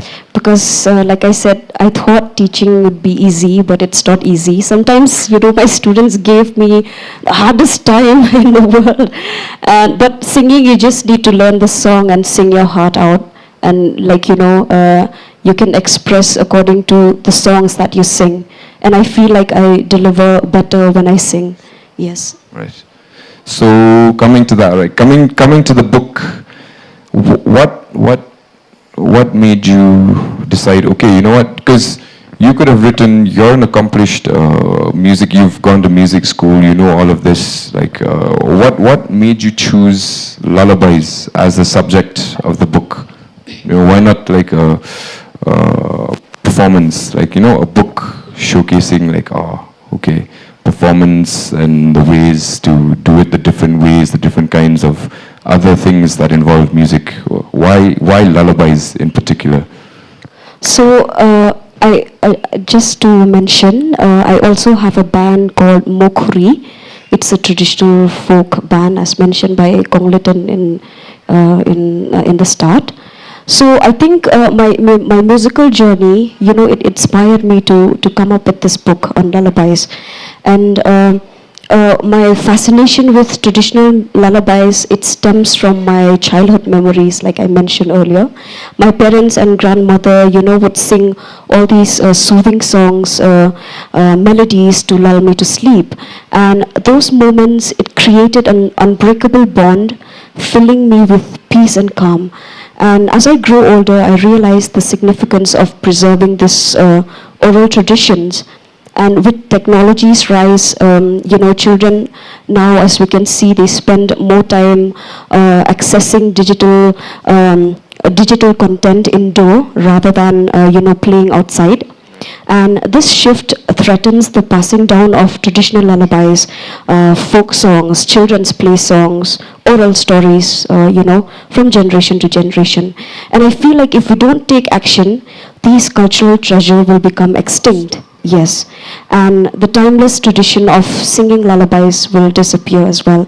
So I chose to write about lullabies to document and preserve our cultural heritage, ensure the continuation of oral tradition, because all these are cultural treasures, and share the emotional connection and bonding experience through lullabies, and to celebrate the beauty of traditional music as well. So by recording and sharing these songs, I hope to keep our traditional legacy alive and inspire future generation maybe to cherish and pass down our traditional lullabies. Right. Yeah, I think you're like a superhero in a way. You know what I mean? Like, you see, there's this thing that's happening where even it's happening in my own home as well. Like my nephews, none of them speak English. Or speak Hasi. Sorry, they all speak in English. It's not that they don't know how to speak in Khasi, they just don't want to speak in Khasi, and that's a very scary thing. It's a very, very scary thing because that's the only way to identify us as Khasis, you know, the language. Because we don't dress up in a traditional way every day and go out. Like, that's how you can identify a person wherever he's from. You identify a Nagamese person because he speaks Nagamese, right? Identify an Assamese because he speaks the language. Now, if we can't speak our own language, then we'll just be lost. We'll just be strays. You know, like, where do we belong? Who are we? I think that's the question that I think every young person should ask themselves. Who are we? Who are we? Not in terms, yes, my name is, and I live there, my age is this. No. Who are we? Where do we stand? Where are our roots planted? Right? Because our growth is the same as how a tree grows. It's the same thing, right? We need roots. If we don't plant our roots, we can't really grow properly, right? We'll just be like this everywhere. And as an indigenous people, that cannot happen because we are only part of a percentage of indigenous people around the world. And there is nobody else like us. Even though we share similar traditions and with different other cultures, there is nobody else like us. And if we don't keep that alive, then I think it's a dangerous thing, like you were saying, right? So coming to like challenges that we face, right? What was the biggest challenge for you in compiling this book of lullabies? Because you had to go and meet different people from different villages and, you know, different cultures even. So what was the most challenging for you? So the most challenging part for me is that, you know, like at first, when I think about lullabies, I thought it will be easy to achieve, like, you know, to collect 25 songs. I never thought it would be very difficult. But, you know, when I got into the work and going into the field, I realized that it's not easy at all. Because approaching parents who don't understand the importance of this oral tradition, and you know, also meeting people who don't even sing the lullabies anymore, it's really very difficult. And you know, there was also a point where I've met a few people, and they promised to, like, you know, provide all the documents to me. But when we meet, you know, they were able to sing only a line or two of the lullabies, and some of them don't even remember the lyrics. And to come up with a book, you cannot just, you know, collect just a line or two of the song. Like, it should look proper, right? So that was the most difficult part of the project, yes. So how did you go about, like, you know, like solving those problems? Like you said, like, Yes. like some only remember two lines or a line or something. So how did you solve that problem? So I was able to solve the problem by seeking help from some of the folk artists, folk musicians, and I also learned that parents sing different words of the lullabies. The tune can be the same, but the words, it depends on the situation. If it's a sad situation, you know, different words, different lyrics will come out. And if it's a happy situation also, different lyrics and different, you know, based on that situation. So that's how I was able to solve, like, I was able to shape some of the songs and in such a way. So it's easy to sing and easy to follow, yes. Nice. Because, yeah, as you were mentioning, our culture is that these lullabies, they also serve as a way of imparting generational lessons and morals from mother to child, and, you know, stuff like that, like just how to be, how to act, how to grow up to be a respectable person, or how to respect others, how to look at nature, to seek, you know, something that's deeper within us. And these, like, I saw like a lot of these patterns in your book as well. Like for example, like in the lullaby Ijonga, right? Ijonga, like the last verse says something like, let's see. Yeah, Ijawa. So the last verse in Khasi, I'll say it in Khasi first because it's very poetic, it's very nice, and then I'll translate it to English. So the last verse says, Man kasngi pikala snotho yamaryang, simbeneng saudong ki her, snap ki sur batyang, pisngo lingo pikmen laki rong kirong, piru kun, shat penang ruai ki sur lajong. You know, so in English that means as you grow, you know the world around you. Listen to the birds sweetly chirping. In amazement, you will see their many colors. My child, you also sing and dance to your own tunes. So this is, it's a very nice way of saying, like, find your identity, son. Like, don't just listen to, like, you know, don't just follow the crowd. As I have this saying that I always like to say to people, only dead fishes go with the flow. Like when somebody says, just go with the flow, bro, I say, no. Only dead fishes go with the flow. If you're still alive, you swim, right? You find something else. So stuff like that. It imparts knowledge. It imparts wisdom. Like it also asks you to like look at nature. Because we're all growing together, we're all growing simultaneously, right? You can see examples from nature about stuff deep within yourself, right? And also in the song Usyar, right? Usyar, it teaches discipline, right? It teaches you to sleep early, to wake up early, right? And then during the day when you're awake, to go out and work and toil and do all of the things that will bring you a good life, right? And with this particular song, Usyar, also in our indigenous faith, you know, Usyar is the one that brought the world out of darkness, you know. So it's also that there's a godly thing that's happening with these songs as well from Mother, you know, teaching you, because discipline is next to godliness, right?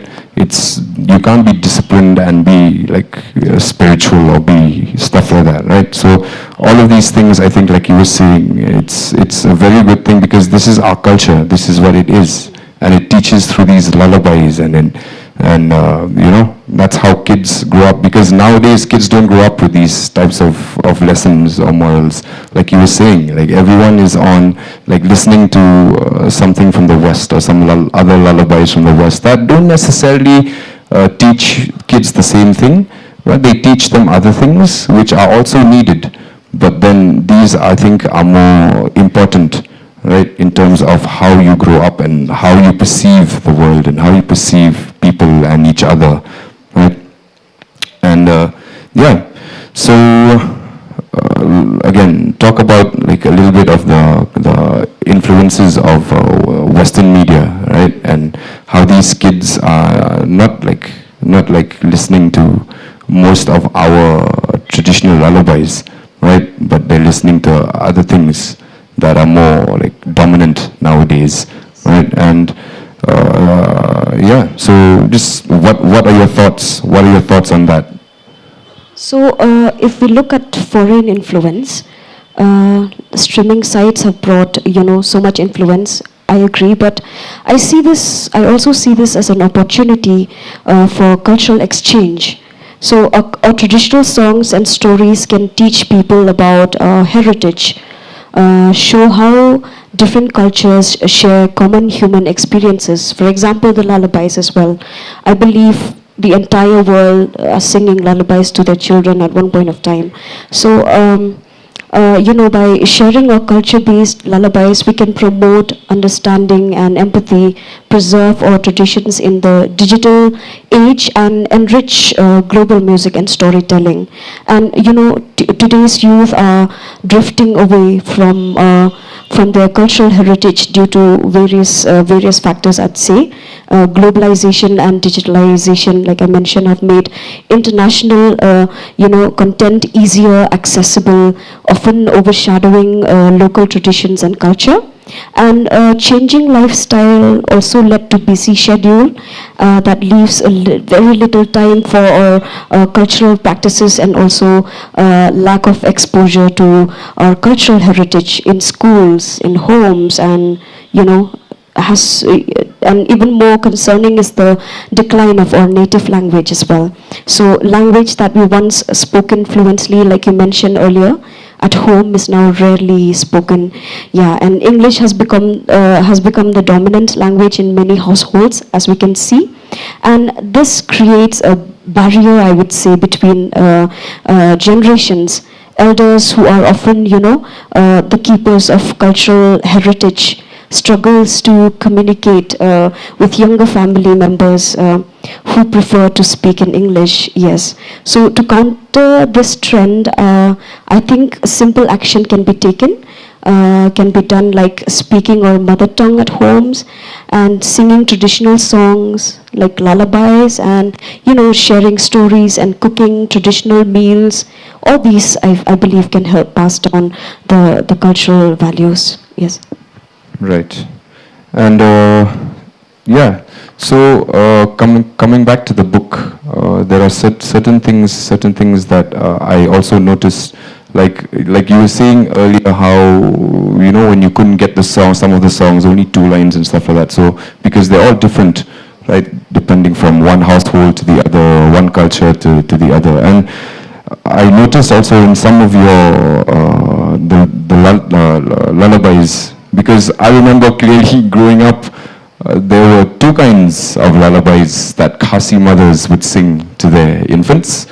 One was a very nice, sweet, rocking, gentle, like, I love you, my dear child. Like the first song that Amabel sang when we started the discussion. It's very gentle, it's soothing. It says, my beloved child, time to sleep, I love you, whatever. And then there's another kind that is not so gentle. Some that, speak of go to sleep my child, or the big bad wolf will come and eat you and take you away. Or, like, it's a thing. So if, I don't know how many of you remember, but that's how, like, these lullabies would go. If it was a day when you were being naughty, it was the harsh kind of lullaby that would come to rock you to sleep. If it was a day when mother was feeling very nice also, and you weren't being such a nuisance, she would rock you to sleep peacefully with one of these soothing songs, right? So, yeah. So how important do you think, teaching like traditional songs, right? In schools, or let's say in schools and colleges, even in like preschools, like kids, how important do you think it is? And do you think there's a way where we can like get these things in like the curriculums for schools, for most schools, to curb this, this thing where they've forgotten, like to curb this thing where their language won't be forgotten or their traditions won't be forgotten? So, to me, personally, lullabies are more than just soothing songs, and they are, like I mentioned, cultural treasures, and are, a very important part of our cultural identity as well. So they contain stories, wisdom, and traditions that have been passed down through generations, and their loss would be a significant cultural tragedy, I'd say. And, it's open to everyone. This book, anyone can buy it, anyone can sing, anyone can, parents, young parents, I would urge each and every one of you to please buy this book in order to preserve our cultural, rich cultural heritage. Please buy this book and sing the songs to your children. You can also, you don't need to worry about the notations that are on the book. You can play the song from your mobile phones as well. For each and every page, there is a QR code, as you can see, and you can just scan the QR code and make your children listen to this song, or maybe you can also help teach your children. And I also, as I've already mentioned in the book as well, that this book can also be used in schools and institutions, so that way we can promote our traditional cultural heritage of lullabies, singing lullabies, yes. So anyone who is in the education sector, ladies and gentlemen, I urge you to please. I think it's high time because we are also seeing a decline, and it's very clear, it's very prevalent in Shillong, as it is probably everywhere else in India. We need something that is really solid, that really works, so that we don't lose, like you said, these cultural treasures, and so that our kids, our future generations know our culture, and they don't have to go and look for an older person or their grandfathers, their grandmothers, to ask them about their own identity, about their own culture. You know, I think it starts when, like, you know, they're young. That's the best way to teach people, right? When they're kids, when they're infants. Like, you teach them small things, like how most of us have been taught. Like, I would say I wouldn't be the person that I am today if it wasn't for my grandmother and my mother and my sisters, you know, making sure that I keep that part of my identity alive, that culture alive, you know. So, and now it's also up to me, for myself, to keep it alive, you know, to keep on, not just to keep it alive, but also to spread it to other people who may also be looking for a way to do the same, right? And I don't know if this is like a setting up from the universe, or if this is just some divine thing, but I'm honored and I'm so happy to be here, like having this, specifically this panel discussion about lullabies, because I'm also an expecting father. So I've been very afraid of, like, you know, just thinking about how my son and my daughter grew up in this world, and how I can, you know, do the best that I can so that stuff like this does not happen, like, you know. So, ladies and gentlemen, you should all get a copy. Even if you, like Amabel said, even if you don't speak Khasi, there are English translations, and there are also Western notation. So she has transcribed everything to Western notations. So if you want to play them on your instrument, you want to sing them, if you know how to read music, to sight read music, then you can easily sing them without having to scan the QR code. So Amabel, thank you so much. If there are any questions, anyone, we don't have a lot of time for questions, maybe 2 questions. If anyone has any. Any questions? No hands? One question.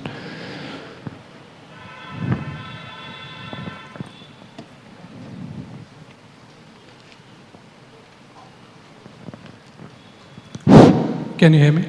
Yes. Firstly, congratulations, Amabel and Daryl. Thank you. We have been talking about the reach of the vernaculars, or you may say the other languages other than Hindi and English, because English has become official lingua franca, and franca lingua, and Hindi is in the spoken world. It is not easy, because you can see the crowd over here as to how much of the crowd of local dialect is over here. So it's not that easy, but at the same time, we have to encourage and conduct such programs at the lower level. So this is my suggestion, that if we want to penetrate into the mass, then it will be better that we further continue such programs at even lower levels. So that's what I wanted to convey. But congratulations. Thank you so much. That's a very good point that you made, sir. Thank you so much. Anyone else? Question? Yes, ma'am.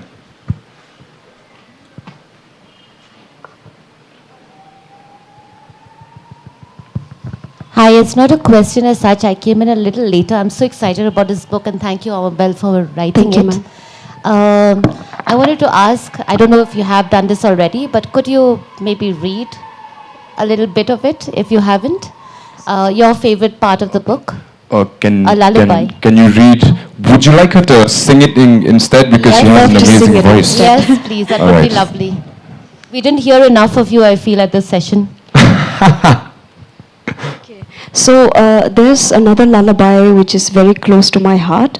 It is not collected from my place, but it's collected from Ribohoi district. It's called Yam Wat Yam, which means do not cry. And it's a lullaby sung by an elder sibling babysitting her younger sibling, and while the parents were out in the field. And the song goes like this. Yam wat yam ere sepun kabay nang lay shotolun yo wan lam ka haishibun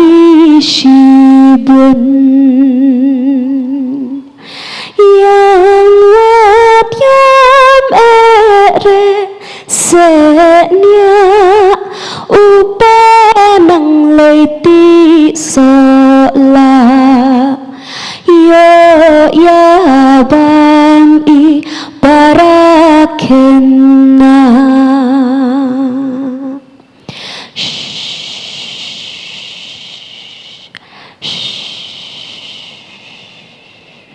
Thank you. Ladies and gentlemen, Annabelle Sisney. Hayupyam Kabay is the book if you want to get it. And also it's only 600 rupees. You can get it from one of the stalls over here by Martin Luther Christian University Press. And there will also be some percentage of discount if you'd like to buy it. Thank you so much. Thank you so much, everyone. Have a good rest of the weekend. What an insightful and fun session that was. As a fellow Pnar, I have to say, there's now sok wrio jing klam or jing right and young p. I am sure the audience will also agree with me when I say that the performance of her lullaby transported each of us to another dimension altogether. Let's have another round of applause for Amabel and Daryl. As a token of our appreciation, we would like to present our talented speakers with a few mementos. Thank you for weaving a beautiful tapestry of sound and tradition that brought the rich oral heritage of Meghalaya to life. Your artistry has not only shared the lullabies of the past, but has also given them a new voice for the future. Thank you. Our speakers will now proceed to the book signing area, and we will be having our next session shortly. Thank you.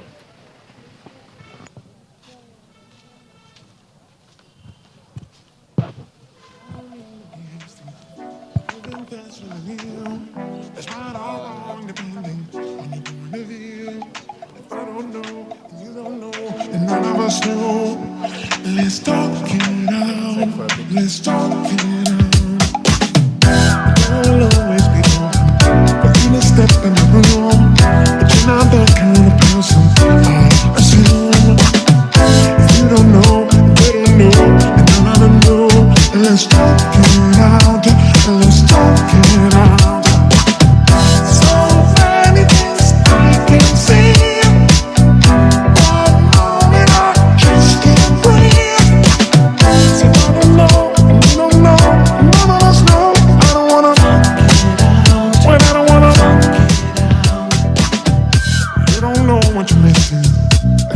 That I'm here, I'm getting the feeling you want me to disappear. What do we do? Where do we go?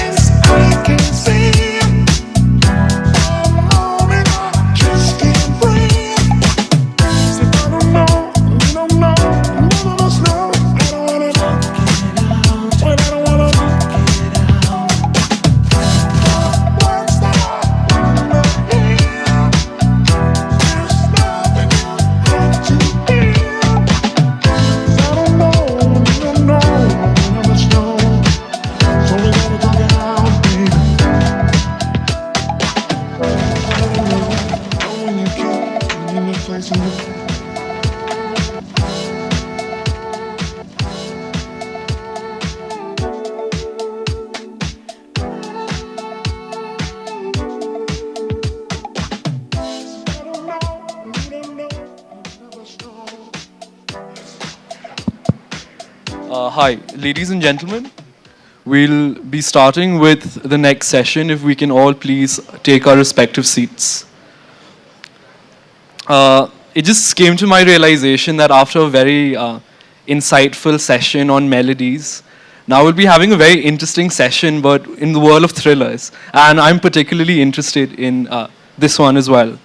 And for our next session this afternoon, it explores a thrilling tale of underworld crime and corruption. But first of all, can I please have Mr. Rupam Kapoor as well as Ma'am Richa Kulkarni to please proceed to the stage. Yeah.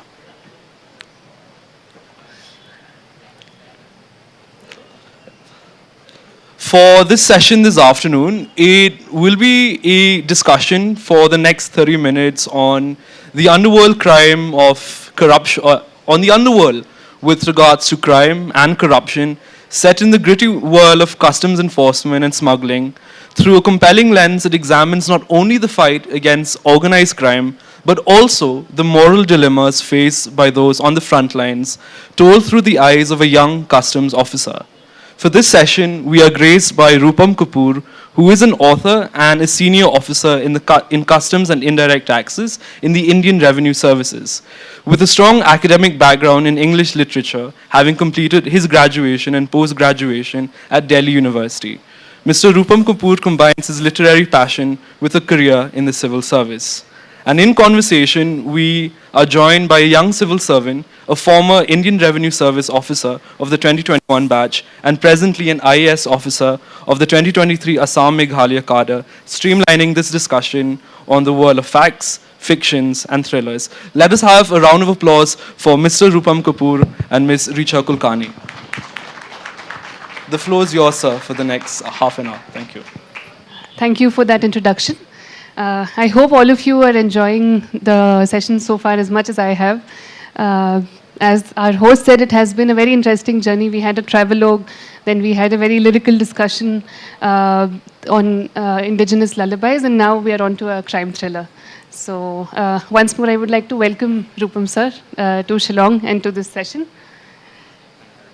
Right. So, sir has already been introduced. I would just like to add that sir is also a postgraduate in English literature from Hindu College, University of Delhi. And he's worked in a diverse range of positions in the course of his career, of course, particularly in anti-smuggling formations and tax enforcement wings. Sir retired this year, and Hour of the Hounds is his debut novel, and I'm sure more are soon to come. Now, the novel, of course, is set in the early 1990s, as was introduced, based on the exploits of Prakash, a rookie customs officer who sets out to dismantle the world of smuggling, particularly drug smuggling, in the underworld, and in doing so, challenges the biggest dawn of the underworld.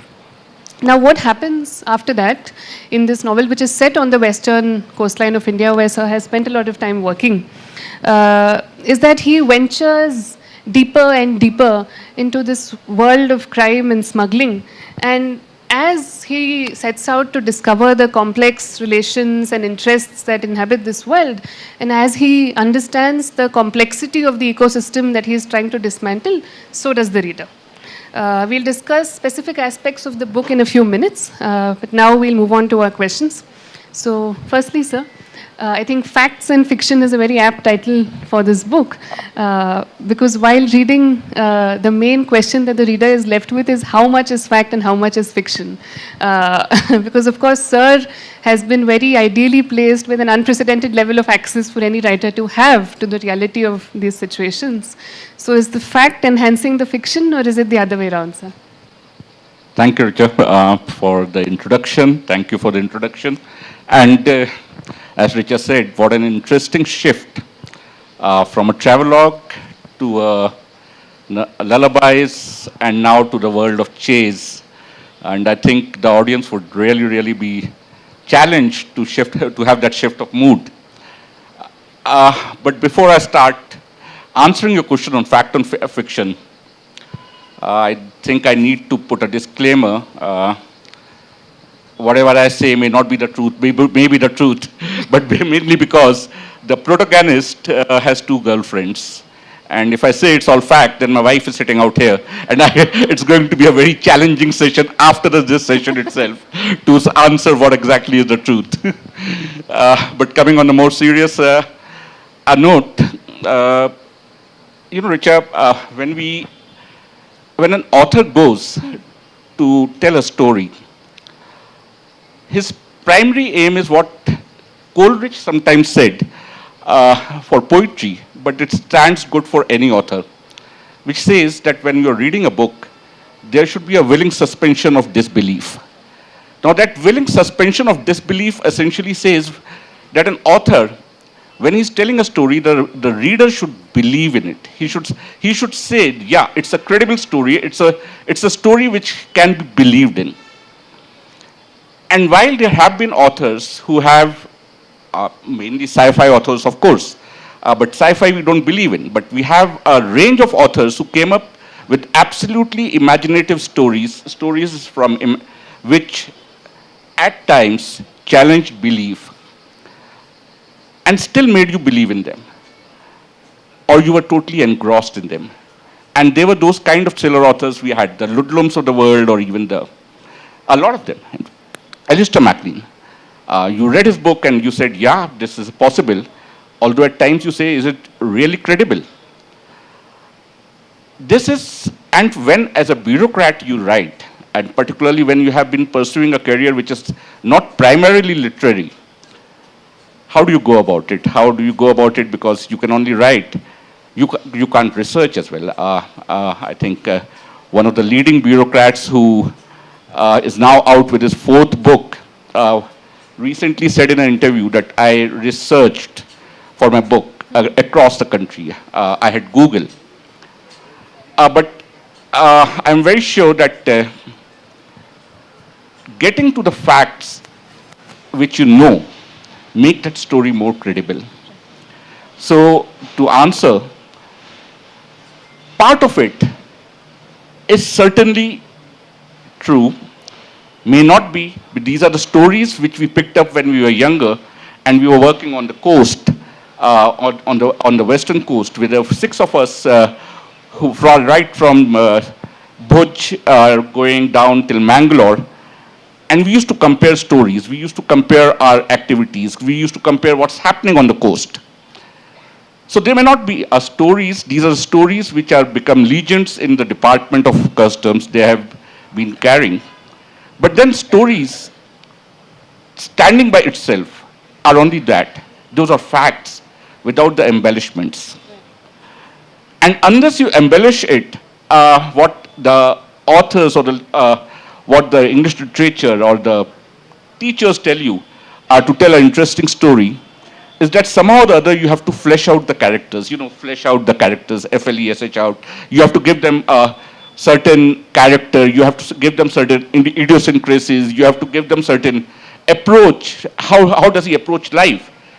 And for me, that was what makes a book intense.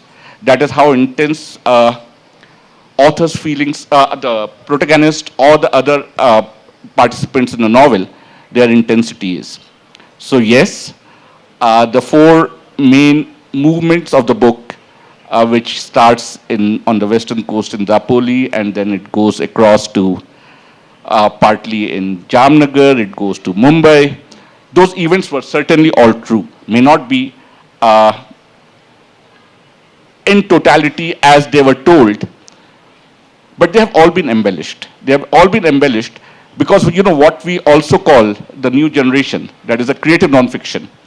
The creative non-fiction is, unless you may be telling a non-fiction, you may be telling a story, you may be telling fact, but unless you are able to embellish that fact, you can't tell a story which is interesting to the people. This is what has been done in this book. Certain facts have been taken, they have been embellished in a major way, particularly to ensure that they don't become just a narrative. I'll tell you a small one on this story. When I first started writing this book back in 2000, the stories were there. But day in and day out, as you would be doing now, we were reading files and making annotations and notings. and I wrote about 70 pages of it. And very proudly, I went and gave it to one of my seniors. Read it and tell me how good it is. And his wife came back. She says, it looks like a note sheet of a government office. And that is where I realized, what am I doing? I have to change that particular aspect. And then it took that another 20 years to come out with this. Thank you. Right, sir. So if anybody would like to understand some of the true events as well as what's called the embellishments in the story, I would strongly advise you to pick up the book, Hour of the Hounds. And a personal advice is to pay special attention to the cover art. A lot of thought has gone into it, as sir was telling me sometime before. So, sir, moving on to another aspect of the book, I think one unusual and very unique choice that you made was to have a lot of literary references in the book. If I may call it that, there are a lot of literary Easter eggs that are just peppered throughout the narrative. And it's not necessarily what one expects in thrillers. One looks to a thriller generally to have a fast-moving plot and to just go from page to page and see what's happening. But there is a very visible influence of the literary movement, particularly of the Romantic poets, in your novel. So what prompted that choice, sir? That was some, that was a twist, Richard. That came as a surprise. That means you have really read, Richard really read through the book with the intensity with which it was written. I would go back to the last session. You know, an artist, the song when it came out was so intense. And that was literature combined with music which came out. When we go to dance forms, we always say, I'm not a dancer myself, but whatever I read of it, that there are only 28 mudras or 13 mudras or 108 mudras, and these mudras are then combined together in various forms to come up with a particular sequence. The sequence may change. In fact, when we were kids in college, we used to say that everything which was worth written has already been written. You can only possibly twist it and present it in a slightly different manner. It is something like that. There have been great authors before us. There have been great writers before us. And when you are doing your English literature, when you are reading about them, some of them have left a lasting impact on you. You talked of the Romantic poets. You know, Prakash, the protagonist in the book, is leading his life with a passion and intensity. And that is what attracts other people to him. Right. Passion, intensity, and the dominance of spirit, which is essentially the concept behind this book. That how can passion, intensity, and the dominant spirit overcome the odds which you may face, runs through the book, as you rightly said. And at times, I just felt that the authors who have come before me, particularly the poets, although there were prose also, I didn't use that one, but one of the lasting influences was, this in Gone with the Wind, Vivian Leigh says that unless you have lost your reputation, you never realize what a burden it was, or what freedom really is. Right 60 years after that, or 50 years after that, Chris Christopher sang a song saying, freedom is just another word for nothing left to lose. Now, two different authors saying that same thing in two different styles, but with the same intensity. Who am I to overcome or to change that masterpiece which has been only created? I think it's right way if I have to express a particular feeling, and Prakash has intense feelings. If you go through the book, Prakash's life is governed by certain principles which he has imbibed through his school, through his college, through his readings. And then he is trying to live them out. And when he is living them out at a point of crisis, or a point of when a relationship is at its inflection, he finds it easy, or I rather found it easy, to express it through some things which had already been said before. Because they had been said so beautifully that I could not have anyway improved it. And just thought that the things which had really taken me across, probably lasted in memory for more than 50 years, others should also enjoy the same things which I had enjoyed, with the same intensity with which I had enjoyed. That was the idea behind this. I hope it didn't stick out like a sore thumb, and it carried on the story as it was supposed to carry on, and continued in that same mode. Right, absolutely. I think it was an unusual choice and a very fortunate one for the reader. And I believe it is said that all writers first and foremost have to be readers. So I'm sure that at least on that criterion you have done very well, sir. So another major theme of the book is that the narrative is pushed forward by these 6 diverse characters who slowly come together and work to accomplishing a common goal, even when their individual interests and individual necessities are not necessarily equally aligned with that goal. So it leads to a very interesting question of why people come together in that way. And so I would like you, sir, to specifically maybe talk about that, but also talk about people coming together in general to achieve goals, whether it is in any field of life. Thanks. Okay. So for the people, I think majority of the audience would not have read the book so far. It was basically on the western coast that it was based, and it has got 6 diverse characters. A young civil servant, who's the civil servant's kind of a mentor, who is his junior in the service, but who is a senior in the school. A girlfriend who comes from a royal background and still sticks around, from a boy who has just come from a boys' school into the libertine atmosphere of Delhi University of the 80s. A police officer who's ready to break rules to achieve, quote unquote, I won't say a right thing, but objective. And 2 juniors who are ready to sacrifice their lives for the protagonist, that's Prakash. This question, in fact, has come up before, and that's again surprises me, because this came up because there was a discussion going on between one of the writers who was trying to adapt this book for the OTT.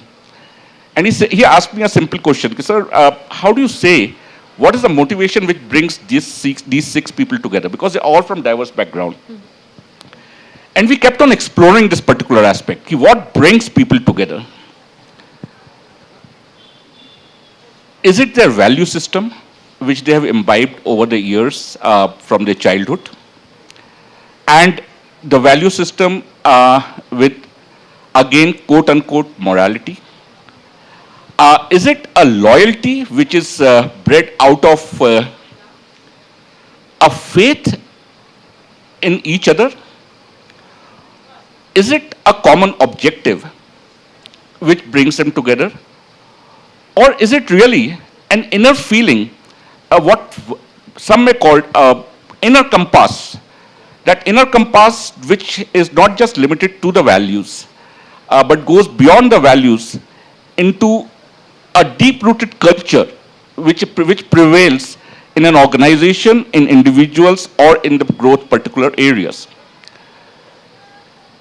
In my book, I think we have explored this relationships in depth, and whether it is, I don't know whether it lasted to be a thriller or not, but these 6 people, when they got together, they had one common objective.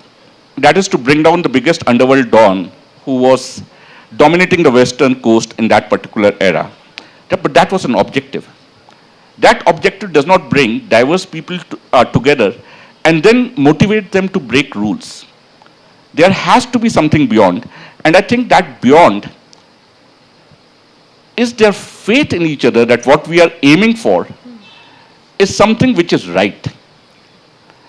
That faith towards that belief towards right is something which brings them together. And I personally believe that when I was writing, somewhere back in the background was their original background which they came from. Like Kabir says, we are together because we cleared an exam together. Maybe yes. Somebody came up and said, no, we are together because they are loyalty. But then I think the key part which was there was stated by Shabnam somewhere in the end, where she says, I am with Prakash because he lives his life with a passion, with an intensity, with a belief. He will fall, he will come back again.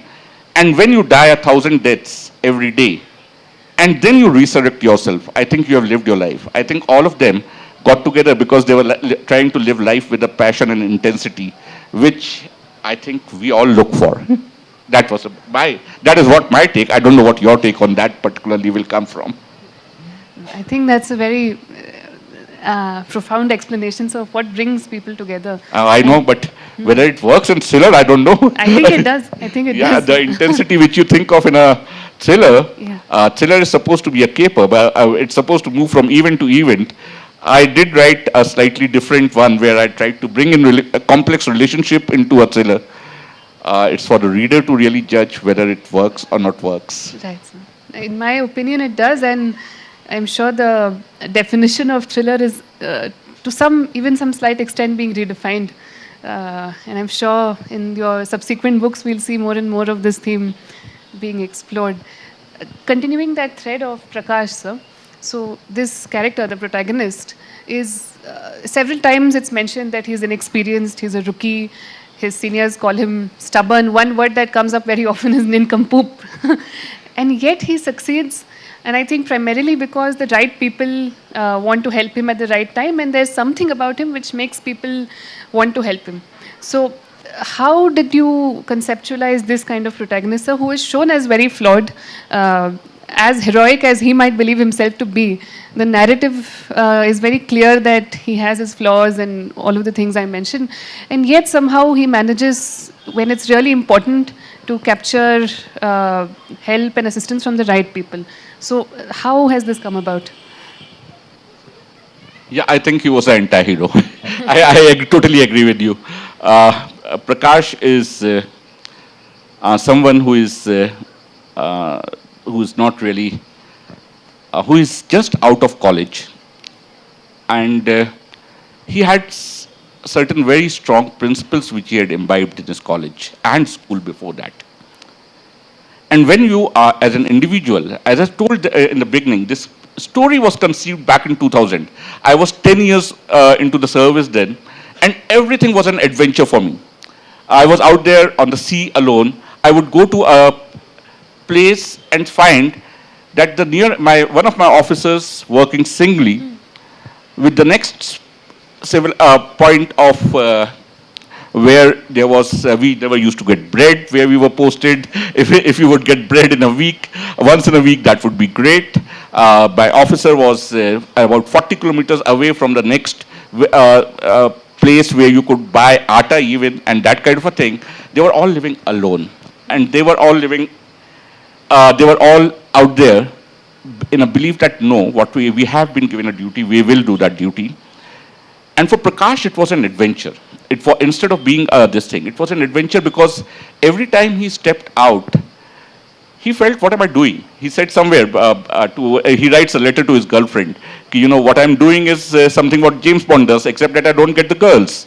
And yes, I'm sticking to the old, and you don't get cigarettes also over there. Prakash became the anti-hero because he was lost. Most of us, in fact, for all its criticism and its faults, as a bureaucrat, I would say that the life which a young bureaucrat faces is one of the most challenging things which is ever experienced by an individual. Most of the bureaucrats who come out, they come out as youngsters straight out of college, and then thrust into a decision-making capacity which would affect a large number of people. When you look into that particular aspect, at time, either you can be very confident that and believe that I'm right.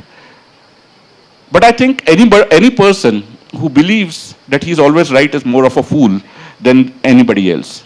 So it is something you will have to, you need explore. And when you are exploring, you may turn indecisive. That is what happened with Prakash. Prakash, when he was trying to look into it, what am I supposed to do?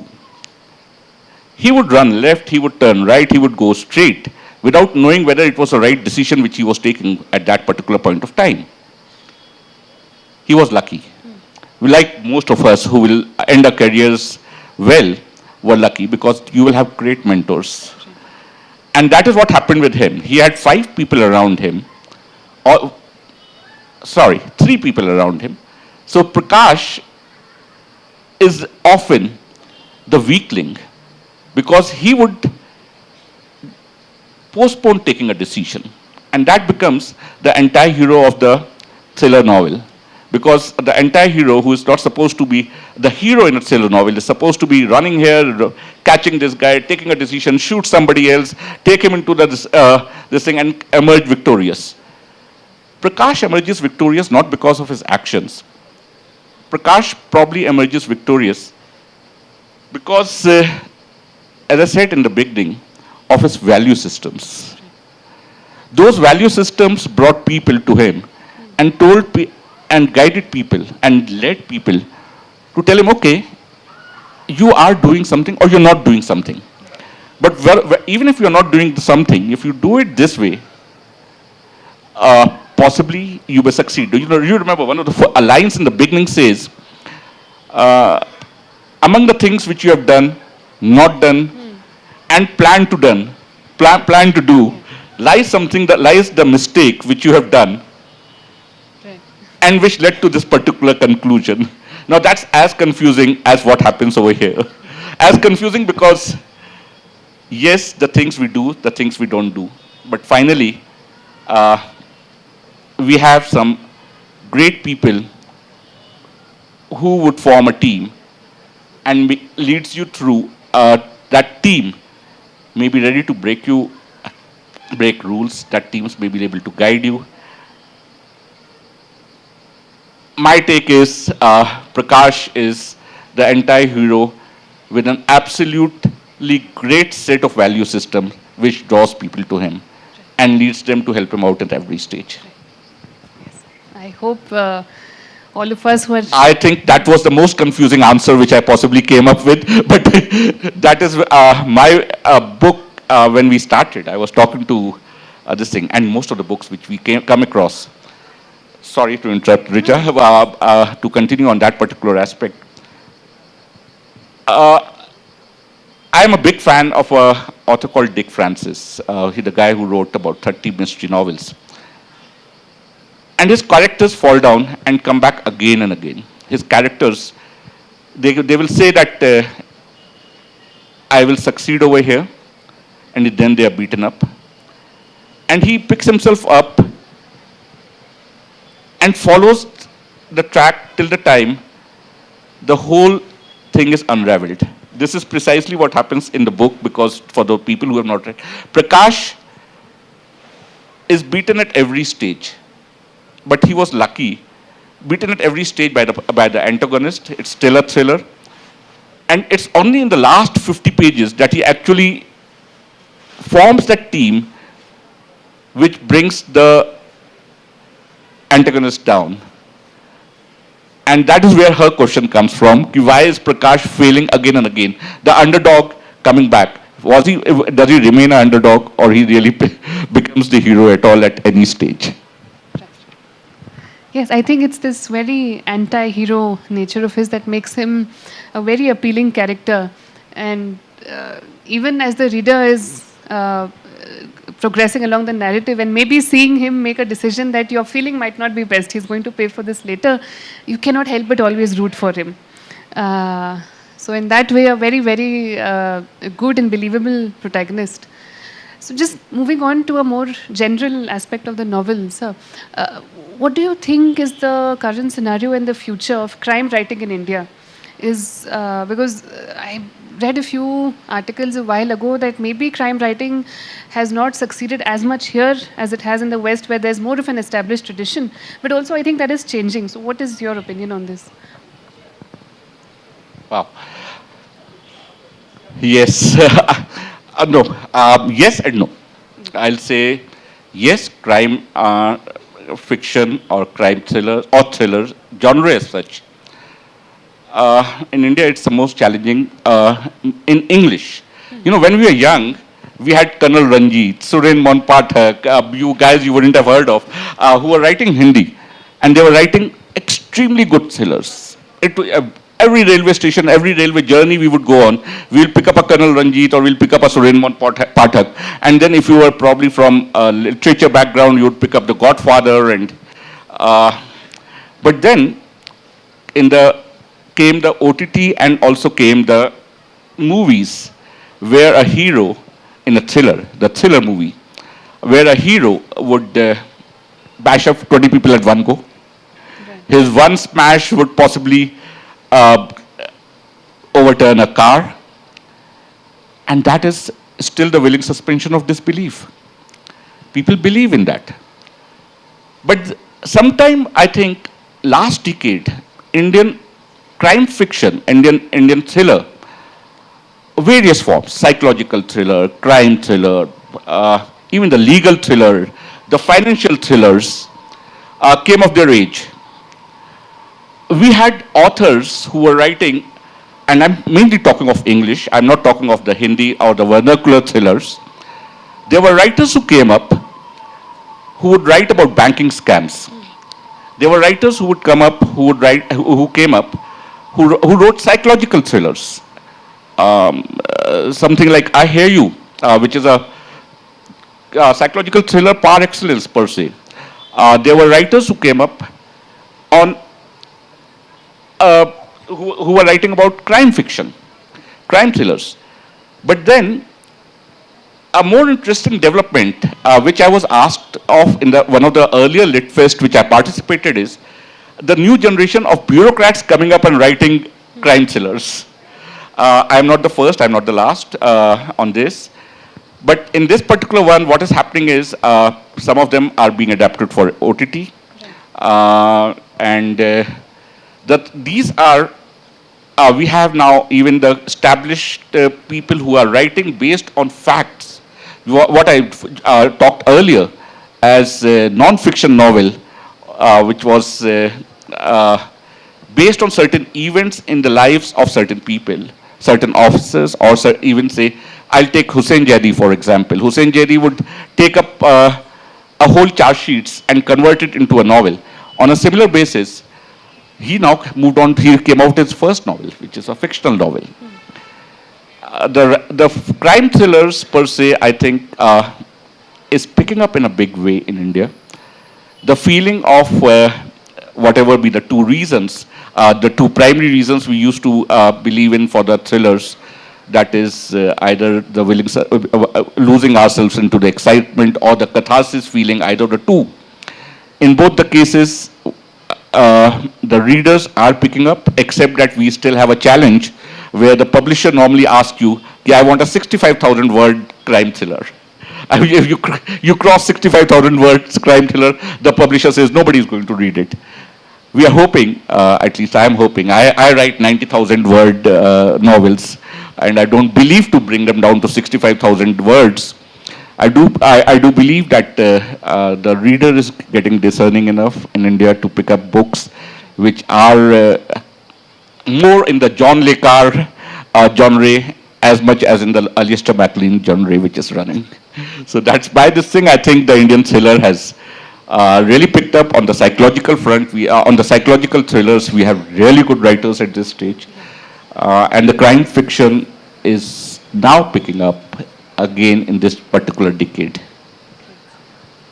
Thank you, sir. I hope in the future we see Prakash maybe come to Shillong for one of his postings and see what he can do here. Although it's hard to imagine that such a city as pretty and vibrant as it is, especially today, can have a dark underbelly. But who knows what you can come up with, sir. I know, Richa. This thing is Northeast is with this extreme vibrance, extremely vibrant culture, extremely vibrant nature, the most challenging terrain, I think, which is there bordering 3 countries, Right. Has its own challenges and its own underworld, which can be the crime thriller, which can be explored.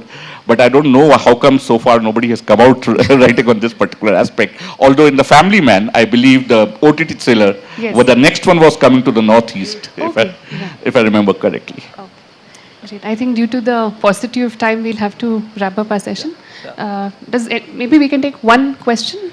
Anybody has one? If there are any questions, perhaps we can ask one question, and we can for take- any additional questions, we can take them outside. they can be raised at the book signing. Yeah, so first of all, a big salute to you because I'm a government employee myself and I can truly relate to how you said that, initially someone told you that it looks like a note sheet. So we all get caught up in the mundane routine of affairs. So if you could give some tip to how being in service as well, we can pursue writing, that would be really helpful, sir. Yeah, writing has to be a passion. It is something which is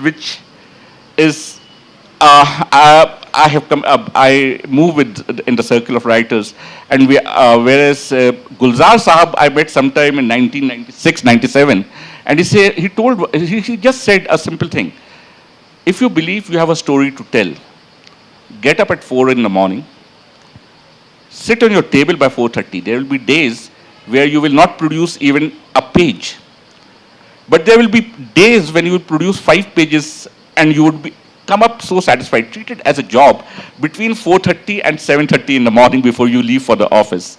And that's your second job which is there. That's 3 hours. It takes you about half an hour, 45 minutes. In my case, at least, it took me, I don't know what about the others, half an hour, 45 minutes to simply blank out. Unless you blank out the office from your writing, you will never be able to take office out of your writing.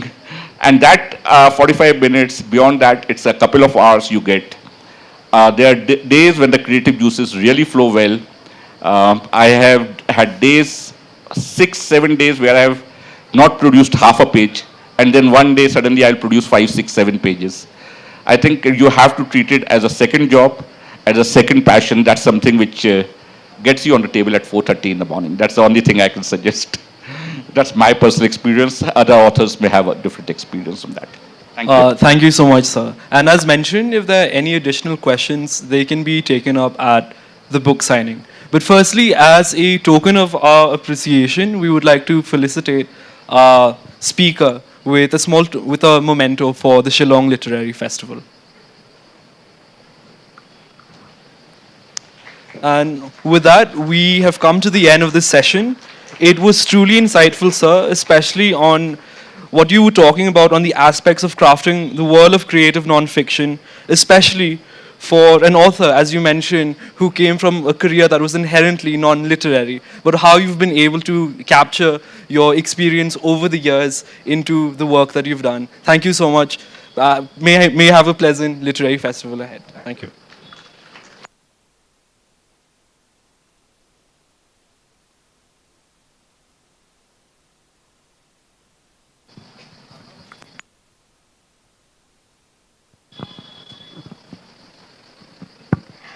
Ladies and gentlemen, we will now delve into a fascinating session that traces the historical roots and modern transformations of Assam through the lens of its rich and complex past.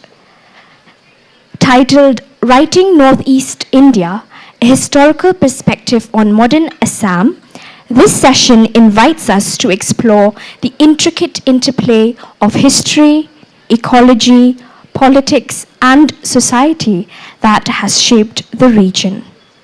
We are joined by Dr. Arupjyoti Saikia, a renowned historian and professor at IIT Guwahati, with fellowships at Yale, Cambridge, and SOAS.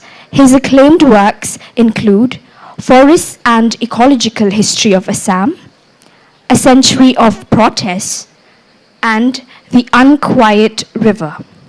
His research, honored with awards like the Shrikant Dutt Book Prize, vividly narrates Assam's history, intertwining its environmental, political, and cultural legacies.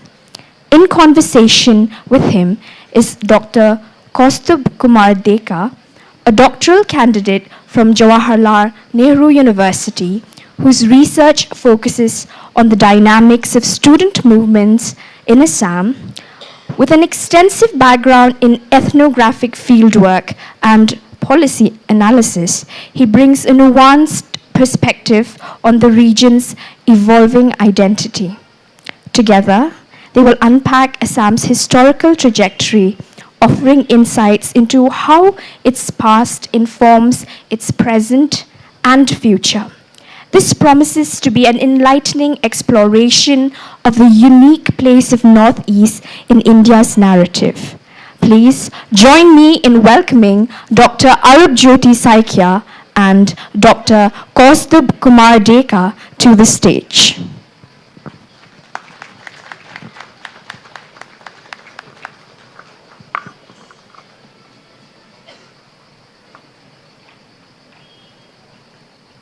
Gentlemen, I now leave the floor to you. Thank you.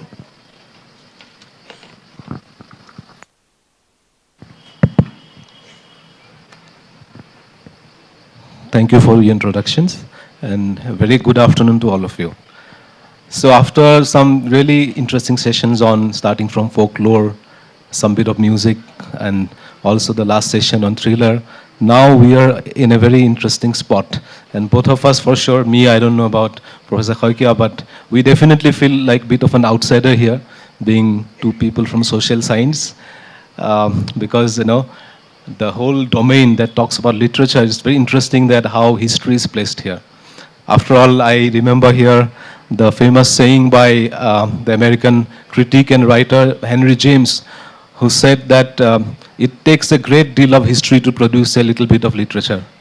So, I mean, those type of context, of course, there, and also we go by the iconic British historian E.H. Carr, who talks about history as the long struggle of men and a continuous dialogue of the past with the present. So I think this is the context that definitely calls for a very nuanced and rigorous engagement with history also in forums such as this, because history in our region especially, it has a special significance. It is the very premise on which our even literary imaginations and other forms of social imaginations are placed. So from that vantage point, I think it is a very absolutely apt guest that we have here, Professor Khoikia, whose work, some of which our presenters already discussed with you all. But his most recent book, which has, I think, come out about a year ago now, last year, August, it came out, that is The Quest for Modern Assam, a political history, which is being rightly hailed as a magisterial work, a comprehensive history, which has been praised by a lot by critics and also adored by readers alike. And in this comprehensive book, of which we will discuss more, Professor Khoikia takes us to a very, very long comprehensive journey. But before we get into some of the details of the book, what I would like to ask you is that, I mean, since we are talking about so many different dimensions of understanding Northeast India also in today's previous discussions has thrown up many interesting dimensions, how do we place our sense of history in this larger context?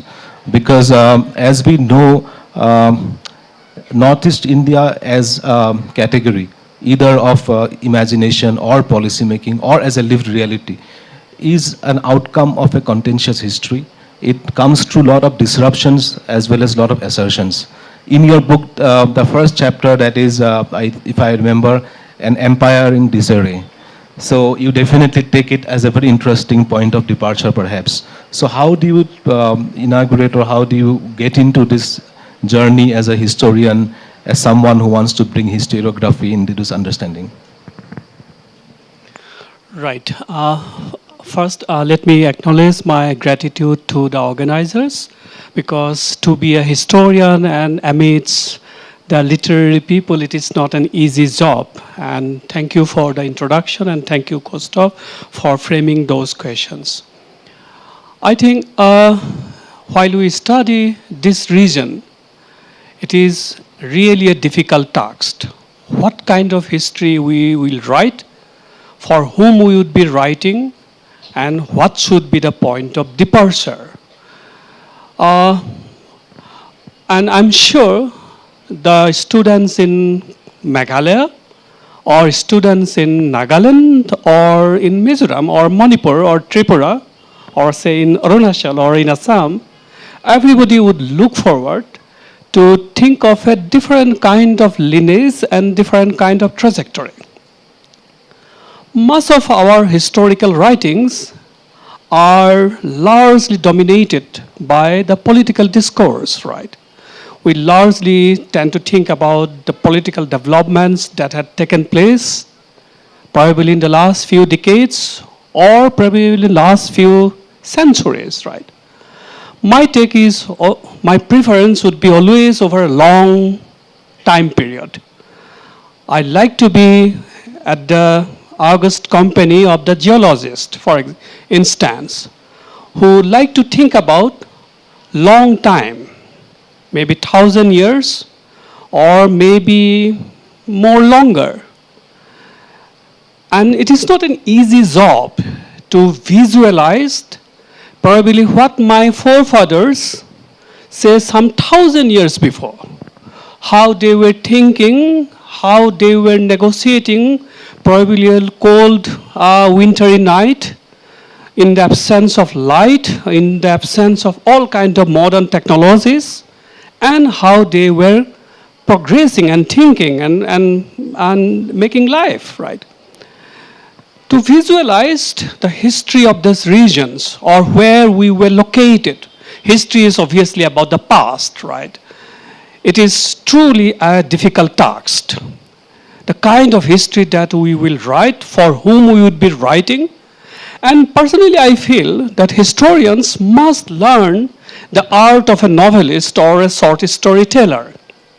Because we must write to a reader, wider reader, and try to comprehend and visualize that situations. Say 1,000 years before, or say 500 years before. What kind of, for example, plants were here? What kind of timbers were here?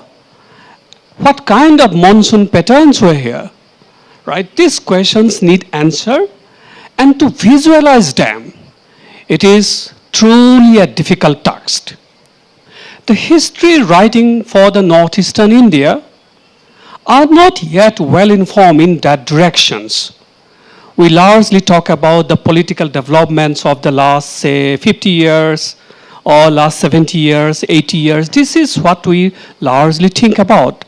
But those political developments do come and do go away. The serious imprints of, say, the long economic developments, or say the larger environmental developments, which will have serious impact on this region's economy, polity, and the future, these are hardly talked about. The classic examples would be that of the earthquakes. The greatest earthquake that this region has produced, or say this region had suffered, is that of the 1897 earthquake, where this particular location where we are sitting now, it underwent dramatic transformations. But these are largely aesthetical transformations that that earthquake of 1897 had produced. But that earthquake of 1897, probably few other earthquakes, which are probably gigantic earthquakes, which had tormented the earth, tormented the mountains, tormented the rivers, tormented the non-humans, they needed to be understood. And this requires a long and comprehensive understanding. I'll summarize my answer. Our historical understanding of these regions would be successful in two ways.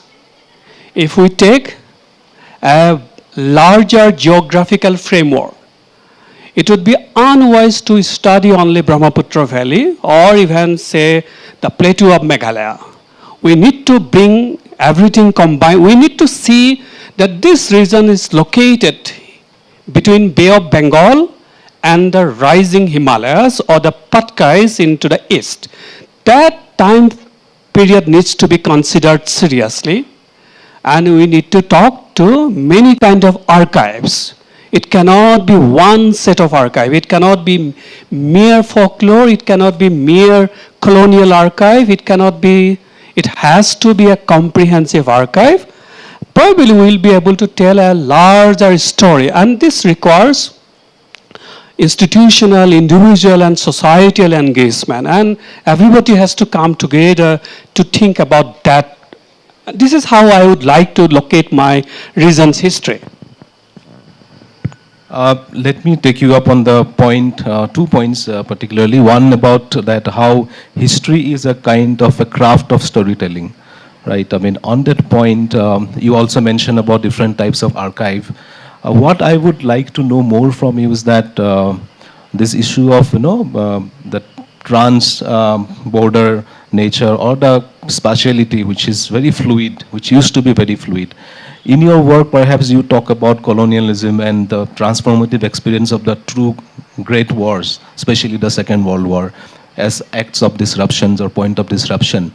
Now, how do we recover those kind of lost aspects? One indication in your book, which is of course a very voluminous book, which runs into almost 900 pages, out of which about maybe 200 to 300 of them are only different references and sources, archival sources that you mentioned. Can you tell us more about the different explorations of archives that we see that can address that issue of that aspect of transboundary aspects? Because if I remember right, it was the historian Sugata Bose who said a very interesting thing in another context, that the most of the frontiers that colonialism talked about is in fact no frontier at all. They were very heart of many continuums. They were in fact highways, the highways which were transformed into frontiers through the violent experience of colonialism. So how do we get back to those, the sense of connectivity and those, those arterial notions that we had? So what type of archives will help us in that? I would like to give my answers in two parts. First, the kind of archives that this region's historians or academicians should engage with, and the kind of connections. I begin with the connections. The most fitting example would be the living breeze from Meghalaya, the rubber, Ficus elastica. I'm sure many of us are familiar with the story of Ficus elastica or the living breeze. The gum or the resin that the Ficus elastica produced, it was hugely in demand in England, in other Western European economies since the mid-19th century, the gum and the resin. It was increasingly used in the increasingly expansive automobile industry, especially in London from 1860. So right from the 1820s onward, 1830s, the Ficus elastica gum, which was found largely in the Khasi Hills, Patkais, and the modern Arunachal Pradesh, this gum was collected by the local people and it was made into a commodity. It was sold to merchants in the mid-19th century, especially the Marwari merchants, who would collect it diligently, and they would essentially gather it as a sellable commodity for the European market. It was a very complex, a very serious process, because you have to negotiate with the local collectors. For example, the Garu community, they had serious interest and expertise in the collection of this resin. Once this was collected, this would go via complex transport network to Bengal, reach either the Chittagong port or that of the Calcutta port. from there, they should make their onward journey via Bay of Bengal, Indian Ocean, and further journey to the European market. It produced huge wealth. Some of the mid-19th century profit for the local entrepreneurs, both Assamese, Marwari, and others, and also Europeans, it came from the trade in this Fica Celastica. So was the limestone in the Khasi Hills. So was the timbers, the elephants, everything was collected, it was sourced, and it would be channelized. Now the question is, all those transactions should be noted, discussed, and it will be recorded in various archives. It would not be in one set of archive, not only in Shillong, it would be different places. The best or one of the final set of where these transactions or where these materials are going from, say, Khasi Hills, Naga Hills, or when I'm using the word Khasi Hills, apology because I'm using the 19th century connotations, and that or modern Arunachal Pradesh, all those commodities and their final uses will be recorded in various automobile factories of the British societies, British economies. Those needs to be now discovered and find out, right? Those uses, right? Or the Calcutta port, or the Assam Bengal Railway headquarters in Chittagong, right? Where all these records are mentioned and they are catalogued. Now, as a historian of these regions, we have to travel step by steps, right? We need to move to Burma, we need to move to China, we need to move to Calcutta, we need to move to Germany, where some automobile factories were also collecting the Fica Celastica from these regions, and also the British companies. So different kind of archives located at different locations. As you use the word, trans-border mobilities of these commodities were very important. This is one aspect to the part one of my answer. The second would be, it is only a temporary kind of archive. We need to read three different layers of archive. I would say the huge botanical archive or the huge geological or zoological archive. For example, the arrival of this cherry plant, when it arrived, how it disrupted the local ecology, how it brought in new insects, right? That kind of archive also needs to be understood, and that it is only possible if we are constantly in dialogues with the other professionals like botanists, geologists, climatologists, or paleoanthropologists, right? All these varieties of archive we need to be in touch with. Our society is also oral society, right? Extraordinary power of absence of the written word, right? That needs to be also understood and comprehended carefully, but not merely by saying that we need to just mention. It needs to be understood with the help of the modern linguistic science, modern the paleoanthropologists, right? All needs to come in to support our cause. And finally, the literary archives, right? The sense and sensibilities of these regions are very carefully captured by our powerful literary traditions, and this festival is a symptomatic of that. And finally, all the official archives. I think this is how we need to. Finally, these archives are not located within India. They are in Burma, they are in Chile, they are in China, they are in other places of the world. They needs to be understood comprehensively. About your point about the need of more cross-disciplinary kind of dialogue across discipline, that reminds me of one small example. In one of my recent travel to the upper Himalayas, which is above in Arunachal border near Dong Valley, above Dong Valley, There was this very beautiful anecdote story that I came across. The Mishimi tribe, that is the Digaru Mishimi who stays there, they have this belief that there is a glacial lake where they go now and then, and it's in a disputed place. It's in a very militarized border. And they have a belief that that is a place for a lot of very precious flowers which grows only there. But that local belief is that if anybody plucks those flowers, there is immediate thunder lightning and the lake roars in protest. There is a sound that comes from the lake. So that is a very beautiful example of that ecological kind of a knowledge, or how indigenous belief is kind of protecting that ecology. But then again, there is also the element of geopolitics and militarization there. So how those type of, that also can be certain kind of an archive when you mention oral history or oral belief or folklore, all this type of thing.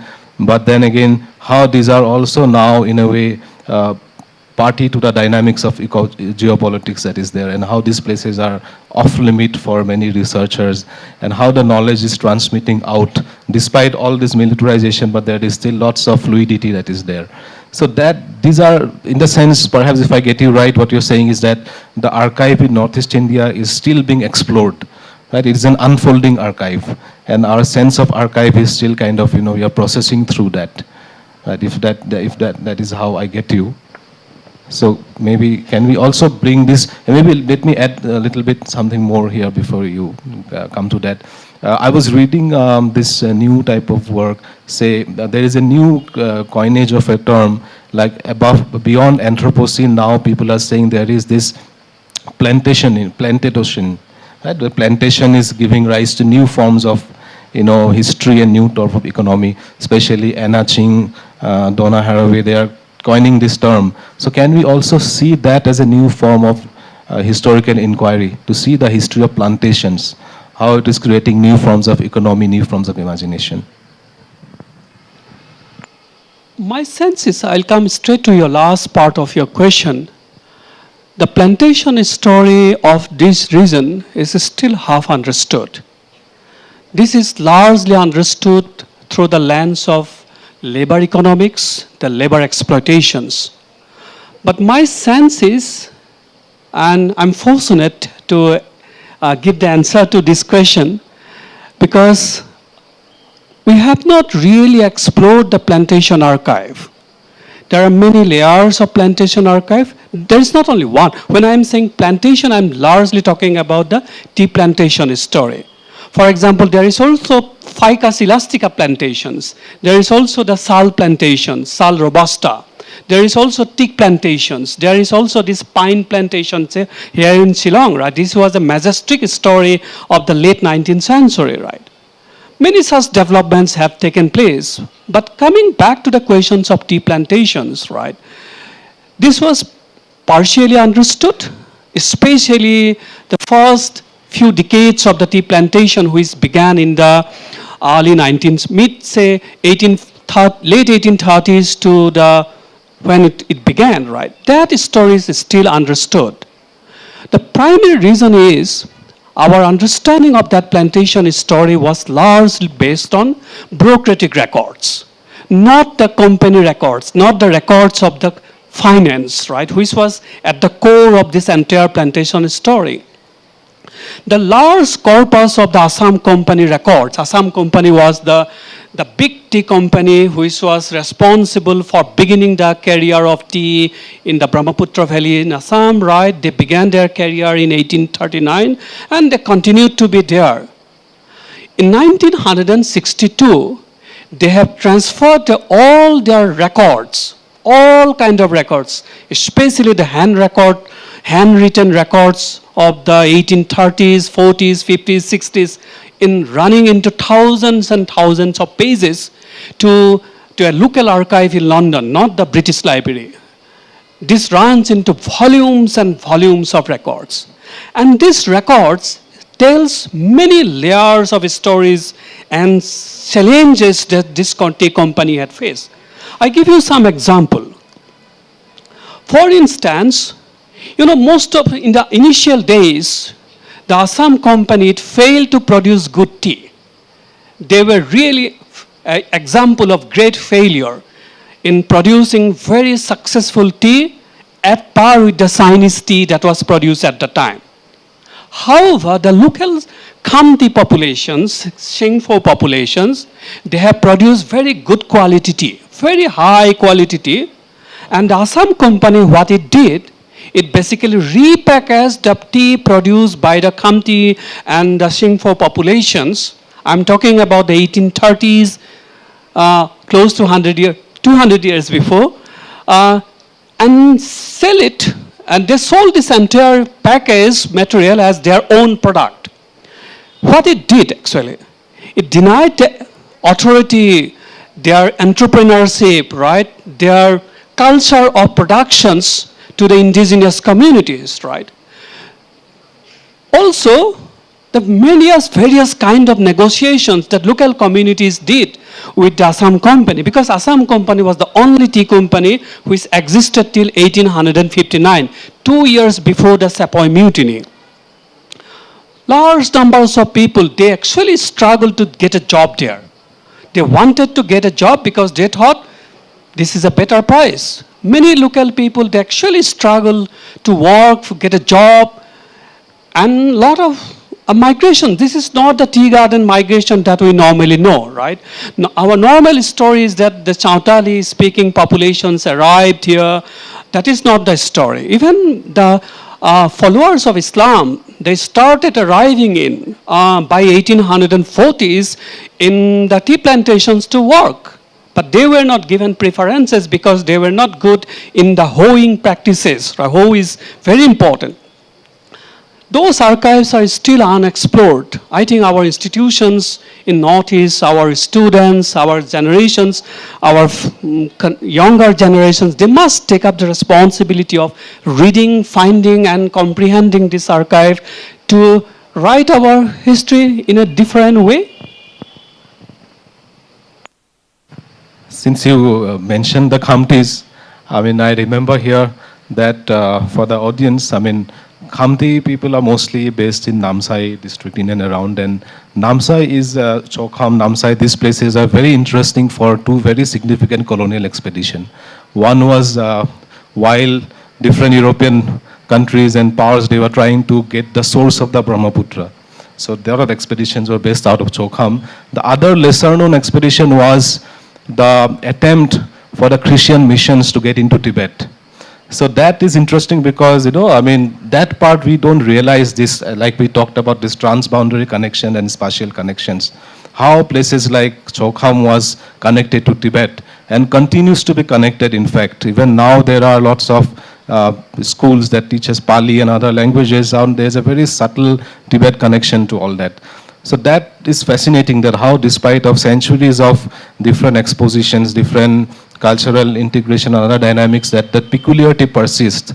And in fact, because I come from Dibrugarh, which is very near to Namsai, in our local joke is that when you go from Dibrugarh, you enter Namsai, it's like there's a bridge. There's a Dihing River bridge. It's like if you cross the bridge, it's like you are going from South Asia to Southeast Asia, because there is immediately a different marked change in attire, in everything, in architectural design and everything. So these nuances and differences increasingly, and that will be maybe one of our final discussion, is that what type of new history I think that you see that is emerging, that is trying to capture this very kind of uniqueness, or maybe decentering the notion of history from some kind of dominant trope or dominant lens. How these type of things are being brought out, and the so-called margins and so-called borders, how they are being mainstreamized, and what are the new forms of history that you see that are coming up, or what do you think should be some new parameters that should be adopted by a set of new history writers from the region or from outside the region talking about Northeast India? I may not have a very concrete and a clear answer, but let me try. What are the new ways that the historians of these regions are trying to understand? One of the major issues is the questions of the long history of the infrastructures. For instance, you know, the regions has a very complex network of communications. I'm sure those of us who are familiar with the mountain pathways, roadways, smaller passages, These are very peculiar to these regions, right? And this produce linkages, connections with many kind of geographies, connecting it to Sylhet, connecting to both Bay of Bengal, Burma, China, to Gwalpara, to Tibet, Bhutan, right? This is a source of mobility. What the British had done, they had essentially created new arteries, new infrastructures of transportations, right?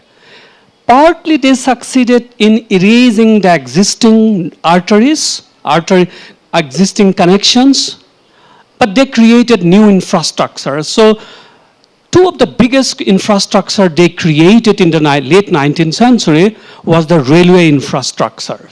The Assam-Bengal Railway, which was one of the biggest investment of the colonial government in terms of capital investment and also profit.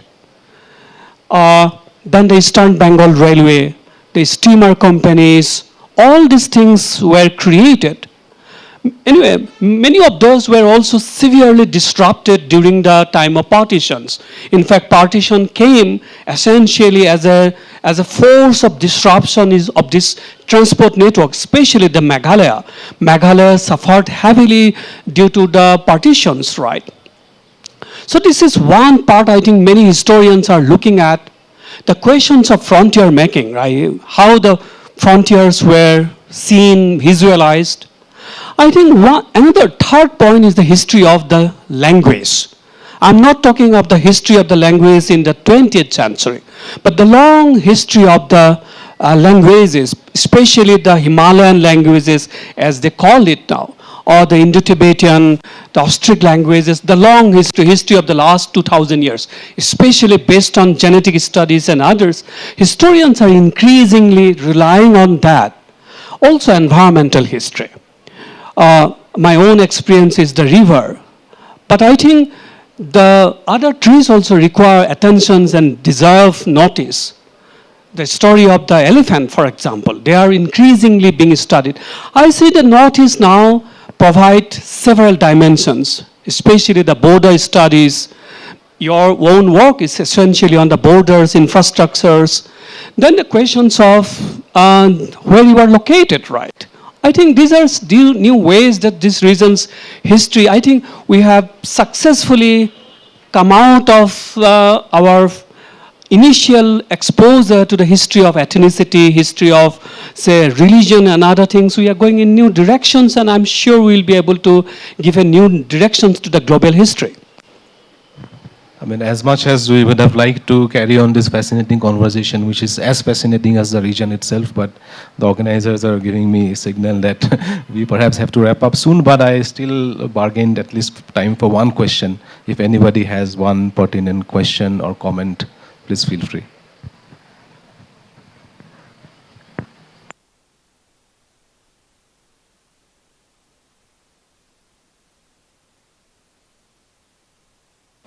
The mic there.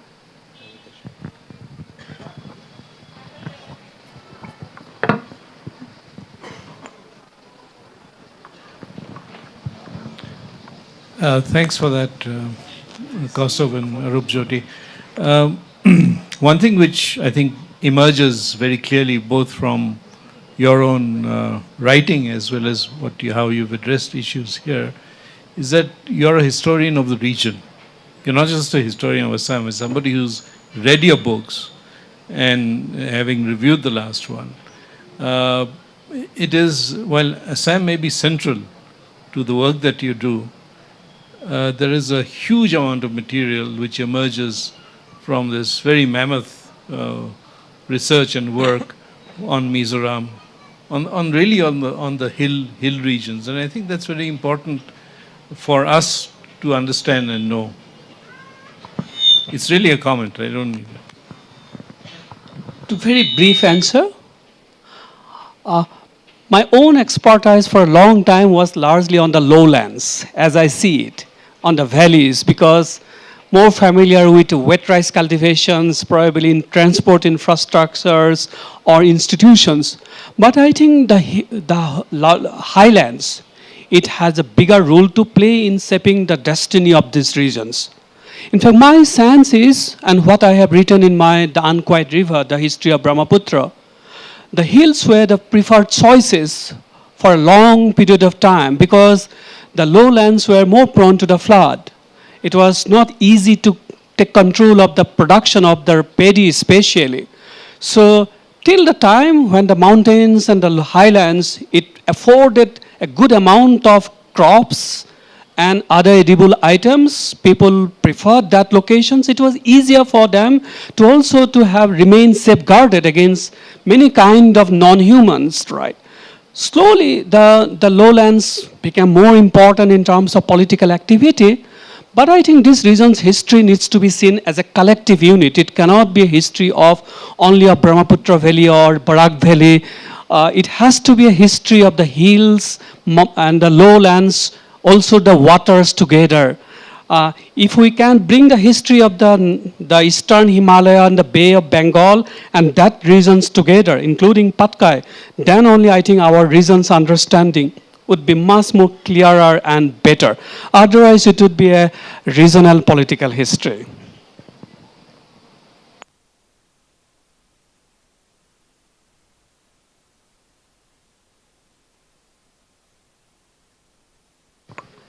We will be taking the last question for this session. Thank you. Just one quick question. Today we see a lot of young historians writing history through the lens of a biography. Writing a lot of biographies about Indians who are not so well known, especially post 1947. How do you see that as a tool, especially in the context of Northeast India, where we don't have many biographies of some of the big leaders? We don't have many things, including biographies, but I really enjoyed writing a short micro-history of the life of Sunaram Sangma. Sunaram Sangma, especially in the early 20th century, between 1904 to 1912, he really laid a major struggle against the imperial forestry program, and he succeeded.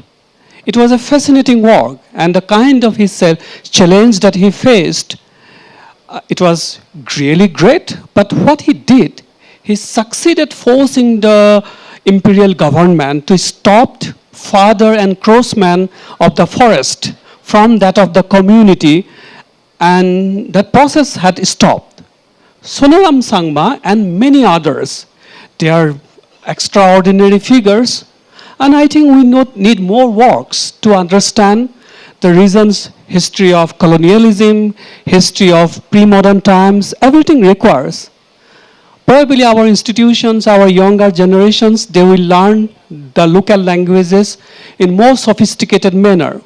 My own training in the medieval Assamese is so poor. I'm trying to learn, but it requires my expertise in many languages. Without learning the highland languages, Himalayan languages, my present understanding of even the Assamese would remain a half-done project. I'm sure the biographies would be a major way out. In fact, I have named my history of Brahmaputra a biography because it gives you the control and command over your material, what you want to write. Thank you so much.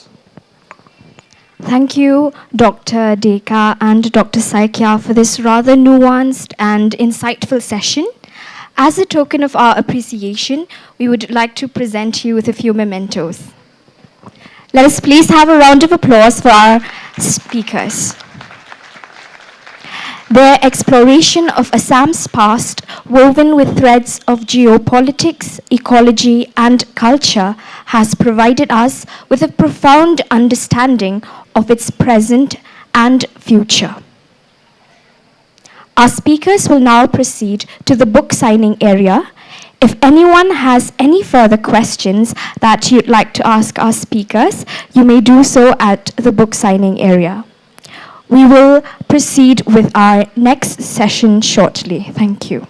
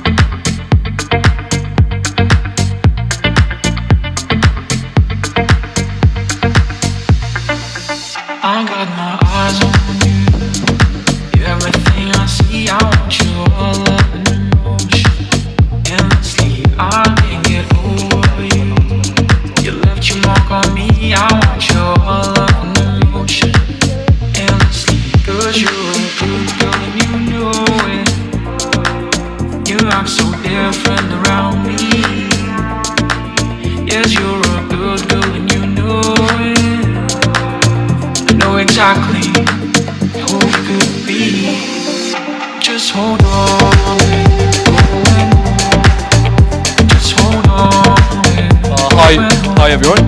We will be starting with our next session shortly. I kindly request our speaker to kindly proceed to the dais.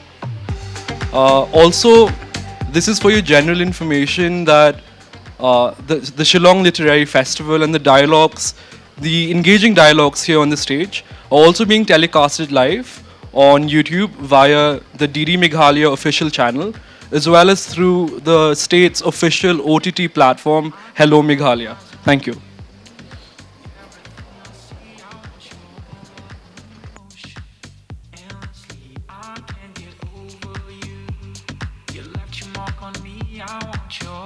For our next session on the crafting of visual narrative, a dialogue with the illustrator, we welcome Mr. Mario Pathau in conversation with Kenneth Hankyo. For this session, we will be discussing on the intersection of indigenous storytelling and modern visual design, with the illustrator's work spanning from graphic novels inspired by the Living Root Bridges to public murals across Shillong city that reflect the cultural identity of the region and most recently the state emblem of Meghalaya. For this session on the crafting of visual narrative, we will be in conversation with Mario Pathau, a PhD scholar at the Department of Design at IIT Guwahati, specializing in communication design, architecture, illustration, and comics, primarily focusing on indigenous art and design of the Khasi and Jantia community, with his notable projects including the Meghalaya State Emblem, as mentioned, and initiatives for the Meghalaya Farmers Empowerment Commission. And in conversation and moderating this discussion, we are joined by an educator and an illustrator, best known for his work Bar Comics, whose passion for art and storytelling blends wit and cultural resonance in his caricatures. For this session, we are joined by Mr. Kenneth Hankyo. Sir, the floor is yours for the next half an hour. Thank you so much. Yeah. So much of half of my work, I think, is done with the introduction. And yes, Mario Pathau, very good evening to you. And I'm really happy to be having this opportunity to finally have a talk with you. And frankly, we've been friends on social media for quite a while, and this is the first time that we've actually met in person and having a conversation with you. So, Mario, I just want to start off right away with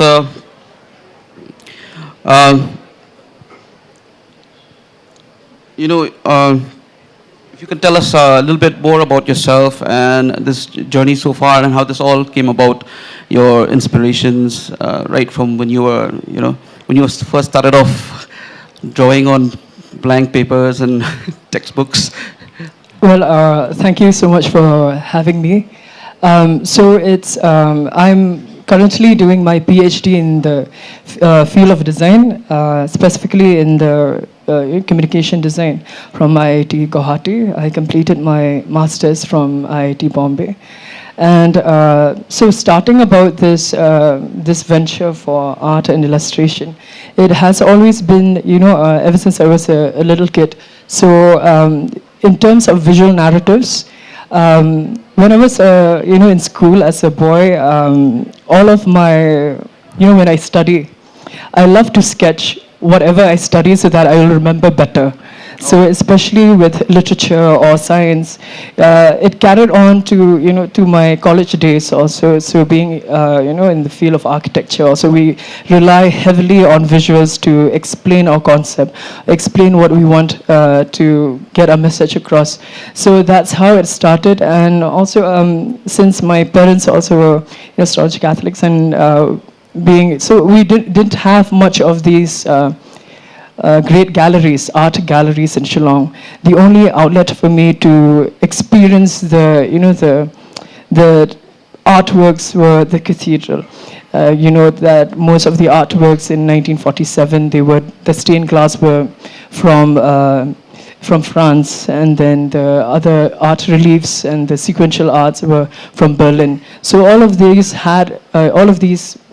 paved ways in some kind to my style today, and how I fell in love with visual narratives. So which means you have a very, photographic memory, I might say, when it comes to for interesting things, memorizing and visualizing things. When it comes to concepts and all, but you have to. All right. So moving on. All right. I think I would dare say no work by from any artist from our state who has permeated into the nook and crannies of every Shillong household, I would dare say, when it comes to your artwork, which is very accessible, and in the sense that, in the form of, your work with association with the government, with the calendars, the murals, and, your accessories and the prints that you have made out. I think a lot of people are familiar just by looking at your paintings, and I think they could easily tell that this is a Mario Pathao painting. So you have made it your signature look. But yes, looking at your paintings, I've seen that they're very, very close to the style of Nouveau art style. I think this is because of your architectural background, I think. There's a lot of symmetry and a lot of the colors, the color combinations as well. So how did this come about with your, your association with Art Nouveau, and are you going to go ahead with your future, with your future paintings and artworks? Are you headed down this path, or are you going to evolve in some way or change a little bit? So it started off, falling in love with architecture, the Renaissance. When I was in 6th grade, I was 12 years old, and we had this history book, and we were bombarded with all of these works by Michelangelo and Leonardo da Vinci. And I could see that just by using geometrical shapes, they could actually make sense of these compositions. And that's when I told my mom and dad first I told them that I want to be a fine artist. Then my parents were like, find something else. So I found this perfect amalgamation of technology, engineering, and art was architecture. And later on, studying about art history, I came across Alphonse Mucha. And I think personally for me, he was one of the pioneers for graphic design also, or commercial art, because he was the first one who did for Sarabhan Hart, the posters. Because prior to him were more of, works that you would see in an exhibition, but then his work carried on as posters. And then later on, as I go about and studying his work, I could see how he, with bold lines. And then there was some kind of parallels also with the Yukoi of Japan. Japanese. We could see in the works of, Hiroshige and, all of them who has contributed to that art era. And that has somehow made me as much as I can to amalgamate both styles into my art, because it resonates so much with the culture of art tribes here. All right, that's very fascinating. And with your, I think with your background as an architect and your, I think for your eye for detail, you could actually witness like the detail that you've added to these stories. And we'll come to the graphic novel that you have I think that was during the pandemic, if I'm not mistaken. So how much of research has that, have you done with that, or is it? For that, actually it stemmed out as a master's degree project at IDC School of Design in IIT Bombay. We worked together with Professor Prasad Bokal on, so many of my colleagues and my classmates were taking up visual narratives that speak about, the current situation that we have, be it the political aspects or be it, health, etc. But for some reason, whenever I pick a project for my, academic project, I always pick a project that resonated with my identity. So so I've been to this Living Root Bridge for a very long time, ever since I was a kid at the age of 7. That was the first time I saw it. And I was very mesmerized and saw how the people managed to sustain it in such a way where they put all of these bamboo rafters and scaffoldings and guide the roots.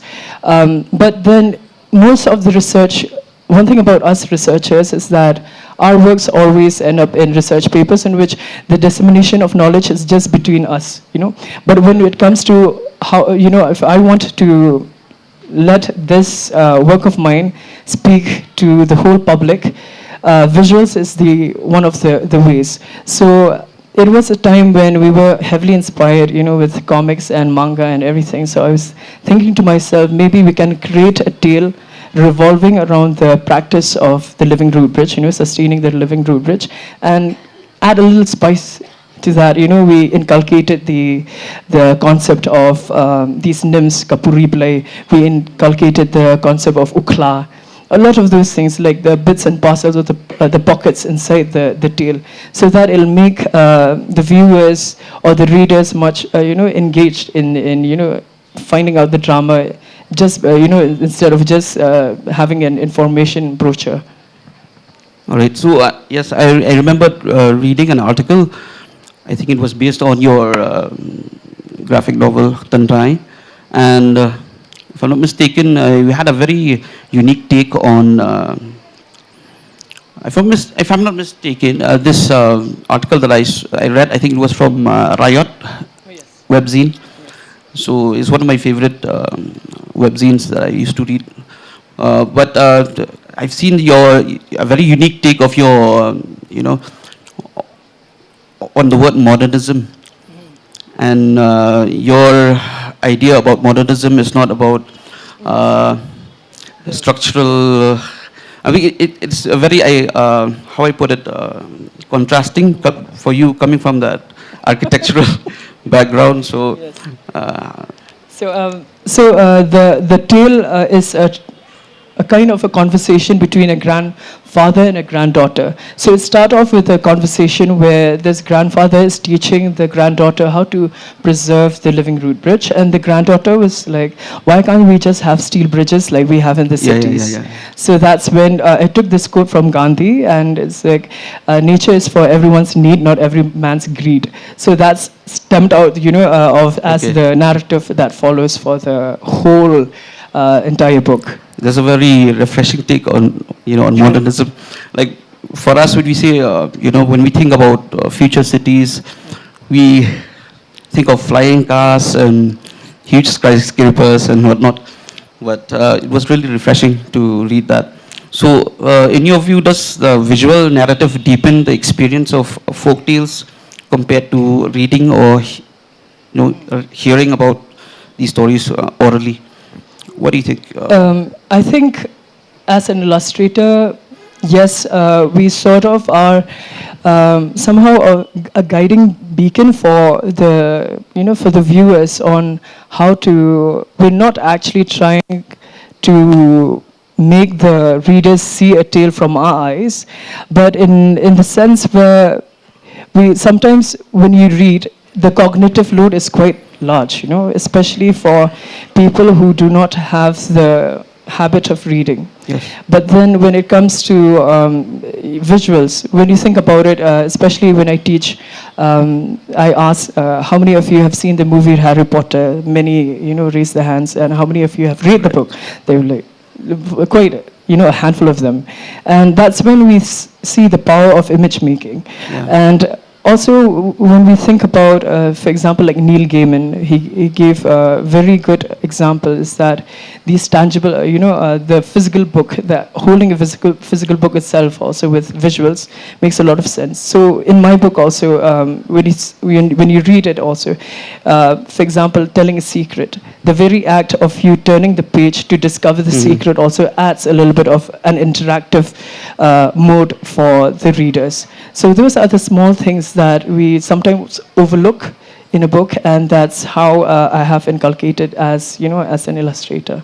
All right.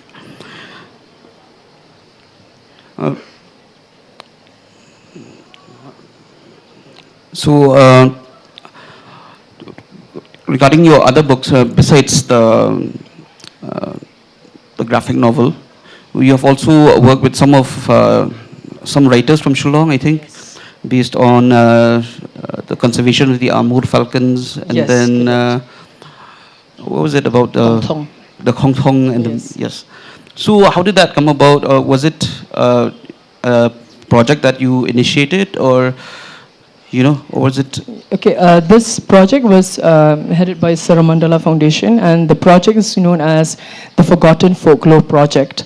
And they approached me, just right after COVID,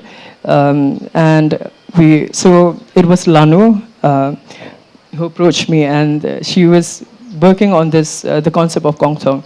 And Oswin, who is the writer, many of us, we always see Kongthong as the whistling village, but according to him, since he's done extensive research on Kongthong, he says that it's actually the tunes of Kongthong, not the whistles of Kongthong, because those are tunes catching Roy Yao Bei. So in that aspect, when I worked with Oswin, so Lanu was asking me on how visually can you represents sound on paper. That's quite a challenging, if it's an animated film, it's quite easy, or if it's a movie, it's quite easy because there's the relationship between sound and image. But over here you have only text and image relationship. So over here what we've done is that we've borrowed this concept of how musicians use the notes, and using the same concept in illustration, we have made it the tunes to come out of the mouth with a little bit of musical notes to make sure that the readers understand that these are not just words, but these are actually tunes. So those are one of the challenges, but that's how we got the project going. All right. So I've read some of them. I think it's very. I think it's actually focused towards young kids. I think Yes, pushing them to be level 2 and level 3. Yeah. So, what about these books? Are they will they be recommended to schools or just? I think it's headed by Saramandala Foundation and the Forgotten Folklore. It's initially for the Aganwadis, and yes, so they've been going on, all of the rural areas, especially, for example, the ones that we've done Kongthong. They went to Kongthong and actually showed the kids over there about. How we have represented them in the picture books, or the Amur Falcons in Ribhoi, where we have these heroes, these 3 boys who wants to conserve the Amur and protecting them from sim, killing the birds with stones. So those are the things that we went to the village, and they see themselves, they recognize themselves in the illustrations. I think even Bor, the bully, would have. There would be some bully in that village. Yes, the Bor is the bully, actually. I think he would. There would be someone who would identify with that character, Yes, and then in turn, while learning about it, so that's and at the same time, it's like you're doing not just spreading education, at the same time with awareness. So when it comes to balance, how do you balance staying true to these traditional elements of folktales, bringing your own creative interpretation of the visuals? So I think you must have tweaked a little bit when it comes to your paintings as well for Lee Dokha and different Yes, are you getting the question? Yeah, I think in terms of folktales, especially with all the illustrations that we've done, I think one of my favorite subjects was the story of Klo Batkasngi, which is the story of the peacock and the sun. And I've been sketching this ever since I was in 8th grade. So I've been having multiple variations as I age. I'm not that old, but as I age. But so every time I get an idea, or I read more about this tale and I inculcate more about and in the initial stage you could see the sun as the sun itself. But as we go, as I one of the early the latest versions is that I have just made her the sun into a woman, because we personify the sun as Kamesi, the mother sun.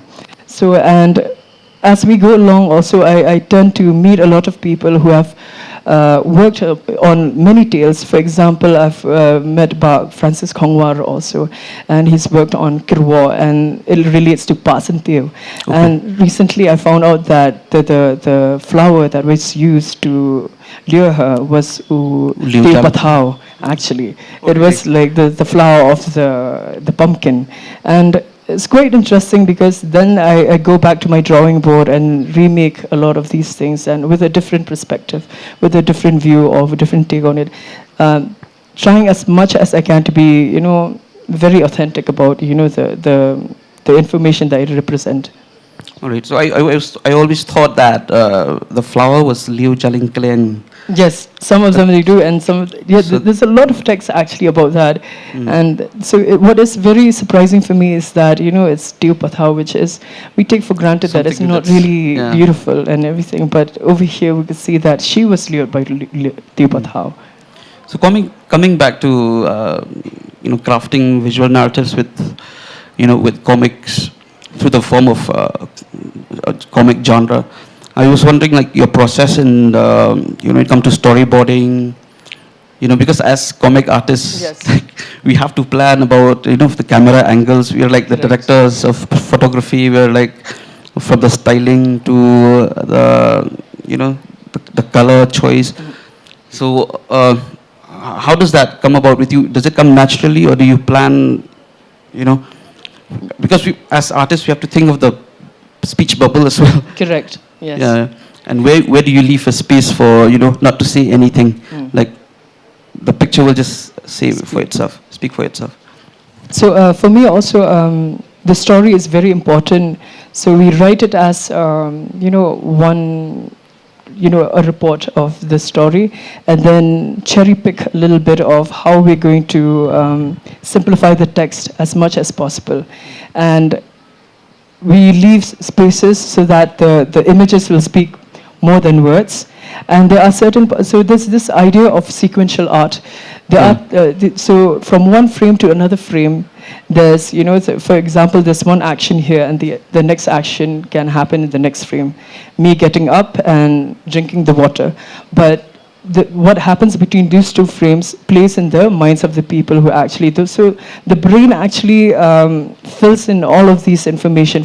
So we also think about all of those things. If the frame is too, if the timeline between one frame to another frame is too long, also it takes away the main story from the people, and we don't want the people to find your story to be very hard to read, or it can be an easy read. And when you think about, for me as well, also when I make all of these frames, I make sure that after 5 to 6 pages also I'll just have one huge spread, because just like running, you're running and running, you just need a breather. So the same goes with the story, as a comic also. After 5 to 6 pages, we need one full illustration so that the mind or the brain also can just have a breather for a little while. So all of these things, for example, also when you have a scene that is a fight scene, a scene that makes, that an uneasiness in the readers. So we have multiple frames happening, all, in different angles, etc., creating this, in the mind that it's something, with all of the edges, that something dangerous is happening, or something that is uneasy. So, for example, like in The Hobbit also, what they've used is that when they narrated like how he has fallen, you could see that the frames also were, made in such a way that it's not balanced, so that the mind also can associate with the story itself. So all of these factors play when we, it goes hand in hand when you plan the story and you plan the visuals as well. All right. So what about the, your medium that you've chosen for this, for the Tandrai, as well as these, the paintings that you've done? Is it all done virtually, like on a Yeah. Digital platform. Digital platform, or? So the one that we've done with Tandrai, initially, like any other enthusiastic artist, you get a lot of hope. You're like, I'm going to do this with graphite, and come 15 pages. You've been sketching with just graphite, and you just realize that you have another 20 more pages to go. And the thing about doing it manually, it leaves very little room for corrections, because once it's done, and it becomes a little bit much more laborious to actually go back and change. And one of the factors also we've observed in Tynrai also is that the consistency, of the first page and the last page should be, should relate, should have the same style, should have the same effort. So as I say, the same strokes. So these are the things that were mindful at the start, but as you go along, it became a little bit more laborious for me. But when we started with even like Tynrai, the way we started with the style also, it's much more a very detailed style, which it's very time consuming. But when we worked with Suramandala Foundation also, we knew that the books will resonate more with, level 2 and level 3. So the illustrations also are much more cartoonish, rather than Tynrai, which is for the young adults, where we have a little bit more of closer to the human anatomy. But over here we have an exaggerated, expressions, etc. So all of these factors, especially knowing who your audience or who the end users are, plays an important role in how I select my style. You're talking about audience, and how is it that, what is your, when you the feedbacks that you get from people, reacting to your comics? How is it like their understanding of when it comes to reading a comics and actually reading looking at the comics and reading it, and compared to reading the stories, and seeing the reaction of a folk tale or a folklore being how do I put it, produced in a visual way.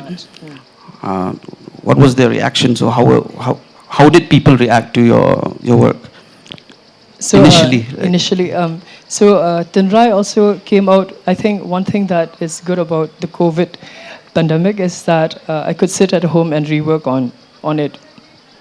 So when so it started, like I said, as a master's degree program, a project. And during the Viva, and we got a lot of feedback from experts who are in the visual narrative field, Dr. Shillong and others who have given me a lot of pointers to change a lot of things, to be mindful of a lot of things. And so after that, I worked with TCS, but it was work from home.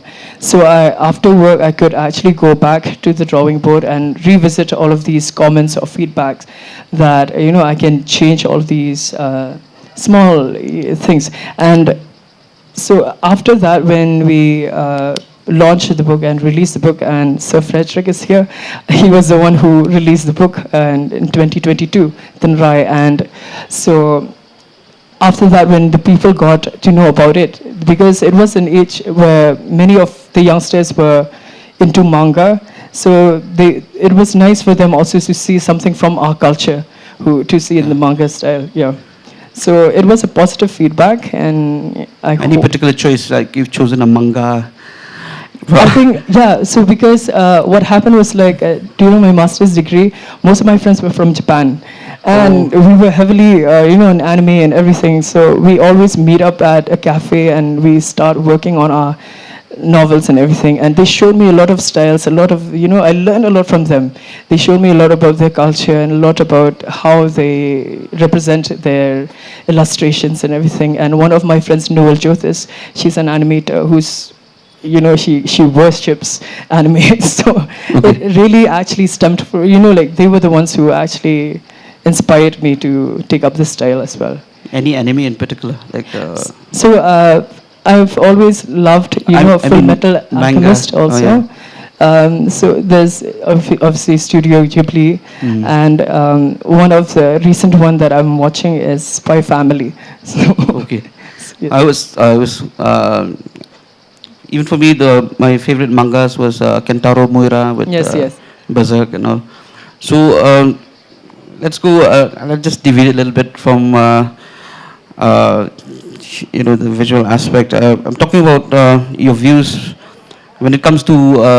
I was talking to you about earlier about how people perceive your work, and when it's now that it's in the public, like they all know you, you can identify your work based on just by looking at your paintings. You can easily tell that it's your work. So we're talking about art sensibilities, and strictly regarding people here in Shillong. They've been really, they're really the way they've been able to buy artworks, like to consume, to buy. They're really interested now. So, what do you think has brought about this change, and what is your take on that? So one of my, I think when last time you said that it's in every household, Yeah. right? Most of my, because so my main idea is accessibility. So it's sometimes artwork is meant only for the people who could afford. Now many cafes or people who want my artworks, they tend to, they all they say it straight to my face that we can't afford it. But there's another way that we can actually make it affordable. We create art prints for them, and they're very close to an original artwork, and that's how how it propagated in every household and many guest houses and many of these restaurants, etc. And yes, and because of the choice of the theme also, the theme is a lot to do with our own folk tales and our own, society and, the Yodo, etc. And so the people, they tend to associate those things. And especially these illustrations are from the past, things that we don't use anymore. So yeah. Surely you must have inspired a lot of upcoming young artists as well. So what is your final take, your message to them? So young aspiring kids who wants to take up, becoming a graphic artist, an illustrator, so on and so forth.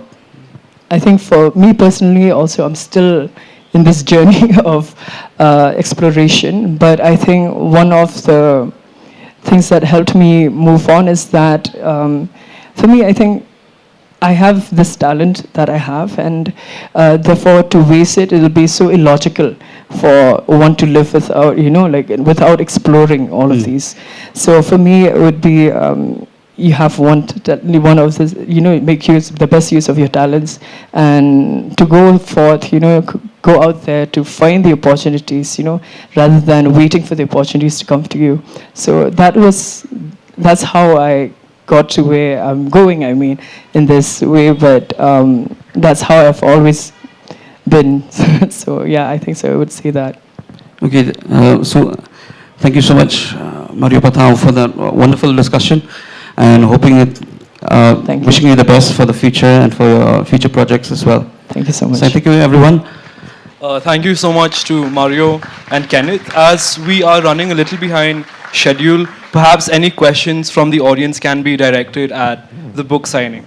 Once again, a heartfelt thank you to the illustrators for gracing us with their art and engaging conversation. As a token of our appreciation, we present a small gift from the Shillong Literary Festival in recognition of their contributions. We once again especially thank Mario for his insights and sharing his journey drawn from the stained glass windows of the cathedral in Shillong, and especially how art serves as a means of accessibility using visual storytelling to impart knowledge and connecting with others. Thank you so much once again.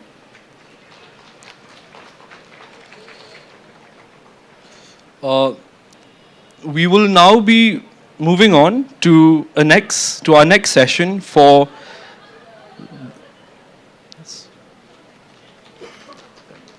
we will now be moving on to our next session. I kindly request Mr. Vikram Seth and Ms. Malvika Banerjee to please come forward to the dais for the session.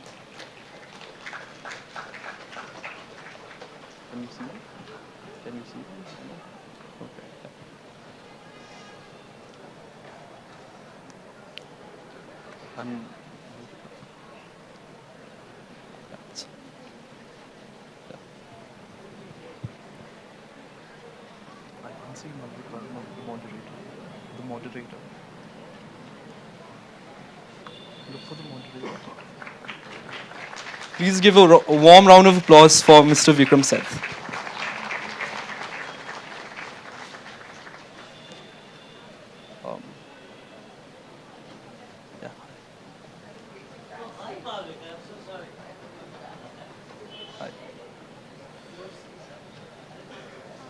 This session is titled A Suitable Author, Reading and Reminiscences.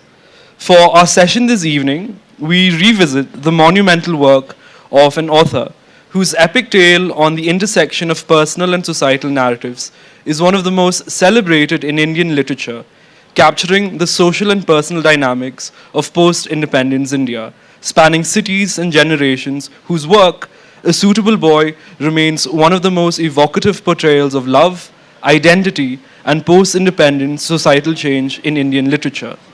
For this session, I am honored to welcome Vikram Seth, a celebrated Indian writer and poet. As an award-winning author, Vikram Seth is known for his sprawling narrative on post-colonial India, delving into love, familial relationships, and societal changes. He has received numerous accolades for his contributions to literature, including the Padma Shri and the SARC Literary Award in 2011. Moderating this session, we are joined by Ms. Malvika Banerjee, who is a woman of many hats, a journalist, an entrepreneur, and the founder and director of the Kolkata Literary Meet, whose work celebrates dialogue and reflection of the multitude of politics, social issues, and cultural events. Her insightful analysis and compelling storytelling have made her a prominent voice in Indian media, particularly highlighting the nuances of life in Calcutta and the broader social cultural landscapes of India. Let us give a round of applause once again to Vikram Seth and Ms. Malvika Banerjee. The floor is yours.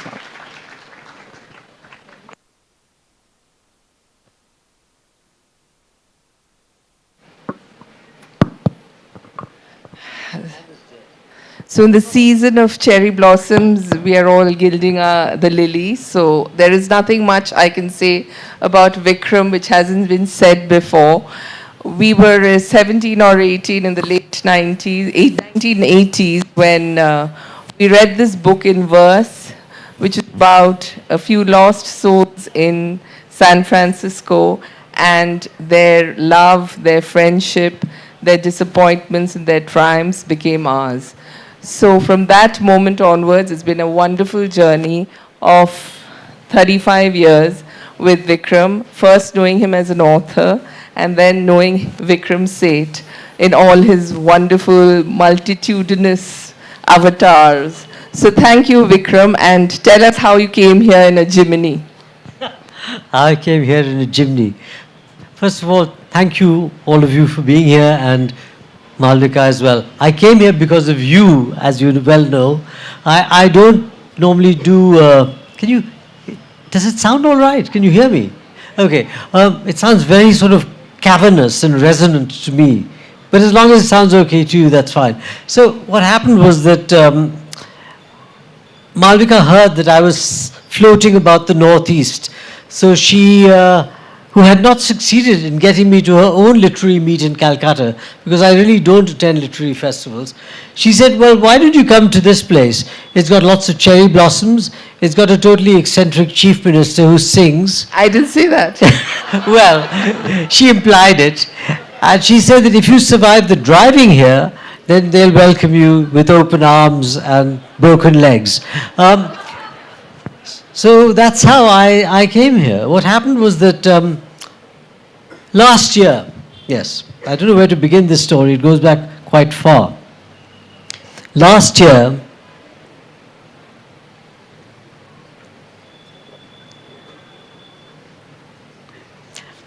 that's not for suspense, that's just because I needed to wet my whistle. Last year, I bought a Jimny. Now, a Jimny is not an old man's car, and I'm old. It's a young man's car. But when I went to the Polo showrooms, Volkswagen, I guess, to change my rickety car, which was now 12 or 13 years old, they had a number of nice cars, but none of them was in the kind of red color that I liked. they had a red. It was a sort of, I'm sorry to say, but it was what is known as a cherry red or cerise, which is not this lovely pink color, but a kind of dark maraschino cherry, sort of dark, slightly depressing color. I knew every time I stepped into the car, I'd get depressed. So I looked around for red cars, and a friend of mine said, look, I've ordered 2 Polos. I said, two Jimneys. I said, what's a Jimny? You mean a gypsy? He said, no, there's a new car, Jimny. Why don't you ride in one of them? And if you like it, fine. So I rode in it, and I liked it, and I liked the color. And then the car kidnapped me. What happened was that I wanted to go to the Valley of Flowers. An old teacher of mine had died, and he'd always told me to go to the Valley of Flowers, and I never had. And after his death at the age of 90-something, I said, for Guru Dayal Singh, I am going to go. And I began the journey. The Alaknanda was flooded, there were problems in getting across, and little Jimny pointed towards Badrinath. And so my driver, who's kind of slightly dharmic, he said, why don't we go there, Sahab? So I said, all right. And then there were a number of landslides, because the Valley of Flowers is really only in bloom in July and August, the sort of height of the monsoon. And a number of landslides later, I was forced to go to Kedarnath because I couldn't get back home, and then to Gangotri, and finally to Yamunotri. So, in the wrong order, of course, you're supposed to take the water of the Jamna and the Ganga, and then lay it at the feet of Kedar and Badri, Shivji and Vishnu. So that was the first kidnap. I got back home, I said, now I can relax. But before I knew it, the Jimny had taken me around the west, and then to the south, all the way to Rameshwaram and back again. And finally, I said, I've had enough. I've got a novel to write. I'm not going to put up with your wiles. And I phoned a friend. I said, I'll go to the east sometime next year. Can you give me a bit of advice? He said, what are you doing in the next 5 days? So I said, I'm writing my novel. And his reaction was, I am going to Arunachal Pradesh. I've been asked to do a number of photographs for a book for the governor. Why don't you come along? You'll see parts of the country that you've never seen before, that you won't get access to. So I spent 2 weeks in Arunachal Pradesh about 4 weeks ago. And then, where does the Jimny come in? I couldn't have 3 journeys with the Jimny and 1 without. So I summoned the Jimny with my driver from Delhi, and he met me in Dibrugarh. And then we went through Nagaland, through Arunachal, through Tripura and Agartala, through Mizoram, then to a state that I was sought to be dissuaded not to go from going to, Manipur.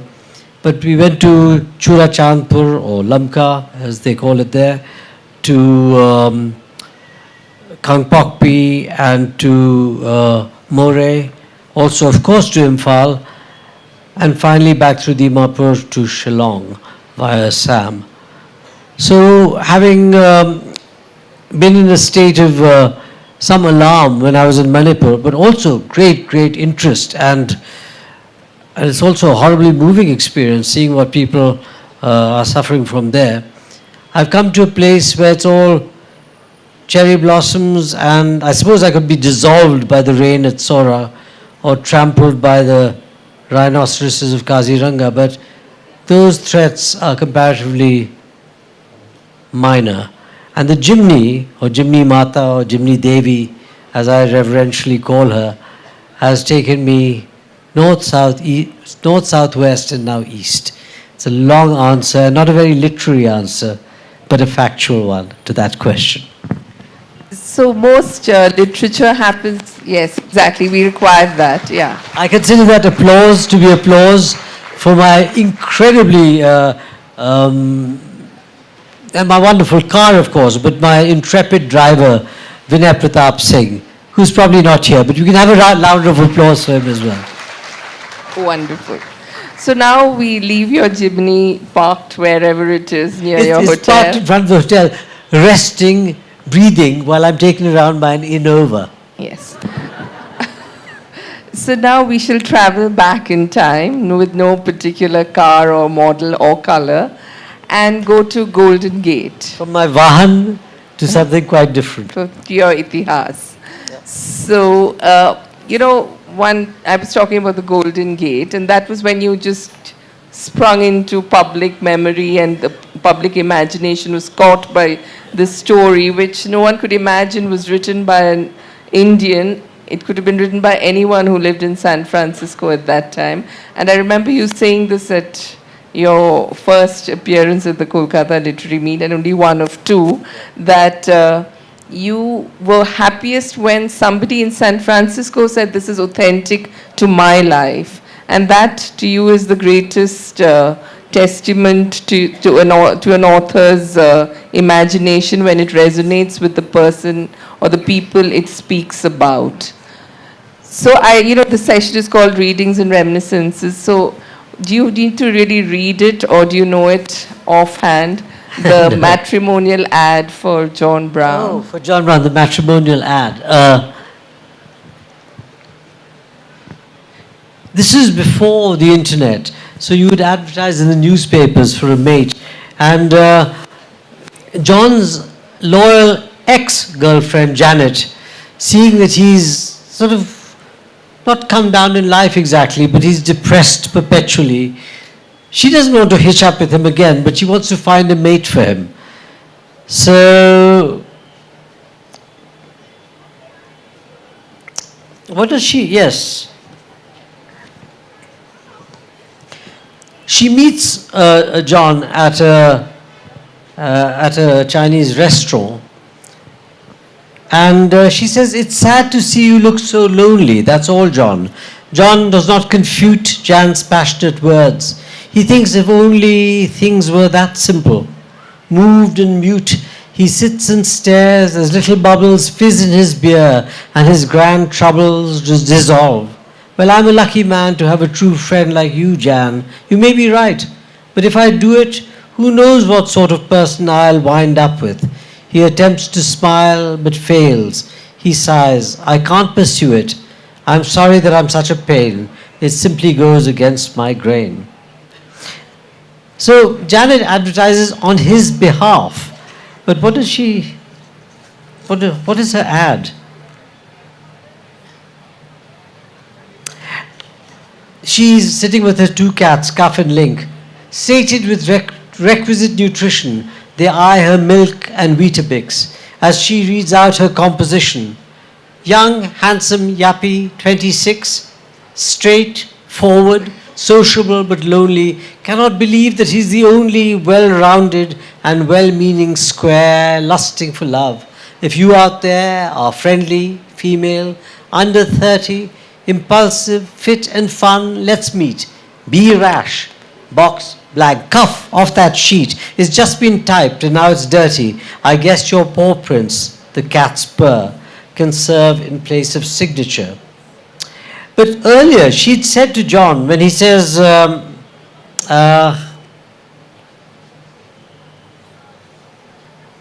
yes, he's complaining. He says, "I'm young, employed, healthy, ambitious, sound, solvent, self-made, self-possessed, but all my symptoms are pernicious. The Dow Jones of my heart's depressed. The sunflower of my youth is wilting. The tower of my dreams is tilting. The zoom lens of my zest is blurred. The drama of my life's absurd. What is the root of my neurosis? I jog, eat brewer's yeast each day, and yet I feel life slip away. I wait your sapient diagnosis. I die, I faint, I fail, I sink. You need a lover, John, I think." That's what Jan says to him. So you thought about a term that is now quite prevalent, the quarter-life crisis. I didn't realize there was such a thing. Of course, a quarter-life crisis, since John is 26, is not a 10 quarter. It's like a 5 quarter. But they say that 100 is the new 20. So has anyone told you that the Golden Gate in some ways, I mean, it's on the other coast, but Friends is also has the same. Has anyone said this to you? Yes, they've said it's a kind of glorified literary soap. about the Golden Gate. But they've said the same thing about a suitable boy. I don't take it as an insult at all. I like soaps. No, well, I didn't quite mean it as an insult. What I meant of course you didn't. What I meant is this whole thought of 5 young people trying to find love in a bustling metropolis. You thought of it before Chuck and whoever else Yes, has written. and that girl, Janice with the nasal voice, and the one who was smelly cat or scaredy cat? Phoebe, yes. Phoebe. Yeah, well, I quite enjoyed that. But, yes, but my coast is the West Coast when it comes to the United States. I spent 11 years there in the economics department not getting a PhD. So that's my coast for view. But there's something about those who don't get their PhDs and their Well, I've got MBAs from some Harvard. PhDs. I've and got Stanford. dishonest PhDs, the ones that people throw at you. But no, I haven't got a PhD in economics. Yes, he was at Stanford, if it counts for anything. So, going on from there to poetry, you went back into, and is it a collection of something you'd written earlier, or you wrote at the same time, All You Who Sleep Tonight? Yes, I'd self-published a book of poems, mappings, because, I couldn't get any publisher, so I just thought, well, I'll publish it myself. And I published it in the States first, and then I got something which is quasi-self-publishing, the great Pilal, who has launched so many writers, but you have to pay to get published. Of course, he had to. That's the only way he could, make a going of it. The next book of lyric poems was The Humble Administrator's Garden. And I've written more books of poetry than I have of fiction or prose, really. And I do see myself at heart as a poet. I was going to come to that later. So, why do you say that? Why?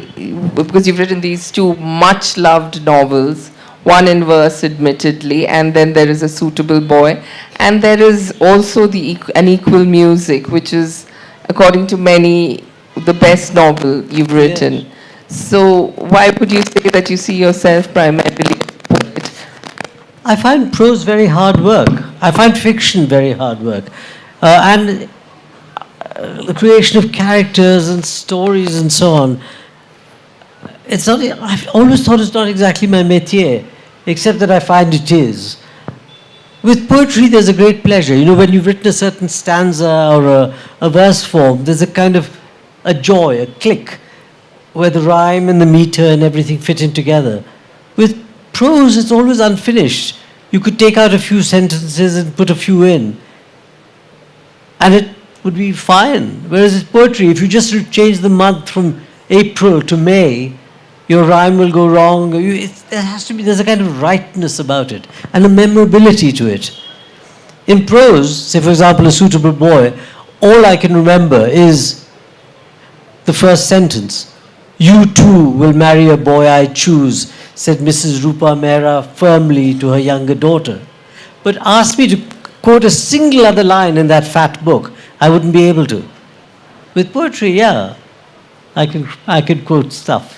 Would you also say that you love words, that you love the play of words and the sense of what they can do with meter as well as what they can do with rhyme and a double meaning and, the whole architecture of a poem somehow draws you to it more deeply because of your love for words? Yes. Okay. Oh, no, sorry. You want me to elaborate on that?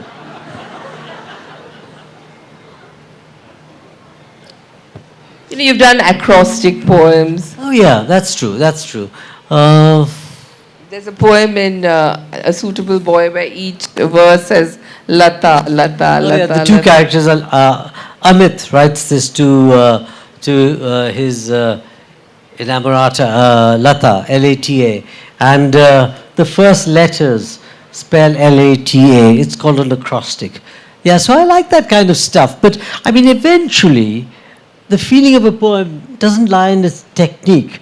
It lies in its emotional content, or how it can move people. Because poetry really is there to amuse or console or evoke or to make one think. And the technique should be there, but well hidden, I think. Similarly, with a novel, if you've done a lot of research into a particular subject or a particular period, in order to make it real, especially to the people who've experienced that. Malvika mentioned earlier that I thought that my book would be a failure, even if everyone praised it. But say a musician thought you were playing on the wrong string in an equal music, or a San Franciscan thought it didn't ring true, or a person who lived through the Nehruvian era in Indian life felt that somehow it didn't ring true. So again, you do a lot of research, you talk to a lot of people, but then you've got to remove the research from it. You've got to scrub that out of it. Otherwise, it's a dissertation, not a novel. And no one likes being preached to or taught within the four corners of a novel. So do you think you can now read us one? If I've pulled out a couple of poems, sure. Anthologies, so whichever. Well, All You Sleep Tonight. That is one poem I can remember by heart. Something else. Sure. Here you are.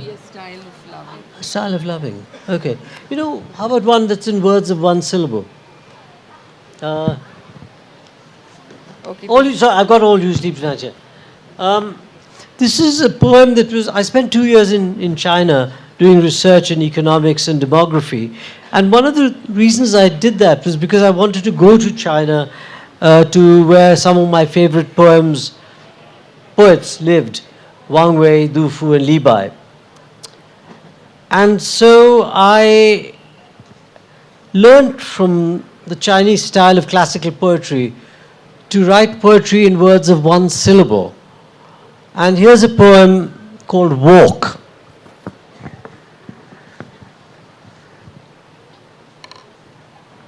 That's interesting.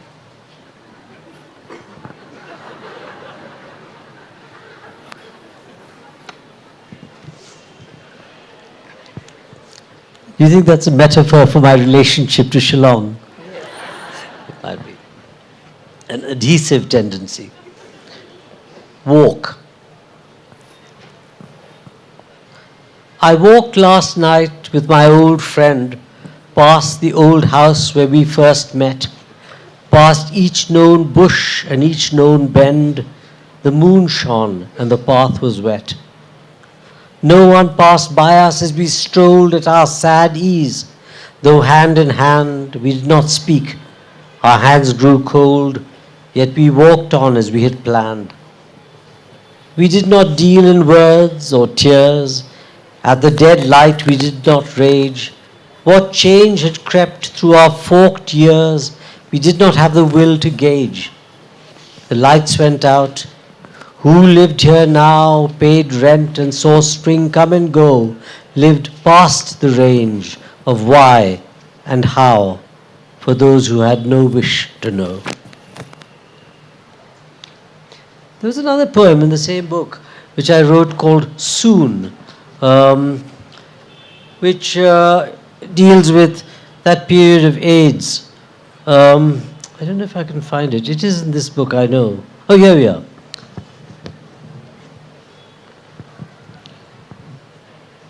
I shall die soon, I know. Again, words of one syllable. I shall die soon, I know. This thing is in my blood. It will not let me go. It saps my cells for food. It soaks my nights in sweat and breaks my days in pain. No hand or drug can treat these limbs for love or gain. Love was the strange first cause that bred grief in its seed, and gain knew its own laws to fix its place and breed. He whom I love, thank God, won't speak of hope or cure. It would not do me good, he sees that I am sure. He knows what I have read and will not bring me lies.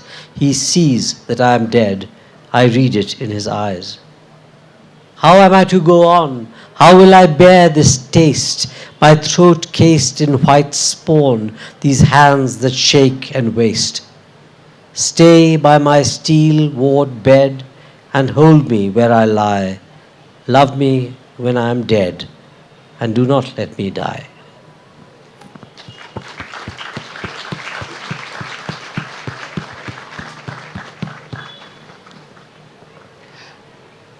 So after these intense poems and with the whole world talking about you for your wonderful ode to San Francisco and your amazing poetry, you come and write a 1,000+ novel about India in the 1950s, about pan-chewing politicians and slightly effete young handsome men, and a woman in the middle of it, a young woman in the middle of it all, trying to choose her life partner. So this mammoth leap you took from, Chinese poetry and a book on San Francisco to this. What made you take this leap? What was the story that was like a kida in your heart for so long? Sort of beneficent kira, maybe a glowworm, or jugnu, or a firefly perhaps. I was partly homesick, and partly I knew I didn't want to continue to be an economist. I just felt, after writing The Golden Gate, that I could possibly, make a sort of living out of writing. I knew it would have to be a novel, and I wanted to write about my family, basically. So I came back home. I was in my late 20s, no, in my early 30s, and I decided to sponge off my parents, which I would advise all of you to do if you need a patron or a matron or both.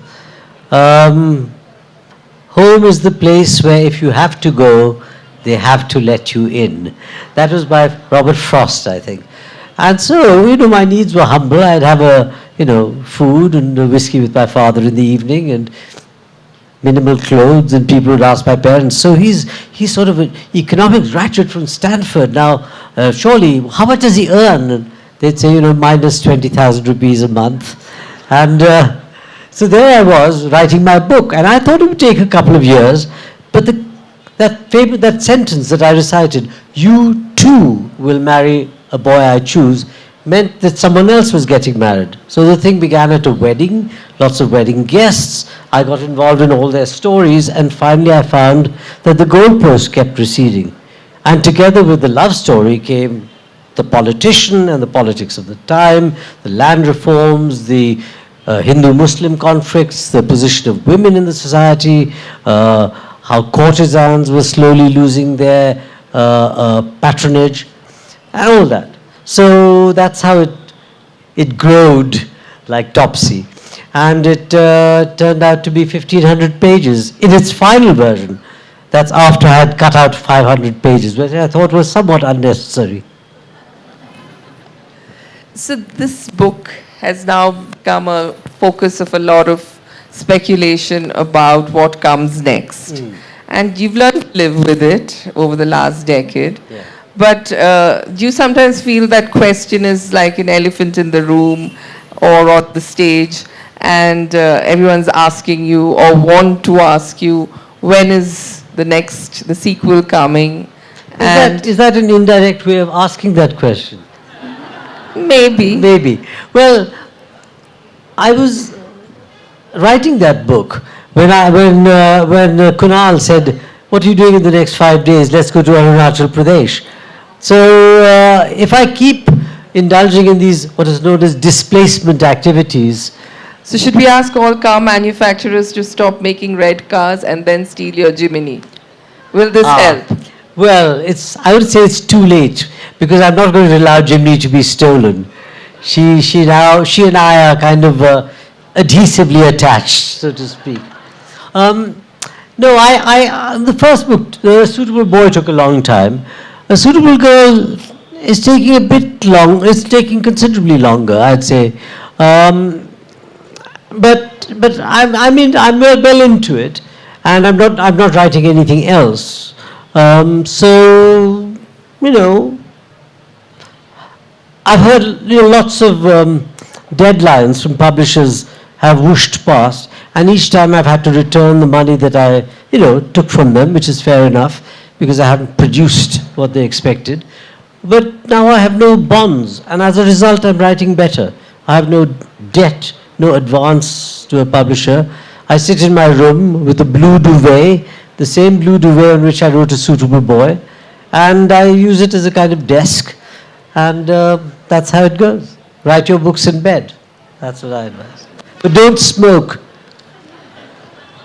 So, in the middle of all this, out came this wonderful little translation of Hanuman Chalisa. So, is it part of The Girl, or is it something that took place on its own? This is strange. I guess everyone knows pretty much the Hanuman, or knows what the Hanuman Chalisa is. If not, let me just say it is one of the most iconic hymns or poems in the Hindi language, or the Awadhi language, you might say. It's called a Chalisa, or a 40-verser, because there are 40 couplets or chopais in praise of Hanuman and all his various exploits. And there are 3 dohas as well, enclosing it in.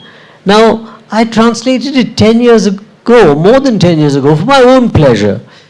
Hanuman Chalisa is something that's always been around with us. In fact, it's probably better known than any other poem in the world other than Happy Birthday to You, or a particular Chinese poem on homesickness, about watching the moon.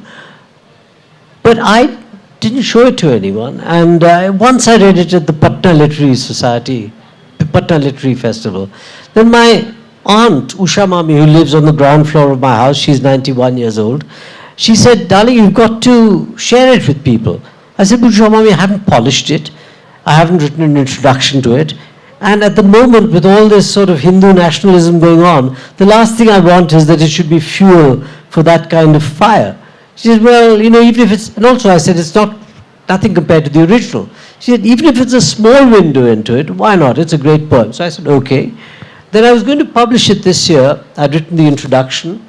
I was going to publish it this year on Hanuman Jayanti, his supposed birthday. It's the full moon of Chaith, month of Chaith, Chaith Purnima. Suddenly I looked and realized that would be just before the elections. So I said, absolutely no way. It'll be madness. It'll just get swallowed up and misused and so on. So I published it on my birthday in June, and I made sure that the introduction that I had written in last November would be published with it. And by your leave, I'll read that, the end of that last, of the introduction. I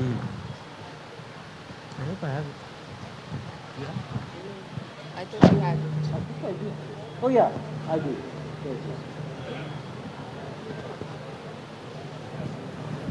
So first I talk about the prosody and the rhyme structure and so on and so forth, but then at the end I talk about one of my own characters in A Suitable Boy called Bhaskar, who was a very young kid who was a mathematician and loved both numbers, and he also enjoyed, like kids do, running about and taking part in plays. And one of his favorite roles was one of the Vanar Sena, the monkey army at the annual Ram Leela in the town of Brahmpur. So I wrote, I dedicate this translation to Bhaskar, who learned the poem before he was 5, but who spent his 50s fighting the chauvinism and intolerance to which this and many other well-beloved religious texts and rituals have been put. Nothing could be further from the humanity and inclusivity of the best of Hinduism than the self-aggrandizement and willful cruelty of those who use the religion in which, in the lottery of life, they happen to be born, in order to attack or demean others. May the Hanuman Chalisa continue to spread joy, expand imagination, and give strength and solace to its many past and future readers.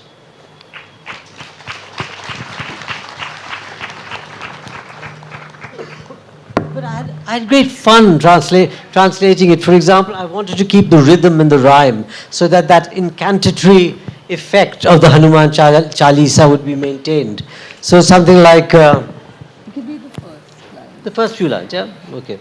That everyone knows, even here. Exactly. Like Jai Hanuman Gyana Gunasagar, Jai Kapis Tihu Loka Ujagar. So that I translated as Hail Hanuman, great wisdom's ocean, the three worlds glow with your light and devotion. And so on. It went like that all the way to the final Doha. Pavanatanaya Sankat Haran Mangalamurati Roop Ram Lakhan Sita Sahit Hriday Basahu Surbhoop. Son of the wind, crisis dispeller, blessed form I implore, with Ram, Lakshman and Sita, dwell thou in my heart's core. That's the style of the thing. So was the challenge in keeping that amazing tempo of it? Yes. English doesn't have a lot of, like, English is more like ta-tum, ta-tum, ta-tum, and Hindi is more tum-ti, tum-ti. So it's a falling rhythm, and it's like to be or not to be is English. And Hindi is jai, and English is quite poor in these rhymes like ocean, devotion, feminine rhymes, so-called. So that was one of the challenges. By the way, in England, the house I bought there was the house of George Herbert, the great Anglican, I think to my mind, the greatest Anglican poet ever, greater than John Donne. And I don't know what business the church had to sell, selling his house to to pay off their financial debts. They made some bad investments in the 1990s. So that's what they did. I was, and other people were the beneficiary. I bought it, and his little church just across the way, where he wrote some of the most. Anyway, he preached his sermons. He died very young at the age of 39, and I felt his presence there for a long time and wrote a number of poems in his stanza forms, in his style. I mean, India is very lucky. We have a tradition of Hinduism. We have the tradition of Islam. We have the tradition of Judeo-Christianity. We don't really have the Sino-Japanese tradition. But we have three of the four most populous traditions in the world. And what madness it is that we should be reducing our access to the wealth of the world by saying, oh, this is Indian and that is not Indian. Let us not be foolish. I think on that note, we can take 2 questions. I think we may have exceeded our time. Let's take 2 questions. Yes. Democratically, one from the left and one from the right. Yes, I can see one hand up. If you can't hear the question, I'll include it in my answer. Oh, there's a mic. Good. We'll be taking 2 questions. Just 2. So, firstly, I'm a big fan of your poems. And, obviously, as a writer, you might experience things like writer's block, very famous, being thrown around these days. What moves you back to the writing desk when you're, The question of writer's block and what moves me back to the writer's desk. As I said, I don't have a writer's desk. I have a writer's duvet. But let's take that as given. If I'm stuck, I can't speak for other writers. If I'm stuck and there's a kind of a wall, a plot wall I can't get through, or I can't visualize what will happen next in the novel, then I don't just give up. I try to batter the wall, knock it here, try to pole vault over it, or get around it, or dig under it. But if it doesn't succeed over a longish period of time, then I'll put it aside and try to do something else. Occasionally that works. It may not even be writing a poetry. It might be just listening to music or traveling to the northeast or something. But in fact, there are a number of my manuscripts which have not succeeded in being resuscitated or revised or revived. In that case, my economic hat comes on and I say, sunk costs are sunk costs. Or consider the opportunity costs of wasting more time doing this when you could do something else. So that's how I deal with it. Yeah. Thank you, sir, for that Sure. answer. And the last question from this side, I think. I'll ask a question. I'll point to a random person and ask for a question from there. Yes, the gentleman or the lady in the white hat over there. Your turn to ask me a question. Yes. So, oh, sorry, a gentleman. Yeah. Hello.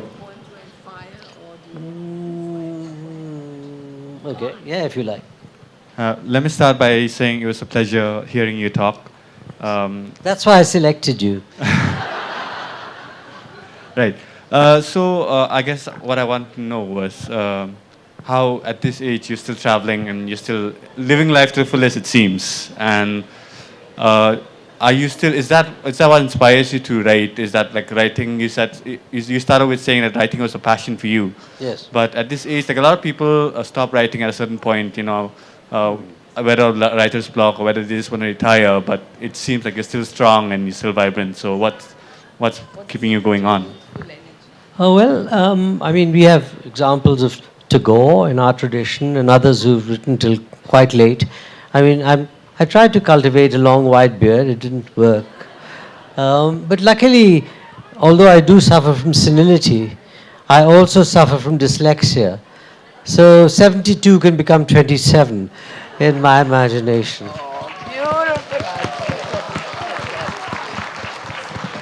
So before we call it an evening with Vikram, and there are two amazing sessions ahead as well, could you just read two poems? One is All You Who Sleep Tonight, and then we'll end with Fire. So you have it with you there? Or you don't need to read? All You Who Sleep Tonight is an 8-line poem. There was one line in it, know that you're not alone, which I struggled with, and finally changed it to know that you aren't alone. I wrote the poem in about 10 minutes, but that one line cost me about 8 months to get it right. It's all you who sleep tonight, far from the ones you love, no hand to left or right, and emptiness above. Know that you aren't alone. The whole world shares your tears, some for 2 nights or 1, and some for all their years. And since we can't end on that note, there's a poem from the revered earth called Fire, which is also very short, which I have to leave the stage for him to totally own it and read it. Thank you, Vikram. Thank you. Thank you for getting me here. You can stand and read it. Ma'am, kindly stay on. It requires a tiny introduction. This is part of a libretto which I wrote for a friend, a composer, because music to me is as important as speech. I'd written a poem which he liked the poem, but he said he liked it, but he couldn't set it to music. So I said, well, what's the matter with it? He said, well, nothing really. I mean everything. I said, so you don't like it? He said, no, I like it a lot. So I said, Alec, you're talking in riddles. He said, it's a bit literary and, indirect. The other poems I can work with. And this one, fine as a poem, useless as a text. After a while he added, couldn't you just go back and write something else? So I said, no, I couldn't. This was the fruit of my inspiration. I couldn't just go back to the muse and say, sorry, you've done your best, I've done my best, but my composer, who actually likes the poem, has nevertheless rejected our work. I was in fact quite annoyed. By now I had moved on and was working on other things. I couldn't revert to the elements just to appease a fussy composer. But upon looking at the poems, I began to think that Alec had a point. It was a bit literary and it was quite difficult to make sense of it. But what could I do? Time was short. I couldn't see how the same poet, within a couple of months, could write 2 completely different poems on the same subject, fire, and with the same title. Eventually, as the deadline approached, Alec told me that the paradox was easily soluble. He suggested I go home and get drunk. This irresponsible advice worked. The muse, or maybe a different muse, re-emerged not unwillingly from the fumes of the wine, and the second poem, also called Fire, was born. I still don't know what to think of this particular poem, which is different from anything I have ever written. And rather than read the first poem, time is short, I will just read the poem that I wrote on the subject of fire, the second one.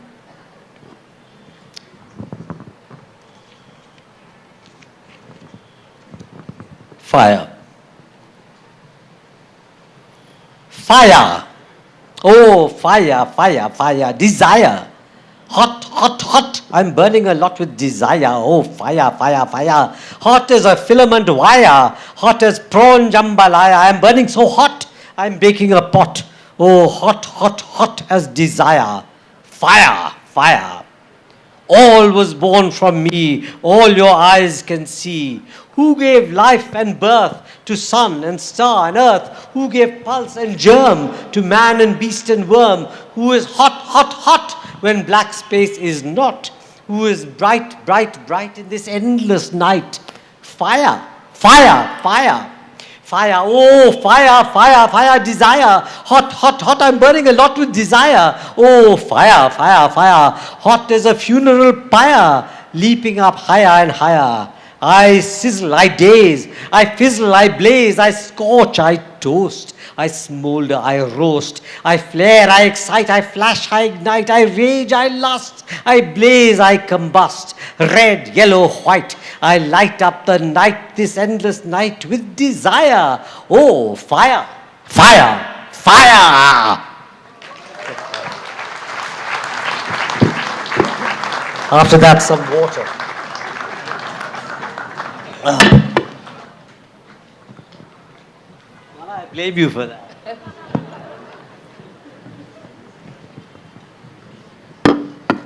As we draw to the end of this session, we extend our heartfelt thanks to the illustrious Vikram Seth and the remarkable Malvika Banerjee for sharing their wisdom and memories with us this evening. Before we bid adieu, I kindly call upon the Honorable Minister of Tourism, Bapol Lingdo, to kindly felicitate our guests for this evening. Sir?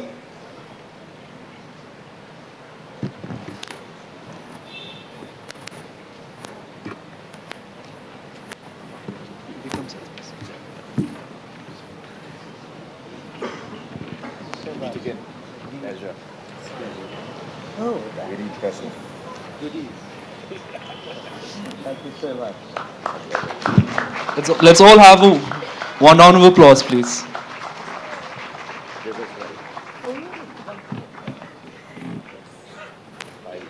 It's fiery. Oh, well, that's very promising. Thank you. Pleasure.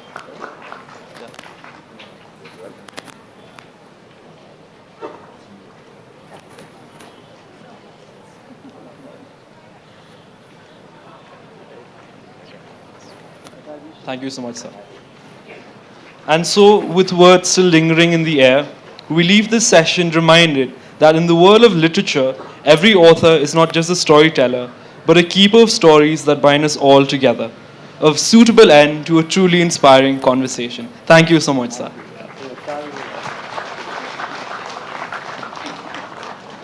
Additionally, if there are any other questions, I'm sure Vikram Seth would be more than happy to take them up and address them at the book signing. Thank you. Shall I carry these books? Okay. Thank you.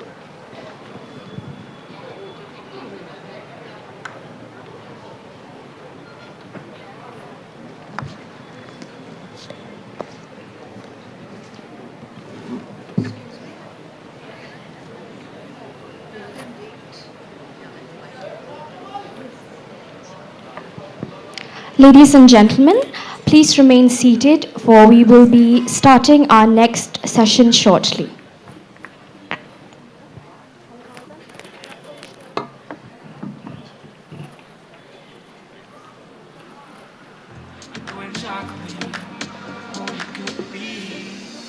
Just hold on.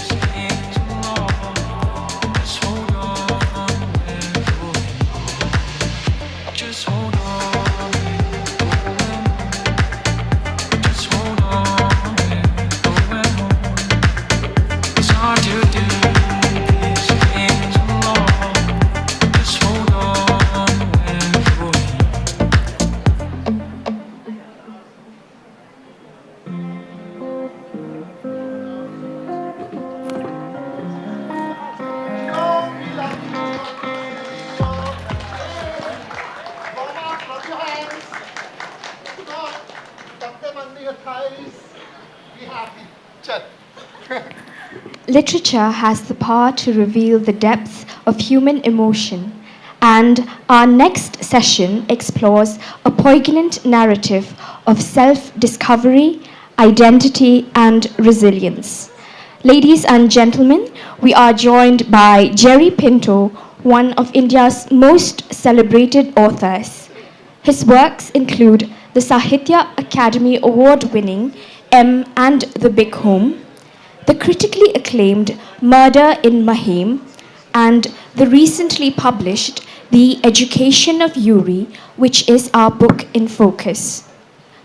Pinto is also a celebrated editor and translator with accolades like the Wyndham Campbell Prize for his contributions to literature. In conversation with him is our very own Janice Paryat, an acclaimed writer and recipient of the Sahitya Academy's Young Writer Award and the Crossword Book Award for her debut book Boats on Land. Her novels, The Nine-Chambered Heart and Seahorse, have gathered widespread praise, with the former longlisted for the JCB Prize for Literature. Her latest work, Everything the Light Touches, is a masterful, multi-layered exploration of our relationship with nature. Renowned for her lyrical prose, Janice intricately blends the cultural essence of Northeast India with universal themes of love, identity, and nostalgia, creating stories that deeply resonates with readers. Ladies and gentlemen, let us have another round of applause for Jerry Pinto and Janice Paryat. The floor is now yours. Thank you. Oh my goodness, that was very generous and very beautiful. Thank you. Good evening, Shillong. It is absolutely wonderful to see you all here. It's a little bit cold, so I hope you're keeping warm.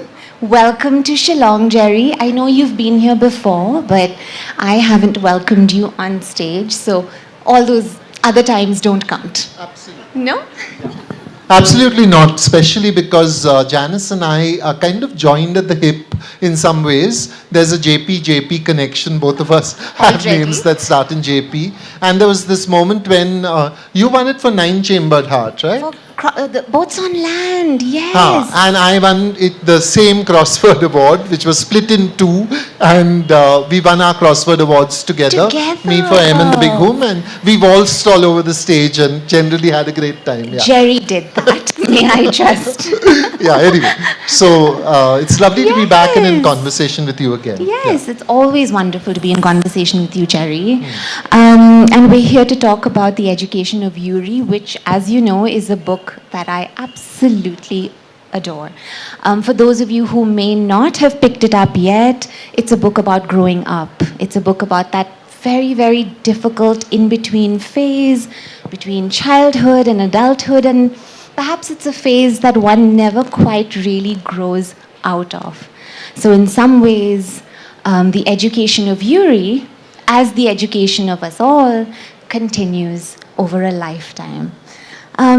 But I would like to start with Yuri himself and expand the question to include characters. How do characters come to you, Jerry? Are they encounters that you've had? Are they people that you've met? Are they characters that you carry with you all your life? Where do they come from? I think, one of the things that makes me very sad, and I'm talking here to the young people in the audience especially, when I see you with your ear pods in your ears, and you can't, you're not listening or talking to the people around you because you're so involved with your phone, with your cell phone, what you're doing is really cutting out humanity, and you're focusing on something that has been served up to you, right? Now, if you're going to be a writer at all, no, if you're going to be a human being at all, if you're going to enrich the experience of being a human being, it can only happen if you encounter other human beings in the flesh.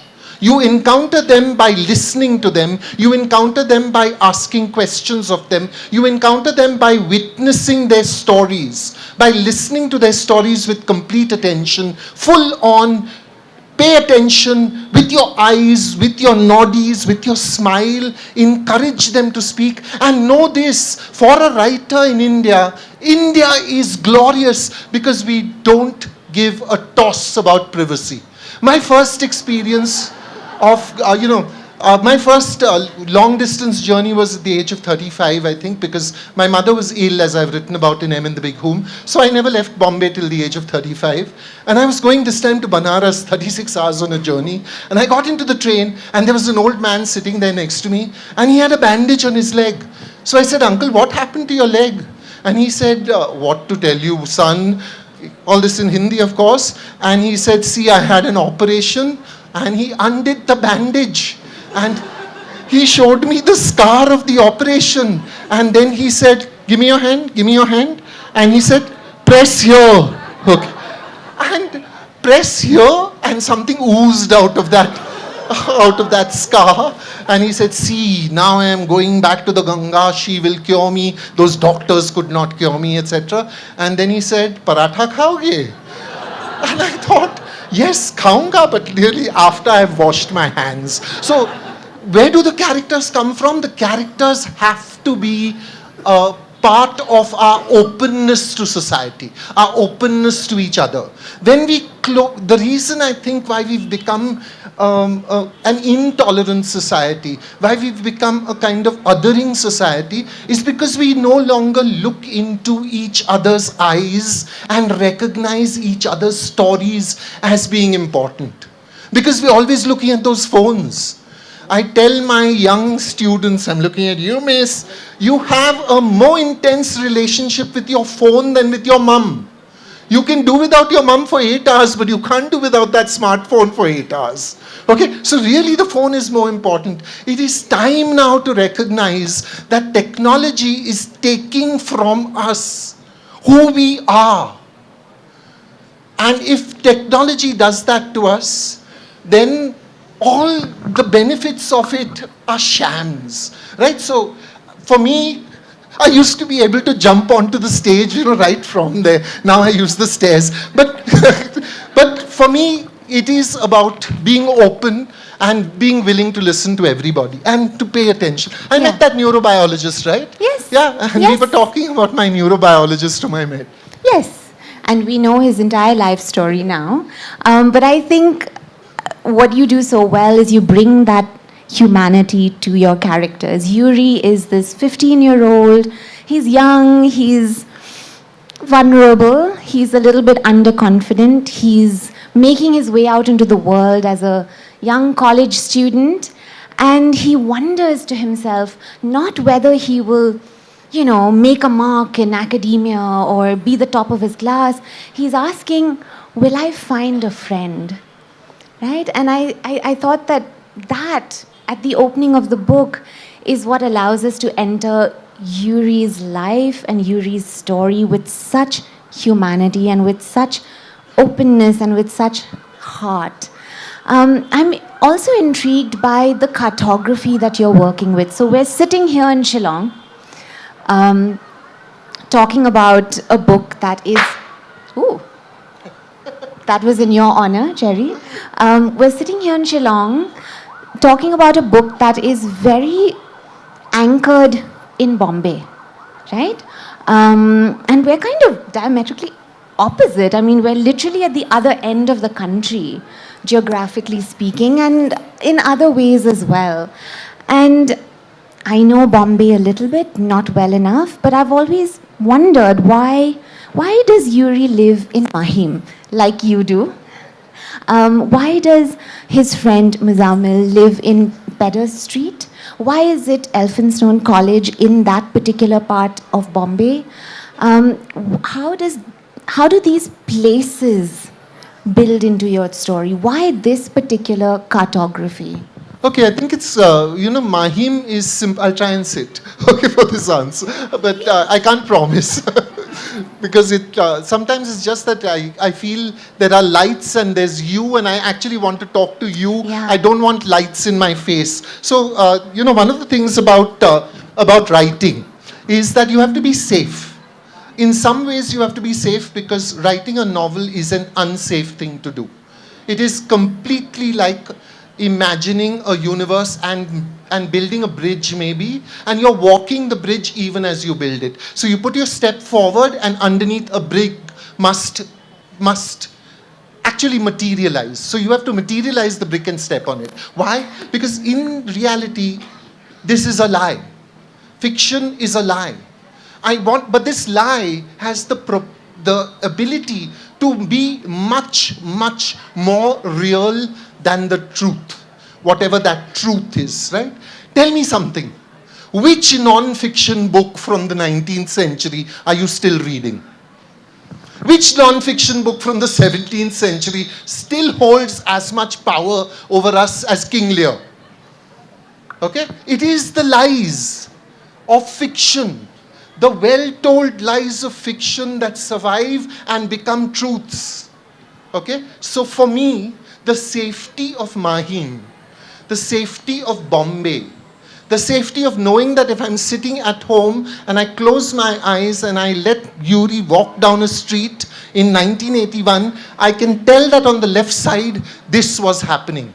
I can tell that he will then confront that Gola Sharbat wala or that sugarcane juice wala who's been there for 40 years. I know this. And because I know this and I'm safe here, I'm safe in my concreteness, right? I can then invent anything I want. I can take him and I can throw him into the air, and you, because you read and you care, you'll catch him and you'll hold him. Okay? So it's really like that feeling, that cartography for me, Janice, is the cartography of pitching safety against terror. Okay, because this is what every fiction writer knows. Every fiction writer knows that if we all stopped writing, there are enough books for the rest of our lives. There are enough books for everyone to read. Yeah. Most of us haven't even started the Turgenevs and Dostoevskys and Lady Murasakis and Marcel Prousts that are waiting there for us. Why do we write these novels? We write these novels because we need them. Meaning, I need to write my novel. You need to write yours. Then we act in faith. And we send them out because we hope there's someone out there who needs that novel too. Just as we have needed novels that we have read and which have actually built us.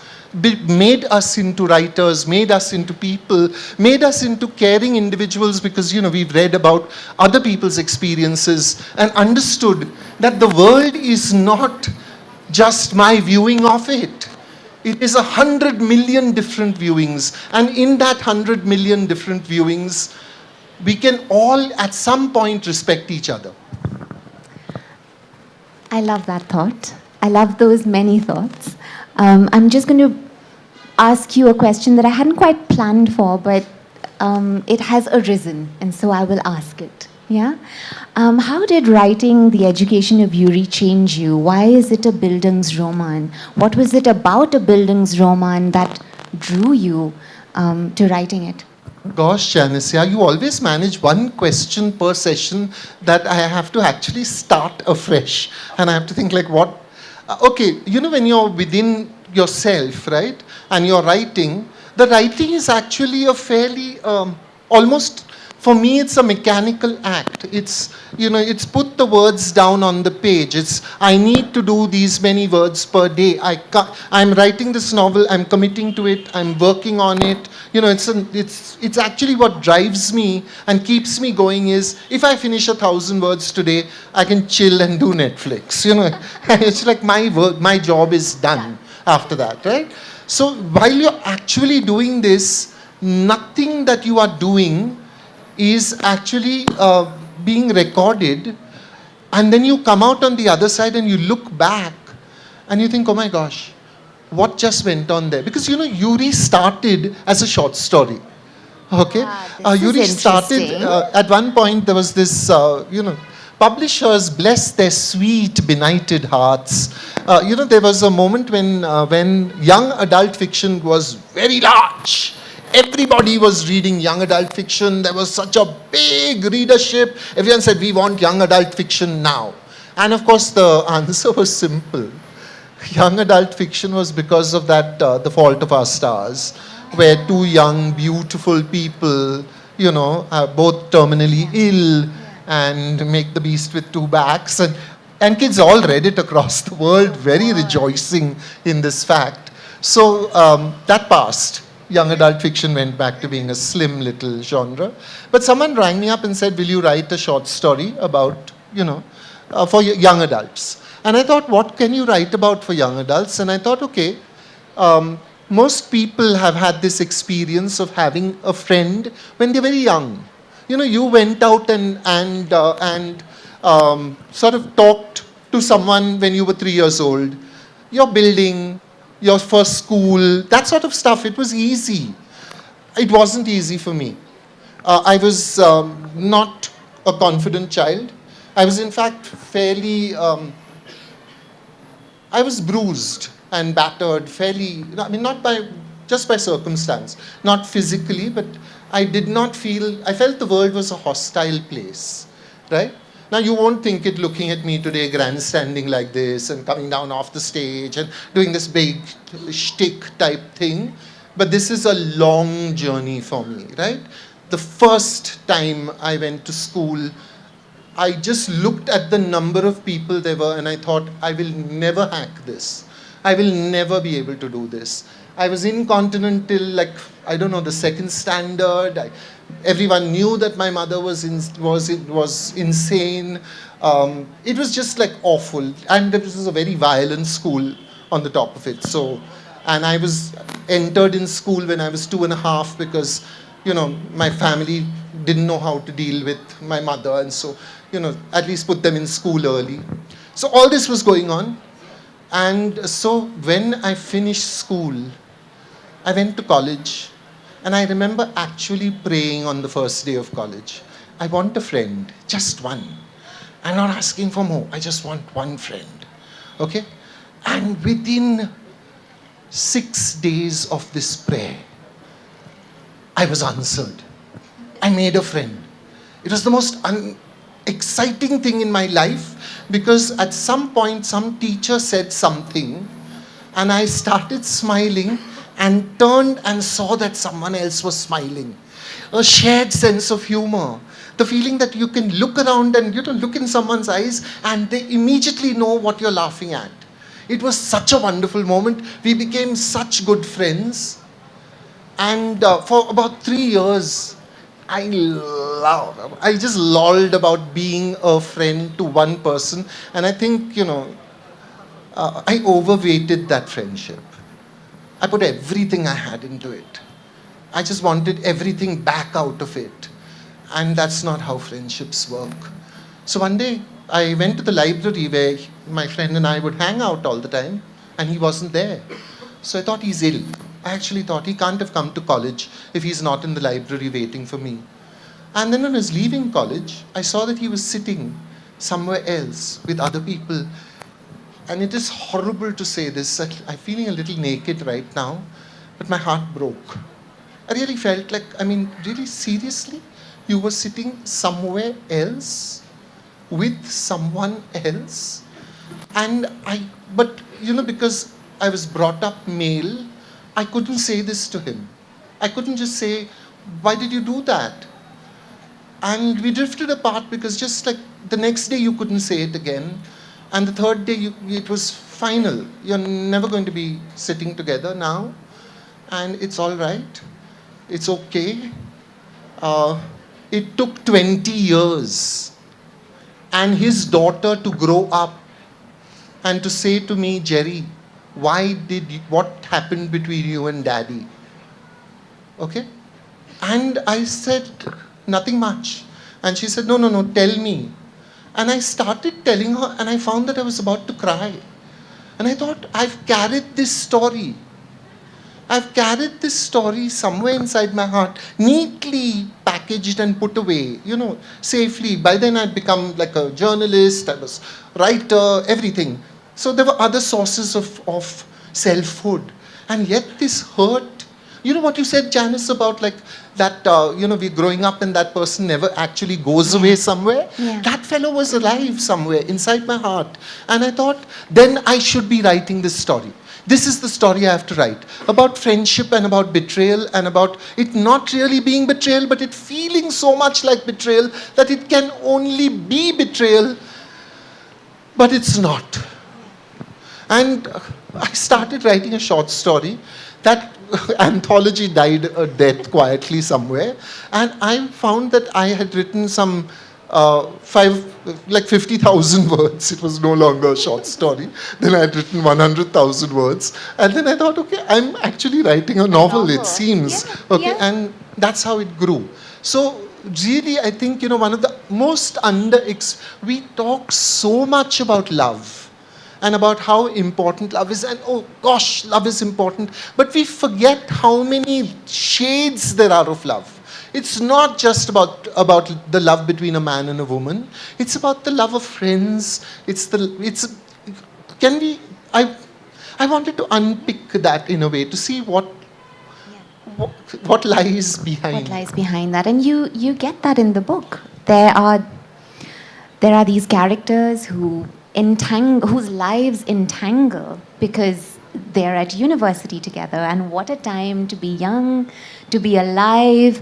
And there are moments in the book where that sense of possibility emerges with such power that you are young and the world lies, before you. And yet all of these other things happen, right? The friendships suddenly end. The love doesn't quite work out. The family is sometimes not there. So all of that humanity, I can see that you've, poured all of that humanity into the book, which is what makes the book what it is. Just a quick question about process. You said that you started this as a short story. It became 50,000 words, so not quite a short story anymore. But is this how it tends to happen, that you write this first draft with some kind of frenzy and fervor, and then you look back? I'm asking as an interested co-writer as well. Okay, I wish, it is sometimes such a joy to know that there is no rationing of words. Like no one has said that you have to do a 60,000 word book in 60,000 words. You can do it in 700,000 words if you want to, and that reassures me. So what I do is, okay, a little codicil here. Many of the stories that writers tell about themselves are written post facto. We tell the story about the story. And that's part of the job that we do. But here's the truth. I have written about one successful word, which by successful I mean printed, for every 10,000 that I have destroyed. I write much, much more than I will ever need. And I write because I have the reassurance that in the edit, I can kill that word. It can be erased forever. But at that point, okay, I'm very sentimental somewhere. Inside my heart, I'm a very sentimental person. So I cry when I'm reading books. I cry when I'm watching films. Sometimes I can see a puppy in the street and it can start me off. I'm a soft touch like that, okay? And likewise, I can laugh at anything. I'm easy to set off in a way. Now, I know that when I'm writing, if I clog you with sentiment, then you can't respond to me. So I need to then, when I'm looking at my stuff, tear out all the sentimental chunks and make sure that there is space for the reader to come in and feel with me. Okay? So this means, this is what I define as killing your darlings. The things that you have loved, the things that you have cherished when you're writing, sometimes may not be the things that you need to say in order to get the response that you want. So my friend Melly Gobai, the painter, used to quote his teacher Knox Martin, who always said, the bartender is never drunk. The bartender's job is to make you drunk. And therefore, the writer has to produce the situation in which you will feel the emotion. That's the job. Yeah. And just to bring up sentimentality and, this soft sense of fuzzy nostalgia, because it's so easy to fall into that mode of writing and of conjuring that atmosphere, especially in a book that is set in the past. Yeah, and by the past, I mean the early 1980s, which honestly feels like so long ago now, but it really isn't. It's not ancient history at all. It's not that long ago, but it is also a very different time, as we know, right? And here we have Yuri and his friends at college, blissfully unaware of things to come, right? They don't know about the rampant liberalization of the 1990s. They don't know about the rise of the right, about the rise of Hindutva. They don't know about, the chipping away of, socialist secular India. At some point that is to come. But we do. You do.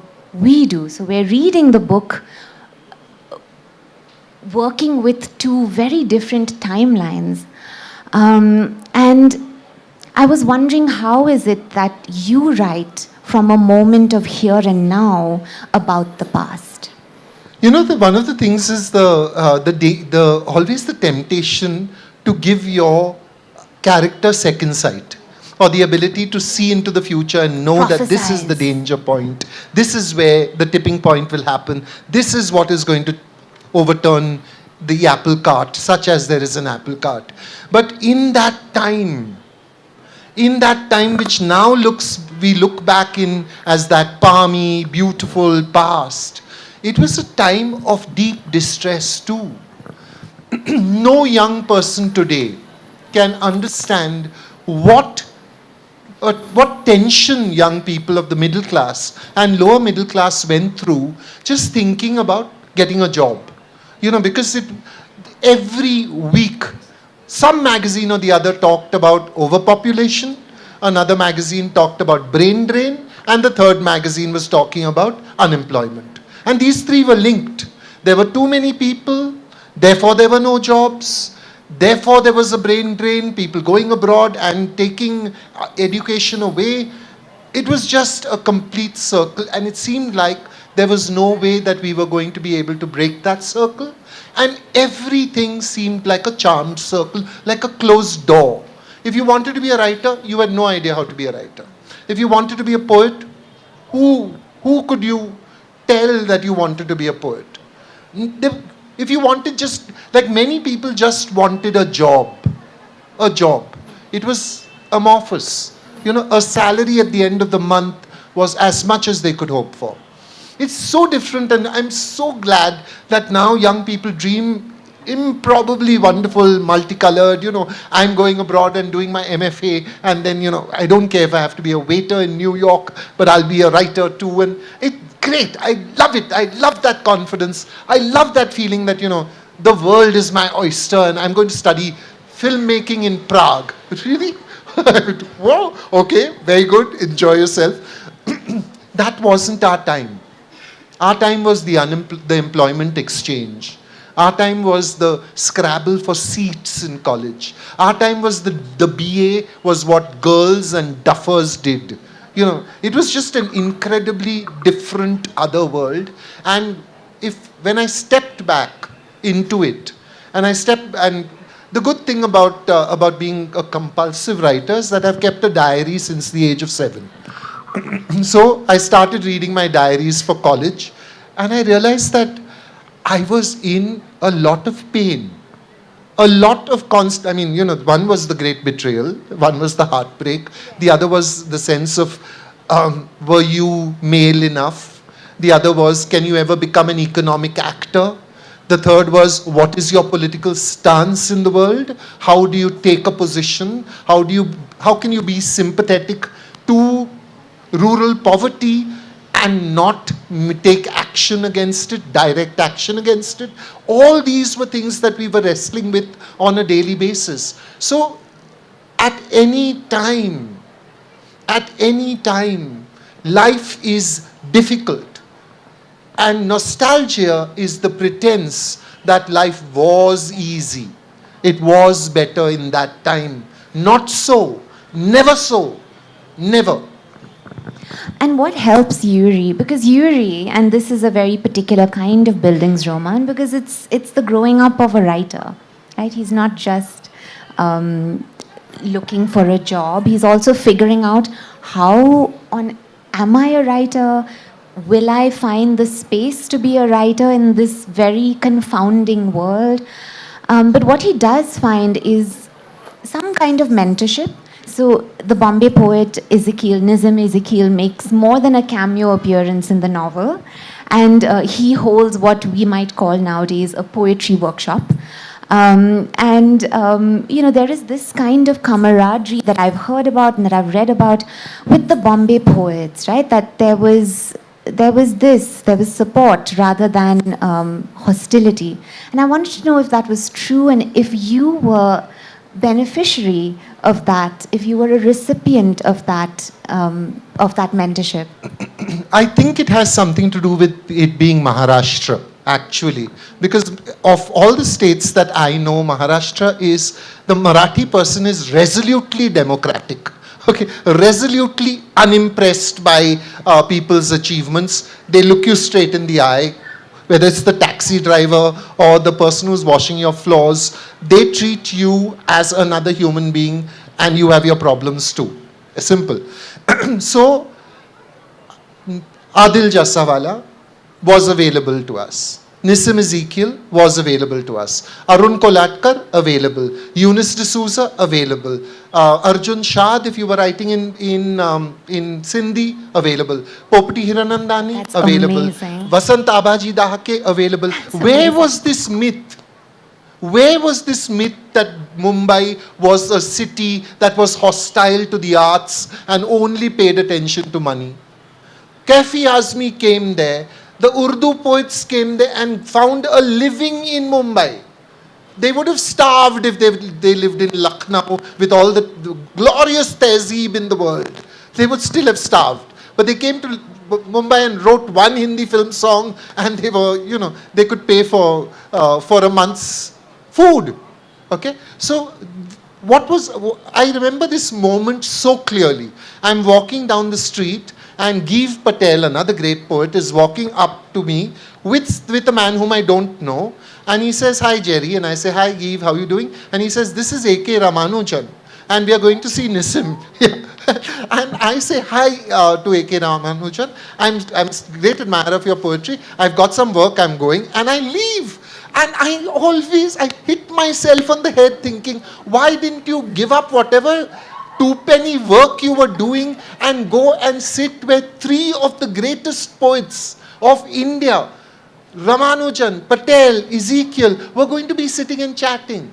Whether they talked about where to have tea, didn't matter. You should just have been there. And instead I went off to do whatever idiot work I was doing. It's like, so how blessed we were that these men and women made themselves available to us. How blessed we were in the poetry circle. I make ruthless fun of the poetry circle in the poetry corner. Yeah, because we also had some really wonderful moments when very special eccentrics would turn up at the circle. But there was Ranjit Hoskote, Arundhati Subramaniam, the living Chola bronze. There was me, there was Nissim also, Adil coming often to them, Arvind Krishna Mehrotra coming down and doing workshops with us, for the price of a train ticket. He said, second AC ticket to Bombay, I'll stay with my brother-in-law and I'll come and do a workshop with you guys. A.K. Ramanujan did Shanta Gokhale. Everybody came and just shared wisdom. Just shared wisdom. They didn't ask for money. My deep sorrow is that there is no forum now in Bombay for us who are now heading towards our 60s to be able to do this for young people. The poetry circle was special, was so special. The Theosophy Center where Nissim sat, with his legs up on this thing, his socks torn. You walked in and he said, hello, hello, hello, hello. And you said, Nissim, I've written a poem, I'd like you to hear it. And he said, yes. And he would listen to your poem. And then he would say, you have a comma at the end of line 1. but you don't have a comma at the end of line 3. Why? And you want to say, Nissim, I want you to tell me I'm a genius. I don't want you to tell me about commas. But what he was doing was directing your attention towards your craft. He was saying, after you have written the poem, have you done your best work with it? Have you paid attention to the smallest detail, to the commas and the full stops and the whatever punctuation you want or you don't want? Have you made it the best possible poem before you dared to show it to me? But he did it gently by just pointing out commas. He was a fine mentor to all of us. And when I put him in, I was so glad for his presence, because he was, I remember telling Adil once, and this shows how unbalanced I am. I remember saying to Adil, I'm so glad I met Nissim first and not you or Dom, because y'all were drunkards. And I would have thought it was necessary to drink to become a poet. And then I thought, what are you saying? And Adil, being Adil, just laughed and said, oh, anyway. And we're still friends. So that shows you the kind of people they are. Well, Ezekiel is a wonderful presence in your novel. I would obviously wish to continue, because I have many more questions, but I will be generous and open this out to the audience, because I'm sure there are questions. Jerry is just the most wonderful. Anyone wants a mic? Approachable. Yes. Yeah, and it's an AMA. You can ask me anything, including how much were you paid for your last book. Okay? All questions are open and available. But Sharminda na kijiye, don't make me tell you about small quantities of cash. Not especially when Shobhaa is sitting in the front seat. The last time I met Shobhaa, she stepped out of a beautiful, out of an SUV, looking completely elegant, and I said to her, she said, I've just come after 9 hours of traveling. I said, so what were you doing? She said, oh, there was a bidding contest for my next book.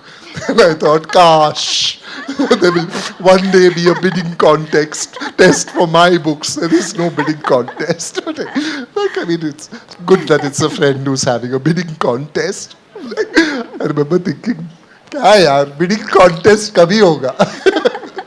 One day, Jerry, one day. No, actually it's because I just Ravi Singh. So I finished the book and handed it over to him. Poor Kanishka, who's supposed to be in the audience because he's my agent. He's there. I can He's see there. him. There he is. Okay, poor Kanishka. He doesn't get to do any of this stuff because I just hand it over to Ravi.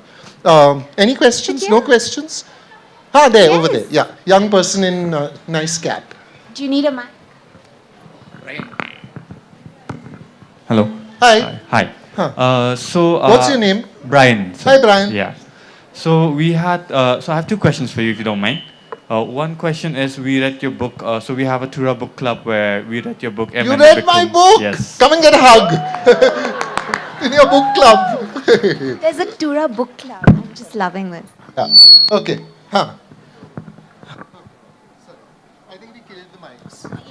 Hello.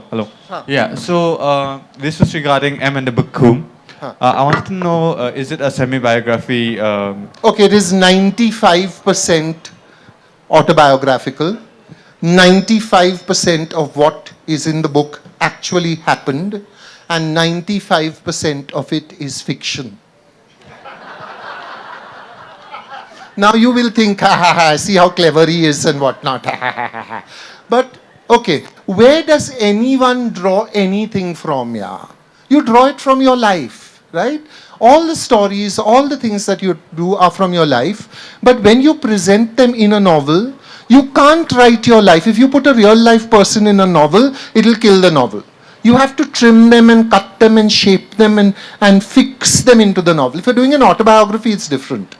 It's fine. So when you're trimming and cutting and shaving and shaping the person, you are already doing savagery to the life. You're reducing that person to fit them into a novel. I apologized to my mother when it was done. In my head, she was dead by then. I said, I'm really sorry, but I'm going to do my best. By the way this was, to show it as the way it was, I have to shrink you and shrink wrap you and fit you into the novel, because the novel has certain demands. So therefore fiction and therefore non-fiction. At the same time, can't live with it, so sorry. But are you a policeman? Are you a librarian? Are you a journalist? These are the only three people who have to separate fact from fiction. The rest of us can just read books and enjoy them. Right. Yeah. We love that, but coming to my second question, you talked about how there was no poetry circle in today's Mumbai. Yeah, there was, like one young woman came up to me and said, hey, I want to make a poetry circle. And I said, go, do it, enjoy yourself. And if you have a poetry circle, call me, I'll come and read as well. Okay, because I really missed reading out poems to other people and having people listen. But I met her 6 months later and said, did you have the circle? And she said, yeah, we had one meeting and it failed miserably. So I said, what happened? She said, everybody read and left. They were not listening to anyone else's poems. So finally it was me and one person. And that person said, why am I reading to you then? And he also left. And I was sitting there feeling sad. So I think, a little bit of what has happened with social media is we have all become like, broadcasters. We are not listeners. So please, if you have a reading club and you're going to have a poetry circle, it's such a simple thing to do. A few poets in a room with copies of the poems in front of them, all reading the poem carefully, paying attention to it and making suggestions. No suggestion has to be carried out because it's that guy's poem. He or she will decide whether the poem will change or not. But you can make the suggestion and then step back. And in listening to each other, you sharpen yourself and you sharpen your sense of the poetry. Go try it now and then tell me what happens, Brian. All right, yeah? Thank you. Thank you. Clap properly. Hate VD clapping. Hello. Okay, we got another question anywhere? Yes, small one. That's not Brian again, no? No, it's different. I'm Jyotirma. I actually teach English literature at Nehu Shillong. And yes, I did my master's from Pune, so I also have some interest. And that's also true. In Pune University, these people like Adil Dusawala, Nisim Ezekiel, even Gif Patel, they used to come. And they used to tell us that, call me by my first name. Like they would say, call me Adil. It was so different. For us, it's culturally, we used to say Sar and all that. Yeah. So they had that kind of approach towards the young people at that point in time, which we said that is quite true. They were quite inspiring. My question to you would be for another book of yours, which was, I was just reading when I heard they were coming to Shillong, then I thought of reading some of your books. I hit upon your Helen. Hey! Okay. Hey! I'm so glad you read Helen. Yes, and that is because Helen is, of course, we also grew up with Helen and we imagined Helen. Didn't we all, man? Didn't we all just enjoy her welcoming, celebratory attitude to the body? When you see an item girl now, they all kind of like, as if teri haath na aayegi ye ladki, that, you won't be able to get me. Helen was like, come, dance, sing, let us rejoice together. And that was such a wonderful thing. That's why I loved her. Tell. And while reading the first one, even one good thing was I came to know that she also has some kind of Northeast connection coming to Assam and all that. Absolutely. That was something quite You guys saved so many Indians coming out of Burma, in Nagaland, in Assam. They took the trains here. My grandfather, I have a Northeast connection. My grandfather walked from Burma in 1944-45. Came up to Assam, then took the train to Calcutta, where he was reunited by his family, and then they came to Bombay. So thank you so much, the Northeast, from all of us who did that great walk. Clap for yourselves. Yeah. My question is, you wrote that you never met Helen. I did, but I'll tell you the story later. Okay. You and I will tell. Because with Bollywood, and Shobhaa, they will tell you a lot about Bollywood. I mean, I feel like so stupid saying anything about Bollywood with the grand dame Shobhaa Dey of Bollywood, because it is a dark place. It's also a dark, very brightly lit spaces where there are lots of very large lights are very frightened of their own darkness. Okay? And film studios tend to be like that. But I'll tell you about the Helen story later. Okay. No, the only thing is that how do you imagine a character like Helen and bring it to the audience? And how normally we think that we have to have too much of research and meeting and interviewing and writing. Okay, I'll tell you what. Frankly speaking, I'm not really interested in how people,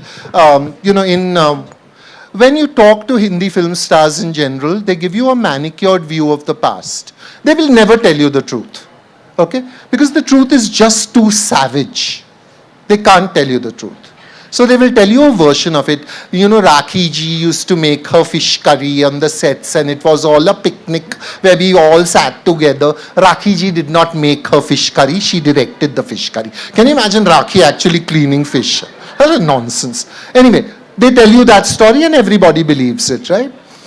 Helen hints at those darknesses in some of her interviews. She says, I was 13 when a big basket of fruit was sent by a producer. The next day, a big car came and took me away to the studios. 13. Producer, fruit, studios. You read between the lines and you see what a darkness there is there. Okay? And still out of that darkness has been produced one of those entertainment industries that has brought joy to thousands, millions of people over decades. Okay? This is what I was looking at. This is what I wanted to talk about or to look at. I don't want to talk about like who slept with whom, because I don't think it's important. I think what's important is how is this magic of this story. You know, when people say the oral tradition is dead, I say it's not dead, it's alive in Bollywood. There they don't read scripts. You have to go and act the script to the actor, and then they will agree to do your film or not. The oral tradition is, so it's a very interesting place, but people are only interested in the sexual politics of everybody, and I'm not interested in that. So I watched 350 Helen films to be able to see what she meant to us as viewers. That's what I'm interested in. Yeah? Anyone else? Thank you. And hey, here's the thing about Helen that you should all remember. In Hindi films, an actress gets like 2 or 3 years and then she becomes a mummy or a dadima. Okay? Helen vamped 3 generations of Kapoors. Raj Kapoor in Annadi, where she dances 1956. And he says, Hui ma, when she comes next door. Raj Kapoor understood and could tell you how frightened men were of women. Okay? Then she vamps Rishi Kapoor. Okay? And she vamps Prithvi Raj Kapoor in Harish Chandra Taramati. 3 generations she's there. 30 years she's dancing. She's 45 when she does Mehbooba and does a back bend, man. A full back bend. That's achievement. Yeah. Hello, sir. I had a question. Yeah. Here to your right side. Hey. Very good evening, respected sir. So I had a question. Hey, try Jerry, na. Say, hey, Jerry. Come on. Hey, Jerry. Hey, well done, young person. One step forward for democracy. I'm bringing Marathi Pana here. Chal. Sir, I had a question. Jerry, I had a question regarding, you shared about your life stories, about how you suffered and struggle. And basically, do you think if you didn't struggle, would you have been a competent writer? Because we have this perceived notion. Oh gosh, I always think when I'm saying it, I'm doing this trauma dump on you. Okay, and it was fairly awful certain moments, but I also had a great time, okay? I read lots of books, I ate lots of tamarind. Our school had a graveyard in the middle. There was datura growing in the graveyard. You could take flowers home and say to yourself, I'm going to poison the whole family. All kinds of shit you could do. It was wonderful. My growing up was a mixture of wonder and terror. And so I did that one number when I'm standing and walking around and saying, oh, my mummy did this and they were very violent to me and all. But it isn't the whole truth. Okay, so I think life throws you a lot of jalebis and then follows it up with a lot of tatti. Okay? So your job is to jump for the jalebis and duck the tatti, okay? And some of the tatti will hit you, but you have to wash it off and wait for the next jalebi, okay? Because the jalebis are coming, but the tatti is also coming, okay? So duck the tatti, grab the jalebi. Duck the tatti, grab the jalebi. इसी को कहते हैं जिंदगी. Thank you, sir. On which happy note. Thank you. Thank you all very much. My books are available there because इतना सारा हम नहीं करते ताकि आपको enjoyment हो. We are happy that you enjoy it, but we want you to buy books also. So please go and buy books. Thank you. Thank you, Janice, for tolerating this. And I'm going to stay here only, and Shobhaa is going to come up on stage, and Janice, we are so sorry to lose you, but a bigger round of applause for Janice. Thank you. Janice Bariat, I request you to kindly stay on stage. What an absolutely fun and engaging rendezvous that was with the remarkable JPs. Absolutely. We thoroughly enjoyed every bit of your conversation. As a token of appreciation, I would now like to call upon Mr. F.R. Kharkongor, Principal Secretary, Department of Arts and Culture, Government of Meghalaya, to present the mementos to our speakers. Ladies and gentlemen, another round of applause for them. Their words have painted a vivid picture of the complexity of self, reminding us of the transformative power of storytelling.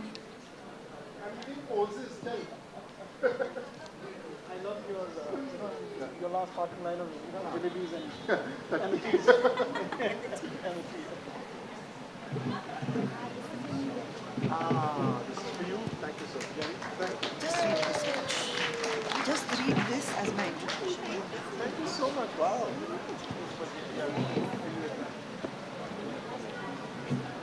Gold coins.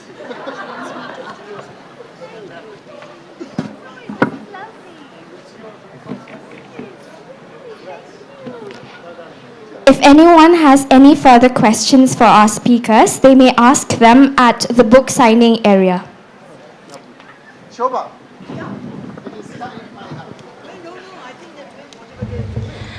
Well, thank you so much, Jerry Pinto, for that magnificent session. And ladies and gentlemen, as we approach the close of day one, we have a session that is sure to inspire, entertain, and leave you with plenty to think about. Daylight is a conversation between two extraordinary storytellers who have each in their own way changed the way we look at the world through books. First, we have the trailblazing author, Shobhaa Dey. Shobhaa Dey, voted by Reader's Digest as one of India's most trusted people and one of the 50 most popular women in India by Daily News and Analysis, is one of India's highest selling authors and a popular social commentator. Her works, comprising both fiction and non-fiction, have been featured in comparative literature courses at universities abroad and in India. Her writing has been translated into many languages including French, German, Hungarian, Italian, Korean, Portuguese, Russian, Spanish, and Turkish. She lives in Mumbai with her husband and 6 children. And joining her, yes, is the ever-brilliant Jerry Pinto, who needs no further introduction, but who I believe has charmed everyone with his wit, warmth, and sheer storytelling genius in the last session. I was completely captivated by every motivating words he shared, and I know that when these two authors come together, you can expect a dynamic conversation that's as insightful as it is entertaining and interesting. So without further ado, let's give a warm, heartfelt welcome to Shobhaa Dey and Jerry Pinto. Shobhaa, it's us again. But Dilip is here, yeah. Why did you bring him? What nonsense. Jerry, just behave yourself. You've had your moment. Now just calm down. Okay. I can say it, I'm much older and we've known each other forever. We've known each other I just want to say that you actually should be in the movies yourself. That was a performance. I mean, Amitabh Bachchan, Jitendra, Govinda, Vicky Kaushal, you name it. It was a combination of all of that. And, you know, it was just magnificent watching you on stage. I mean that with complete... And that too, you were unscripted. It was your own script. You weren't even reading someone else's lines. I think that's fantastic. Really, truly fantastic. Thank you so much, Shobhaa. That's really important. You know, and it's also important coming from one of the most acerbic viewers of society and of cinema as well.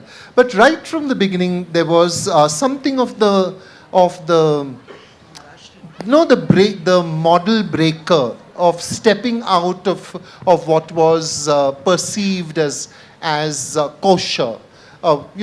Let's just start with the reinventing of English, which is really one of the things that we all owe to Shobhaa, is the confidence to remake the language of the colonizer according to the sound that is playing inside our heads. So let's talk a little about that, Shobhaa. Yeah, thank you for that question, because quite often I'm asked it, but not quite as eloquently as you just did, and giving the right context to it. It's important to say how that happened, to share rather with everyone here, since they call me the mother of English.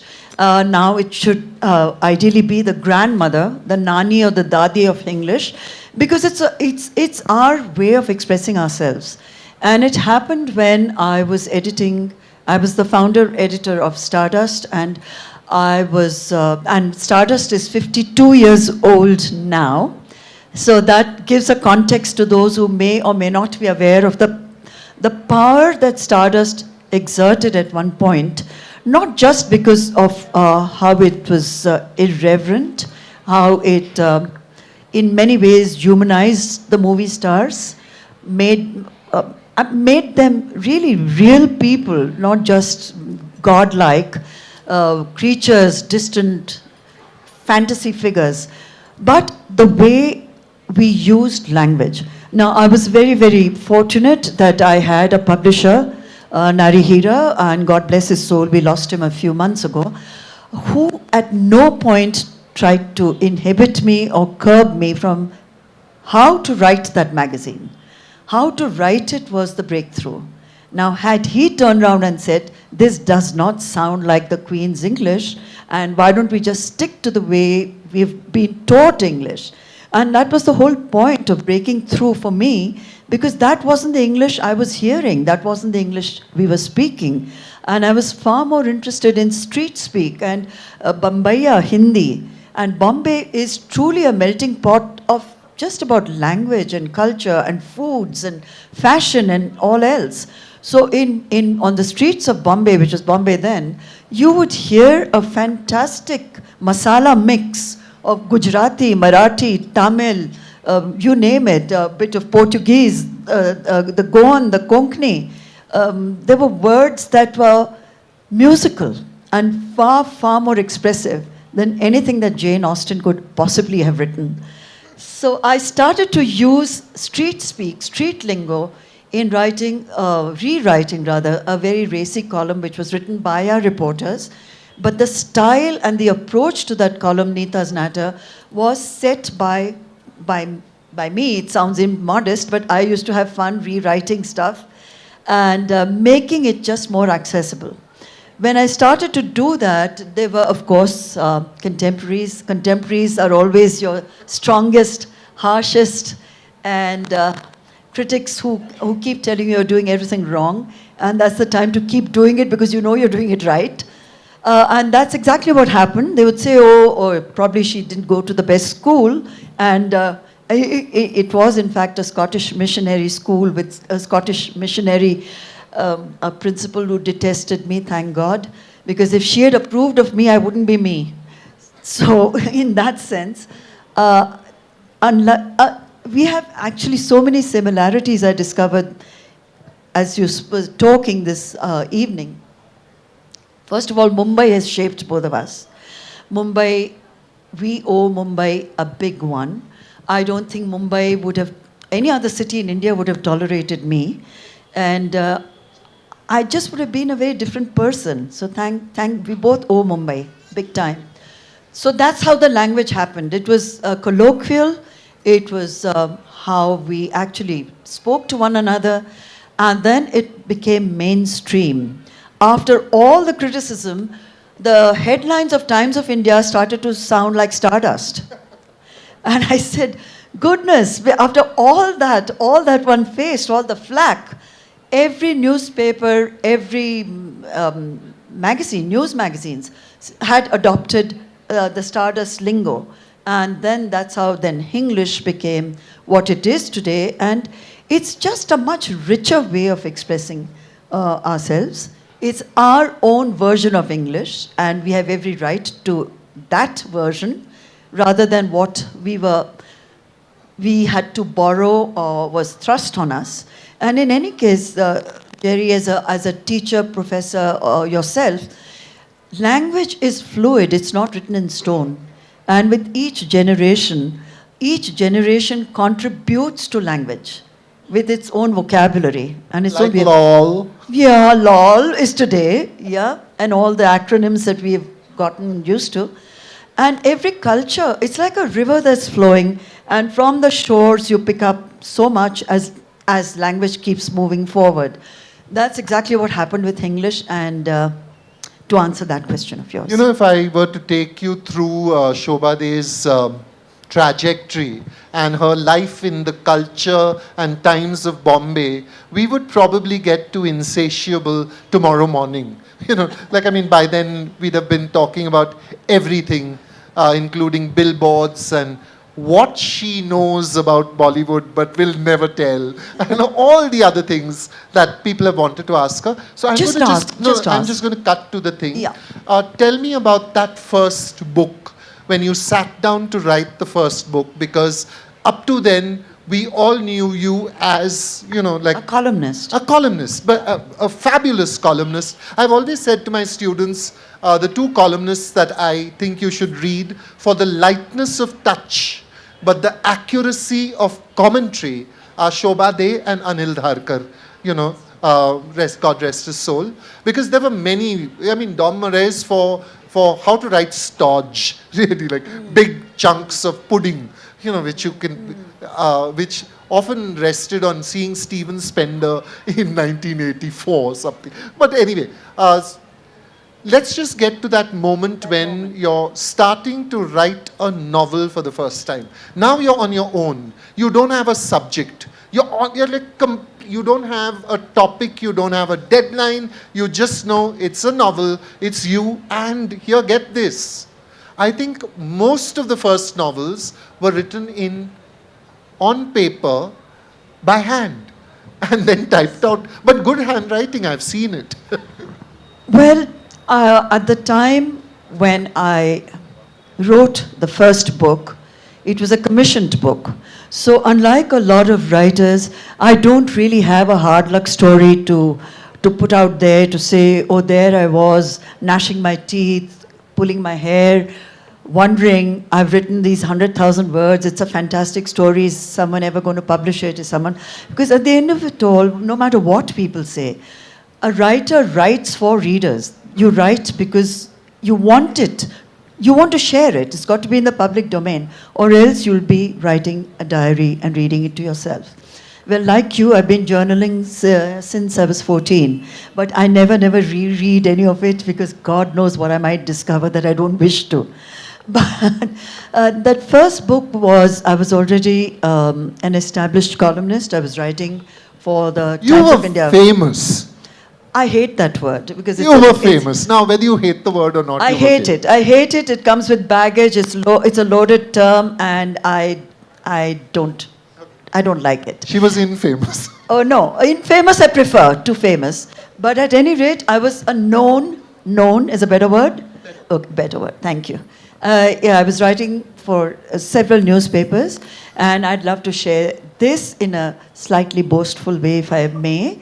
I've been writing in the public domain for 53 years, and I've never, ever, ever missed a deadline. Whoa. Deadlines are sacred. They are non-negotiable. You commit to a column, there are no excuses. So I love the discipline that all writers bring to their work, Because without that, there's really no way people think, oh, it's such a wonderful, glamorous life. You're just sitting there. The words are coming from somewhere, and you're just sitting there, now a laptop. But back then, handwritten, 100,000 words handwritten, big fat manuscripts going to the publisher who could then decipher them. But that first book was, like I think most first books for any writer, they are in a way self-revelatory. You tend to cannibalize the lives of the people around you. You cannibalize a lot of lives of friends around you, people you've known. And mainly you eat into your own life and your own experiences because you know that best. So, but the challenge and the trigger for me when David Devidar came to meet me at home, I didn't know why he was coming to meet me. I only knew there was a very strange voice over the phone with a strange accent that I couldn't quite place. I didn't know whether this was an Englishman, an American, a Desi. But all he said was that Penguin India is Penguin Books is coming to India. And we are looking for 5 writers to commission books. Pupul Jaikar was one of them. So they were very clear about what and who they wanted. When he came to meet me, he said, I want you to do a book. And as those of you who may know David, he can be very imperious. It's just more like a command. I said, but why would I want to do this book? So he said, well, it may interest you to know that there is no market for women's voices, women's books. No one wants to know, or no one cares to know what they think, what they feel, what their views are. We are unable to sell books written by women, even less poetry written by women. Always a challenge. So we were hoping that we could get you to come on board and do a book. Non-fiction, he said, on Bombay, because we believe that you would be able to chronicle the city, its energy, it's the pulse of the city, which you have been doing through your columns anyway. As it does happen with certain gentlemen who are quite lofty in their worldview and are doing their job, but not connecting, not seeing, not hearing. But I'm the publisher editor and I'm here to commission a book, so bow down lady or something like that. Perhaps he didn't notice. Got himself the wrong gal. Wrong gal, absolutely. What he didn't notice was it was an advanced stage of pregnancy. He hadn't noticed, of course. So I said, Mr. Davidar, I am in no position to do a non-fiction book on Mumbai. I don't see myself pounding the streets and pavements of Mumbai in the state I'm in. He still doesn't get it. So he said, I'll come back in a month. And by then, I'm sure you'll have an outline ready for me. And off he went, leaving me to say, what kind of a man is this? Of course, we are great friends, and that was a religious. But I said to myself, if he thinks there's no scope or there's no room for a woman's voice, it's time to show him that there is. So I thought about that. It was a trigger for me, but I forgot all about it because I was busy having the baby. He calls back, the baby is born, and he says, I'm coming across maybe in a couple of hours to read the outline. I said, outline of what in my head? So I said, oh, the outline, of course. Yeah, sure. And I wrote the outline of that book, the first novel, with an eyebrow pencil on the back of a laundry bag. I can't tell you how it came to me, because it's very difficult for a writer to say, what was that point? That's why I couldn't quite answer you. I don't know. Maybe it was panic. Maybe it was defiance. Maybe it was what the dickens, the worst that can happen, he'll look at it and say, is this woman mad? Is this how you do an outline for a book? Look at the way she's presenting it. Does she not know who I am? I'm the great Davidar from Penguin Books, and look, it's so shabby, I don't even want to talk to her. But he did turn up. I did present the laundry bag, and he said, I think it's a great story and you should write it. Then I was stuck. Because I was hoping he'd just reject it and let me go on with my life and my babies. And he wasn't offering much money either. Well, let's say it wasn't too bad. It was enough for me to think it's worth the effort. And that's how it's remained. No, I'm perfectly... I mean, we must write for money. I mean, there is really no other reason other than, of course, the passion for writing and so on. But at the end of the day, it's a vocation. There's a lot of slog, a lot of hard work that goes into it. And unless we as writers have enough confidence in ourselves to demand what we think we should be paid and negotiate hard, that's where Kanishka comes in, also my agent. So Kanishka took that dirty business of negotiations from me and the publisher out of the equation. I didn't enjoy doing it, and thank God I haven't had to do much of it. It's been reasonably good, no complaints. Just to drift to Delhi and do a couple of bidding wars. Bidding wars. It sounds so fancy and great, but Jerry, you and I know no matter how high the bids go, we are never going to crack Harry Potter, right? So it's never going to make us billionaires and millionaires. It's just going to be icing on a pretty small cake. But at least that icing should make it worth our while, because at least a year and a half goes into the writing of a book. And I've written 26, and that's 26 multiply, I'm very bad with math. So that's at least 45 years or something of writing every single day of my life. So if the compensation is pathetic, it just takes away the fun of writing. It should at least pay for, taking my husband to a lovely bar and him ordering a martini and me ordering 3 Negronis or something like that. I mean, if even that is not there, what's the point? What's the point? So, let's just cut again across 25 books to Insatiable, which is a book about food, and as the subtitle says, I think, My Hunger for Life, right? Yeah. Okay, so, I was thinking about it as I read it a second time, and food is deployed in a number of ways in your book, in a number of metaphors that I thought we could explore.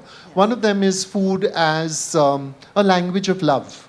Oh, yes. Yeah. Oh, yes. So would you like to talk about that? In fact, when I started to write Insatiable, I can give you a quick backgrounder to those of you who may not have heard of it, not read it.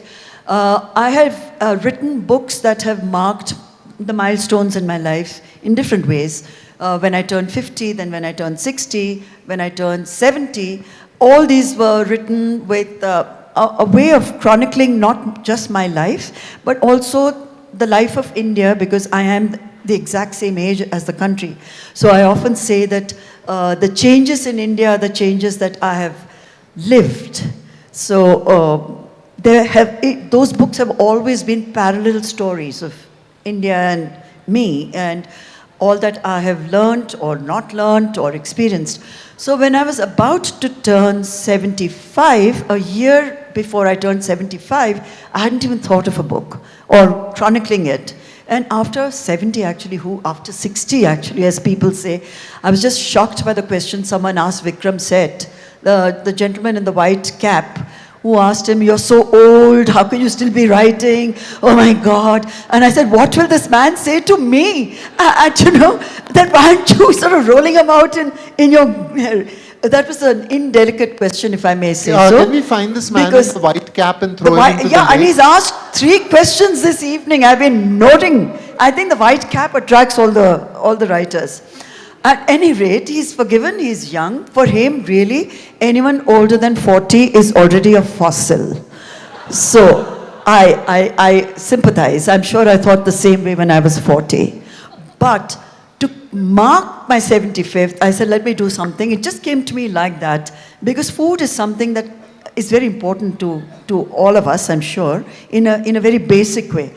But I thought of, it's not a book about food really, it's food as a metaphor for love and for much more and much else. And the word insatiable, which my publishers had a lot of trouble with, that people won't know how to pronounce it, they won't know what it means. And the design team had even more of a job because they thought it's a recipe book. So the first few designs that were submitted all had cakes and fruits and chicken legs. And I said, listen, have you read the book? So they said, no, ma'am. So I said, well, why don't you read a bit of the book so you'll understand? It's a book about life. It's about my hunger for life. I mean, yes, I enjoy food, but this hunger is a very primal kind of hunger. It's what we all feel, a child is born hungry and crying. It's a kind of, the word bhook in Hindi is a much better, much more emotional word, I think. Bhook says it all. Hunger, which is so deep, so profound. It can be for knowledge, it can be for fame, it can be for more money, it can be for love. Most of the time it is that, love. There are hungers and there are hungers. And I wanted to encapsulate some of those hungers. And the best way I thought of doing it is to chronicle 1 year of my life from 74 to 75, month-wise, what happens in each month leading up to my 75th birthday. So it is divided into, starting from January, it ends in January. And for me, it was also hard to explain to very young designers that for me, the best way of celebrating my 75th birthday with people I love and adore, a few friends, would be with, hosting an Elvis Presley party. Because Elvis Presley has been the most profound and deep love of my life. From the time I was a little girl, it was always Elvis Presley. Elvis Presley as much more than a singer, much more. It was his innocence, it was his vulnerability, it's what he went through. So I've seen, of course, Baz Luhrmann doing the Elvis Presley movie, and there's a new documentary out. There was nothing I don't know about Elvis Presley. It's that deep, my feelings for him. So when my family asked me, what do you want as a gift? My friends actually asked me, one particular friend, and I said I would be overjoyed if we could get an impersonator to come and sing for us that evening. And we did. We got a wonderful guy called Mahmood Karmali, and he is Elvis Presley. He's Elvis Presley like reborn, like a lot of the impersonators are. But that night, after he finished his performance, and it was fantastic, the way he did it with such complete involvement. It was a very immersive moment, emotional. And I said to him, and I was crying, I said, you know what? I won't even call you Mahmood, because to me, Elvis is present tonight. And it's the best gift I could have ever received. And the mood of the book is that. It's food, it's love, it's family, it's friendships. And those are the things, not just for me, but I'm sure for everyone. What else do we need? What else do we need in life? We need just that connection and just that warmth that you get from people who understand you. Yeah. I think actually we are so lucky to live in India in some ways not. But in some ways, because, there's this wonderful variety of food, And so you come from a family of Maharashtrians, and I've always felt that Marathi cuisine deals in a minimalism. There's this kind of like...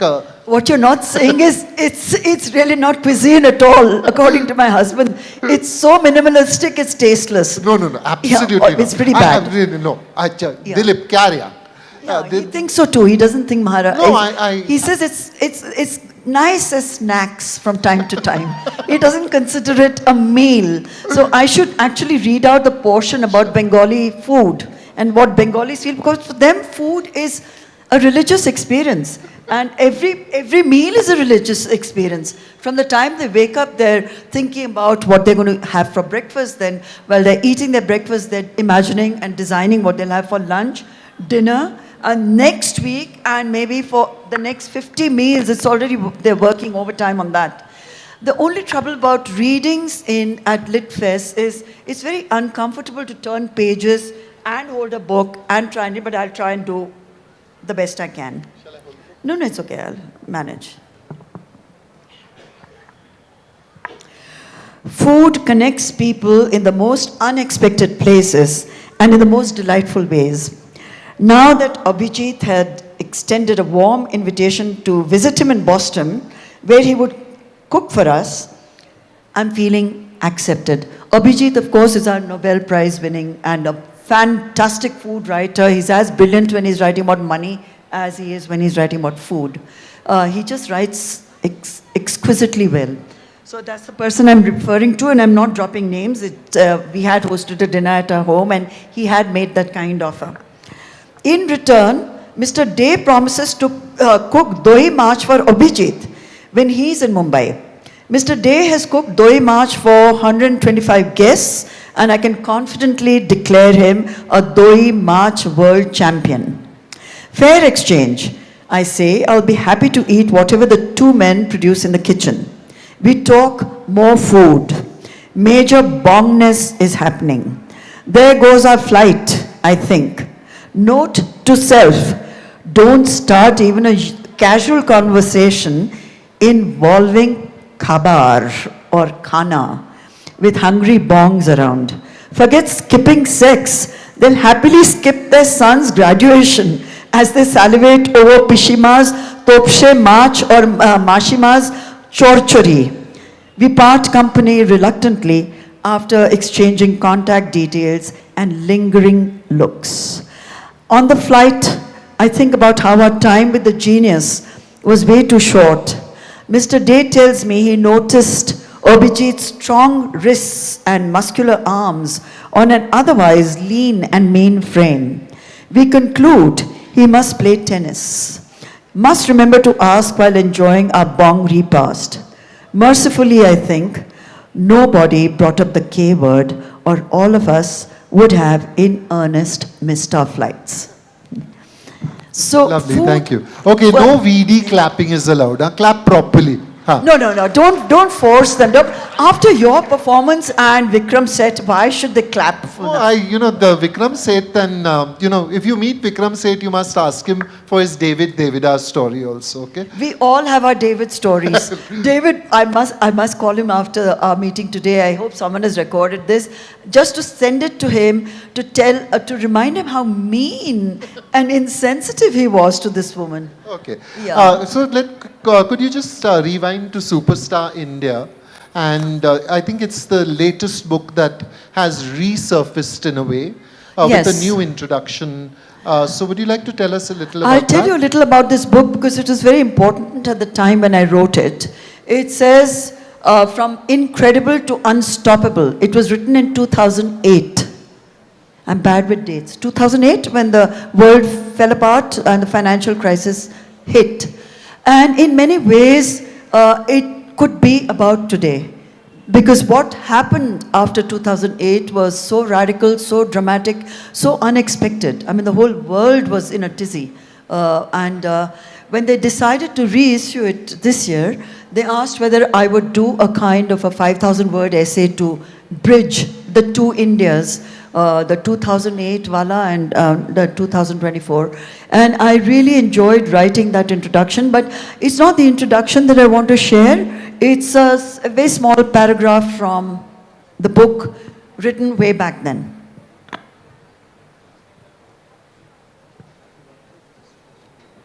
If this time.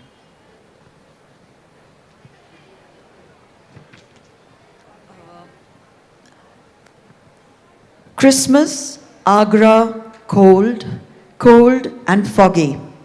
My husband and I had driven to the city that exists for one reason alone, the Taj Mahal. Like Cairo and the pyramids, Agra and the Taj, they go hand in hand. Just like the freshly scrubbed, neatly dressed school children we saw, making their way to school, skipping along happily on an unpaved, dusty road right outside the city limits of this historic town. Our guide, Mr. Dubey, started on his spiel as my eyes followed the kids. They'd gotten off the road now and were running across a mustard field. It was a scene straight out of a Yash Chopra film. Every imaginable prop was in place. A village woman in a ghungat was drawing water from a well. A shepherd was tending to his flock of well-fed sheep, using a neem twig to get the strays back in line. Sand merchants were unloading sacks at the local mandi. As mica flakes caught the light and twinkled happily, donkey carts laden with food grain took the same narrow road as hired vehicles of tourists doing Agra in a day. Tourists like ourselves. Yes, us. Tourists in our own country, the other India, the one we know so little about. And like any outsiders, my husband and I commented on the backwardness of the countryside and wondered what sort of an India those school kids would experience. Would they be excluded from the euphoria? Would they even get to finish their schooling and dream a bigger dream than their parents dared to? Worse, were they already reconciled to their current reality? Did they know that while empowered urban India was rejoicing wildly and talking recklessly about being a superpower, here in the only city of the world boasting not one but 3 significant heritage sites, the magnificent Agra Fort, the even more magnificent Fatehpur Sikri, and that other wonder of wonders, the luminous mausoleum known simply as the Taj, was pretty dismal. Shabby jhukis and jhopris lined the unimpressive route to the most recognized monument to love. I thought of all the VVIPs who'd taken the same uneven highway over the years, from the Kennedys and Bill and Chelsea Clinton to Princess Diana and the Musharrafs. They'd seen our squalor too. Suddenly I felt defensive and proprietorial. So what if we didn't have superhighways and fast tracks? So what if the only impressive milestones along that road to Fatehpur Sikri were built by Emperor Akbar in the 16th century? Those school kids looked so happy, running through the field of yellow. One of them had a colorful kite in his hand, and the others were trying to grab. Maybe he'd fly it later. Maybe the kite would soar. Maybe the fog would clear. Maybe we would stop obsessing over India's destiny, trying foolishly to control it the only way we know, through great big technological leaps and cosmetic changes that conform to an accepted model of progress and prosperity as defined by the G8 countries. Great roads, great infrastructure, great communication systems, all of India neatly wired, all set to roll, glittering malls, delirious shoppers, packaged foods aplenty, a dizzying choice of cars, clothes, bathroom tiles, the wow factor. I was beginning to get slightly breathless with excitement. Everything and anything seemed possible, achievable.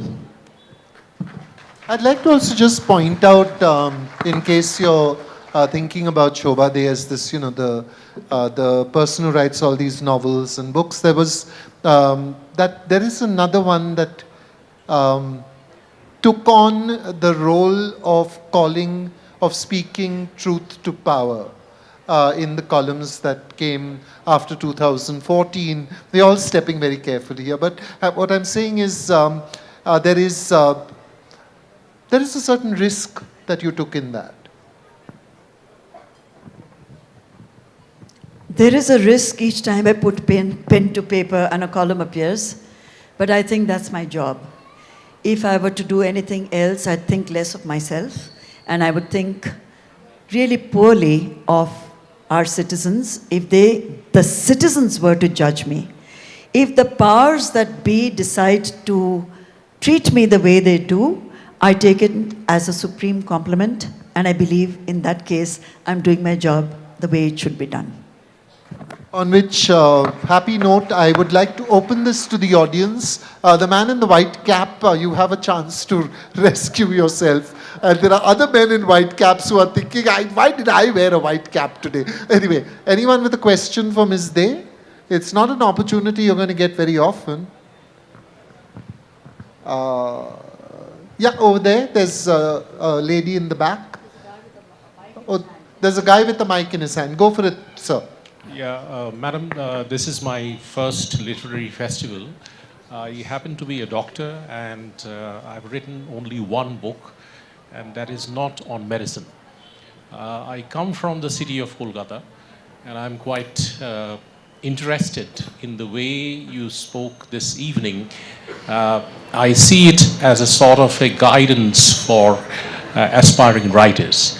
My question to is that those who are engaged in other professions and aspire to write something outside their profession, what is your advice, if I would like to put it that way? Well, first of all, I'd like to congratulate you on having stepped outside of your profession and having done it, because whoever publishes anything, a book which is out there to be shared with the rest of the world, is already showing a great amount of courage, because most writers are so sensitive about being judged, about being criticized, but you've done what you wanted to do. You followed a dream, which was to write a book, which I'm assuming is not about medicine. It is not. It is not. Yes. Nothing to do with medicine. Yes, so that in itself shows that there is this other side to you, which is perhaps longing for, craving, self-expression of a very different sort. What you're doing is already in a very noble profession. Maybe this is cathartic for you. Maybe you're sharing something about your life that you were longing to share, and you have the inspiration to actually go ahead and write about it and have a book published. So that's fantastic. You should just do a writer's job. What is a writer's job? I really believe the writer's job, any writer's job, yours, mine, whoever who chooses that path, is to tell your truth. That truth may be not very palatable to someone else, but at the end of the day, it's your truth, and you have the right to your own truths. There are many truths, and your own truths can also change. Sometimes what you believed in at 20, you may look back and say, oh my God, I was quite wrong. And you have time later to reflect, and if you want to put the perspective right, you can. If you don't, that truth was valid at 20. You're not saying it's valid for the rest of your life. You evolve, you change, your interests change, what you want to share with the world changes, and I think every person, actually every single human being, has a story to tell. There's no such person as a boring person. I've never ever met a boring person, because every person's life is extremely specific and fascinating, because human beings are fascinating. There are no two human beings who are alike. So if you choose to tell your story, good luck to you and God bless, because it's fantastic. It takes discipline and it takes courage. So I would really encourage people in the audience, not necessarily writers, but we all have a book in us, and we should all at least give it a shot. Let that book live. Try it. I mean, what's the worst? Nothing. You've at least got something out there. Thank you so much. The lady with the mic.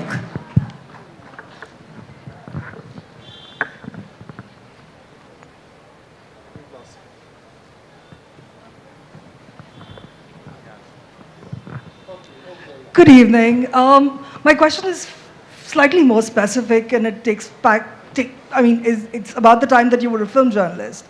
I want to know what your take is on the kind of movies that are being made today, and how film journalism has changed in these decades, because it's changed a lot. Okay, I'll answer both briefly, because I think it's been a very long evening. But what Jerry mentioned earlier, and he is so right and so accurate, he used the word savage. It is a very savage place. The underbelly of show business is is more terrible than anything you and I can imagine. When Helen put it so delicately and you connected the dots, 13, fruits, car, studio. That is the path taken by almost every young actress, even till today. No one is spared, no matter what they may claim. How has journalism changed? Well, today it's no longer possible as it was in earlier times. Mainly the change is the corporatization of Bollywood. When big money has come into it, big corporates, it's the suits who run the show. It's no longer people who create dreams. The dreams are tailored. They are told what sort of a dream they should dream before they put the money to back that dream. So it's changed completely. A lot of the romance has gone out of movies. It's a bit formulaic. Some movies tank, some don't. But the passion of, say, a Raj Kapoor, since you mentioned him, was a different kind of passion. He made the films he believed in, he put his own money to back those dreams. He lost a lot of money in some of the films, made a lot of money, but the commitment was to his dream. That's not the case anymore. And then there are layers and layers of people, the suits you have to go through. You cannot access a star. Neither will the star give an unfiltered interview to any journalist.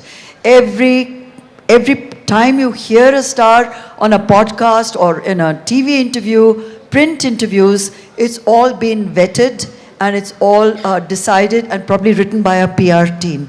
You never hear the star's own voice or their own thoughts. If they're caught sometimes off guard, then it takes a lot of damage control, and then they have to retract all that they've said and say, oh no, it isn't the way we were represented. It's now a business. It's no longer what the movie business was. What do I think of the movies right now? What I think is happening on OTT is fantastic.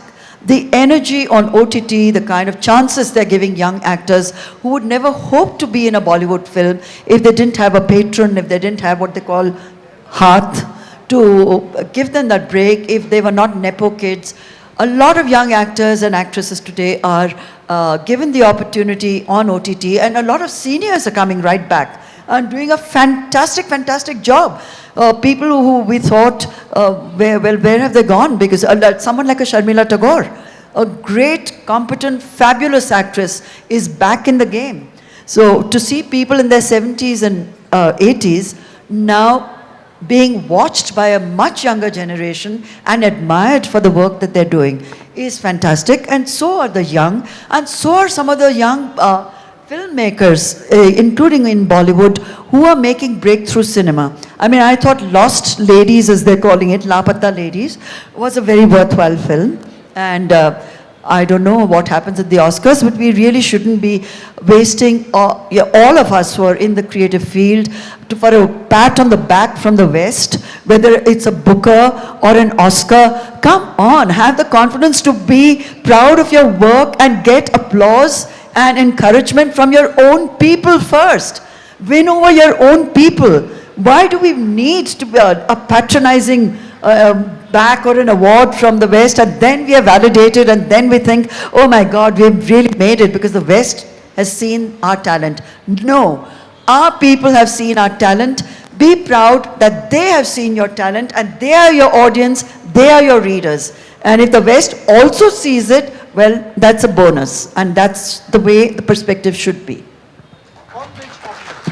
On which happy note is there someone who wants to give Ms. Day a baggie and Yes, it was a sheer delight. I will just say delight, but daylight to actually listen to this conversation with Jerry Pinto. And as a gesture of our deep appreciation for our author for being here and sharing such insightful words with us, we would like to present her with a memento which will be presented by the Director of Tourism, Shri Cyril V.D. Dengdor, IAS. So,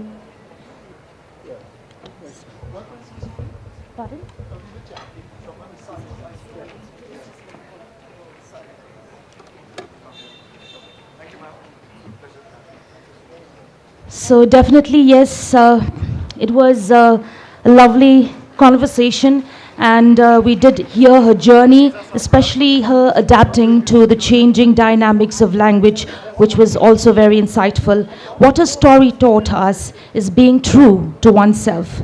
Her story is even more powerful as it's one of a woman breaking barriers in a world often dominated by men. And her sheer determination have paved the way for other aspiring authors. So thank you so much once again. Well, ladies and gentlemen, we will see the two authors go to the signature lounge.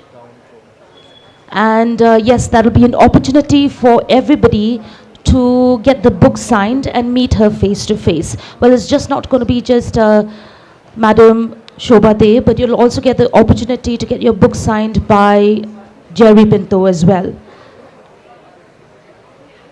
So, ladies and gentlemen, thank you so much for being a part of our day one, which I hope was interesting and engaging.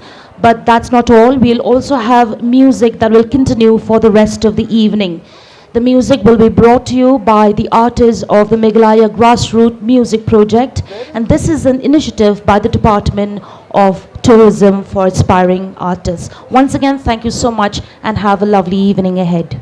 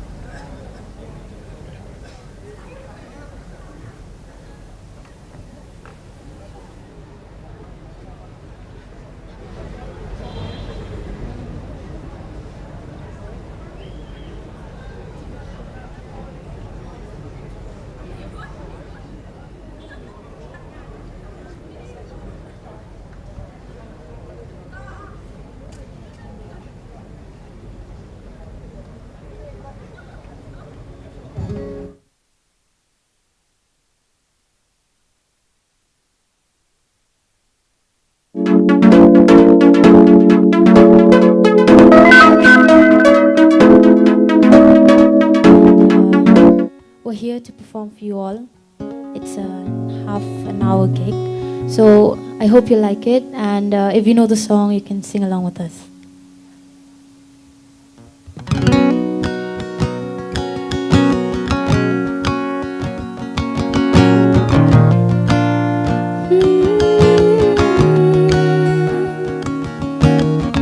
देखो देखो कैसी बातें यहाँ की है, साथ पर है साथ ना भी, क्या इतनी आसान है। देखो देखो जैसे मेरे इरादे वैसे कहाँ तेरे यहाँ थे, हाँ कितनी नादान मैं। मेरे हुस्न के अलावा कभी दिल भी मांग लूँ ना, है ये पल में मैं पिघल जाऊँ। अब ऐसा ना करो कि दिल जुड़ ना पाए वापस, तेरी बातों से बिगड़ जाऊँ। माना ज़माना है दीवाना, इसीलिए तूने न जाना, तेरे लिए मैं काफी हूँ। देखो देखो ये ज़माने से थक कर आते हो क्यों मासूम बनकर, तेरे लिए मैं क्या ही हूँ। तेरे आते क्यों यहाँ धुलनी आँखों में हो बारिश, अब आए तो ठहर जाओ और पूछो ना जरा मेरे दिल के बारे में भी, बस इतने मैं संभल जाऊँ। हाय एक दिन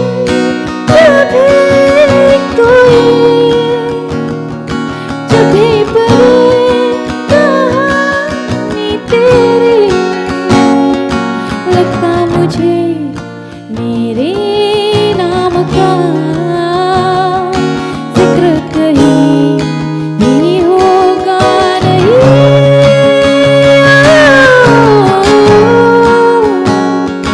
मैं यही मेरे आँखों में को देखो, देखो ये दिल का हाल क्या है, वो तुझसे होता ना बयां। मेरे आँखों में को देखो, कैसा नसीब है मेरा, मैं भी ना मुझे मिला। मेरे आँखों में को देखो, तेरी अधूरी सी वफा मांगो में मांगो और ना। मेरे आँखों में को देखो, देखो देखो कैसे खींचे लकीरें, चाहे भी दिल तुम्हें न जीते, मैं इस दौर में नहीं। देखो देखो कैसी बातें यहाँ की, बातें यही देखो जहाँ भी, मैं इस दौर से नहीं।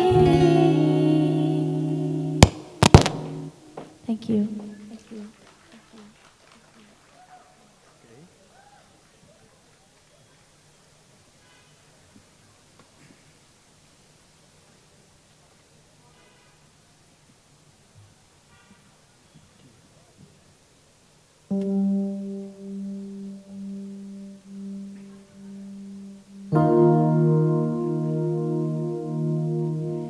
this next song is called, I think they call this Love. If you know the song, you can sing along with us.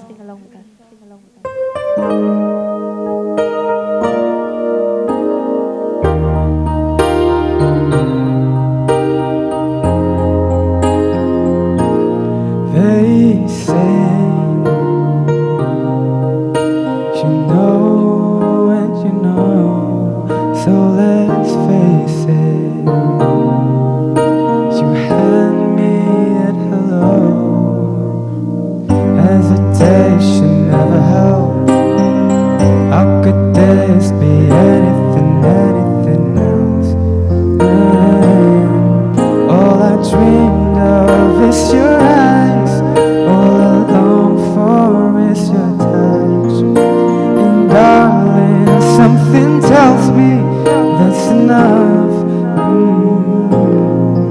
You can say that I'm a fool, and I don't know very much, but I think they call this love.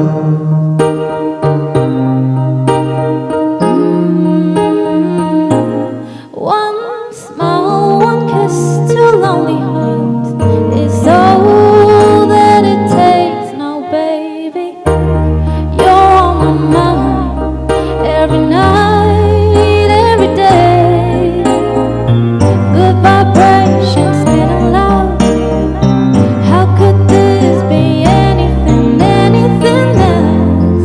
When all I dream of is your eyes, all I long for is your touch. And darling, something tells me that's enough. You can say that I'm a fool, and I don't know very much, but I think they call this love. Oh, I think they call this love.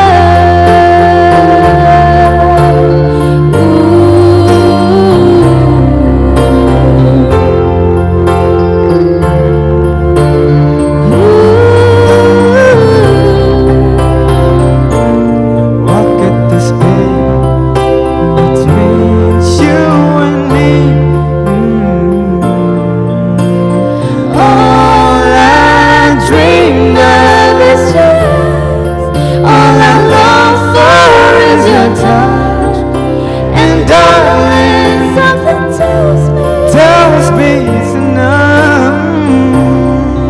you can say that I'm a fool, and I don't know very much, but I think they call. Oh, I think they call.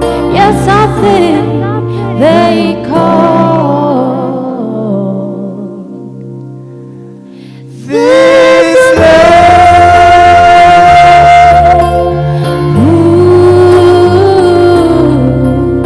This love. Thank you.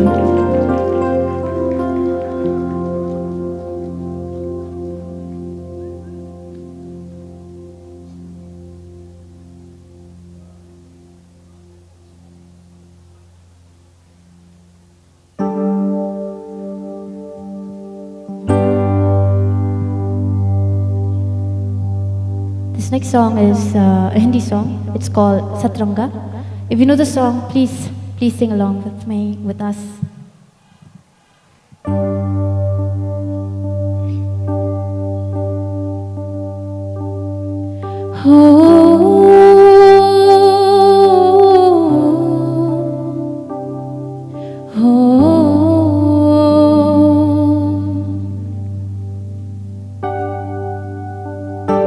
आधा तेरा इश्क आधा मेरा, ऐसे हो पूरा चंद्रमा। हो तारा तेरा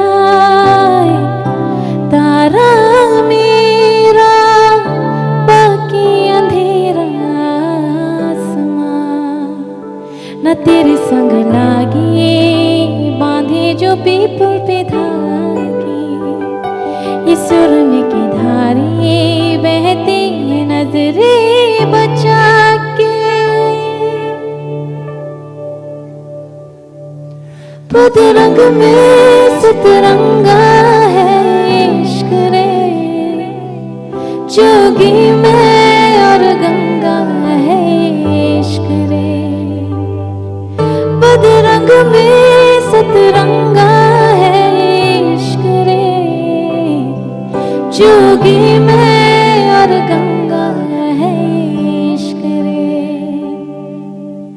हो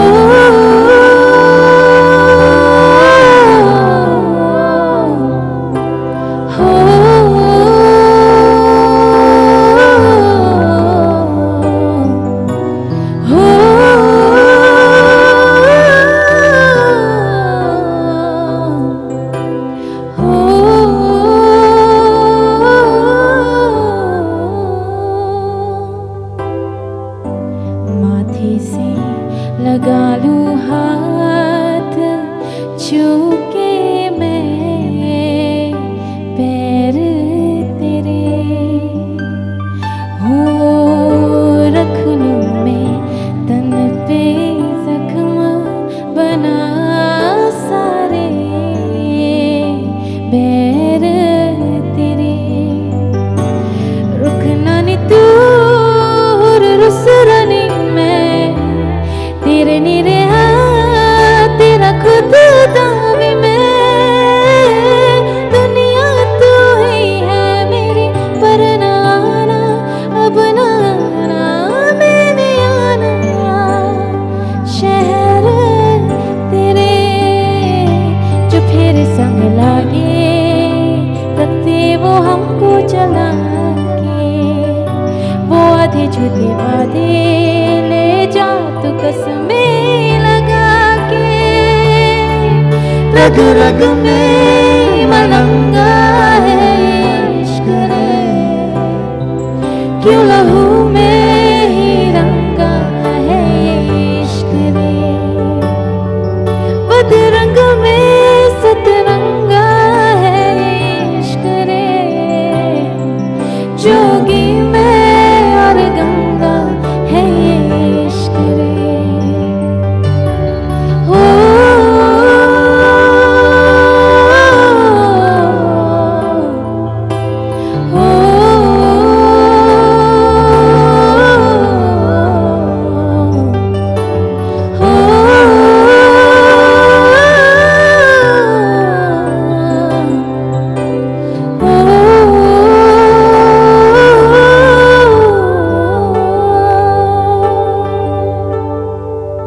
Thank you.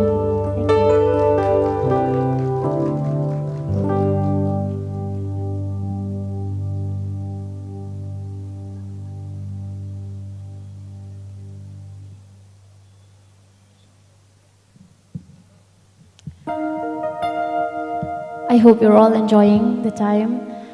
This next song is my Khasi original song. It's called Kynpham.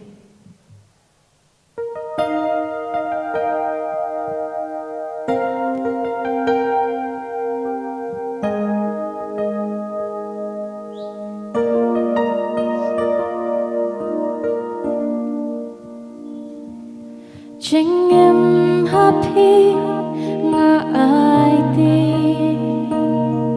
jingkul artang ya phi men siem katman klamma phi kham tam dur phabrim chang phi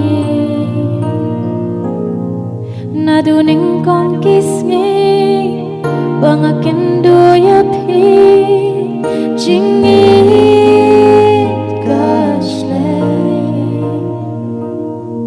phi wan ra jinkman jingtngan hakka jingi jonga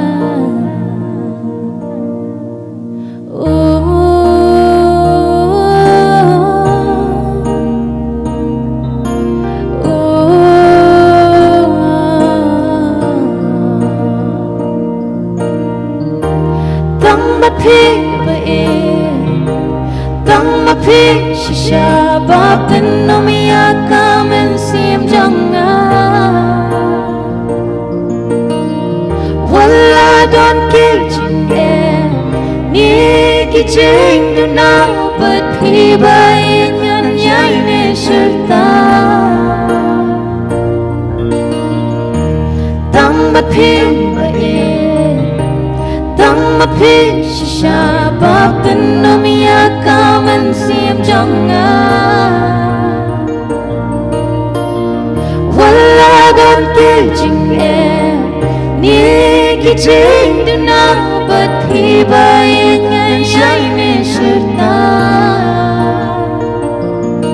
na du ning kong kis ngi bang akin du ya phi jing ni gashle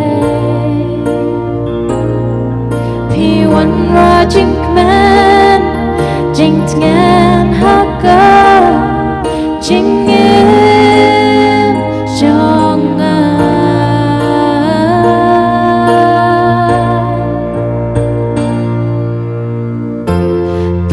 phi bay tăng phi shisha bạc tin nom ya kaman sim jong wala dan ki jing ni ki chênh đu na bật phi bay ngân nhai nê sơ ta tăng phi bay tăng mắt phi shisha bạc tin nom ya kaman sim jong wala dan ki jing ni ki chênh đu na bật phi bay ngân nhai nê sơ ta wala dan ki jing ni ki chênh đu na bật phi bay ngân nhai nê sơ ta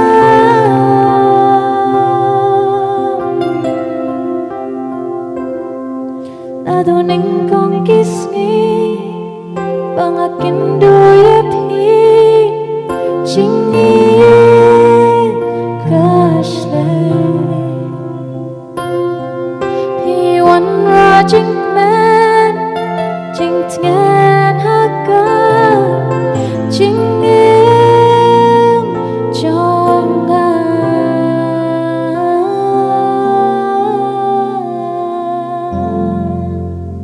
Thank you.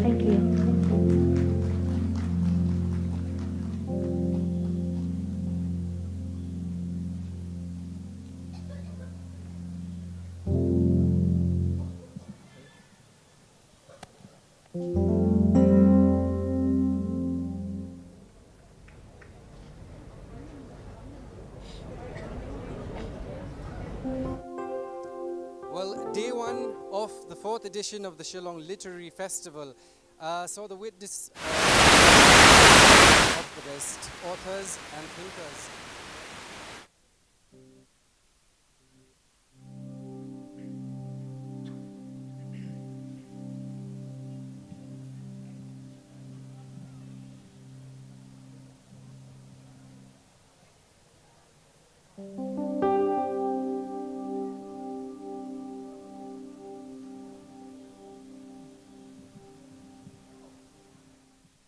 This will be our last.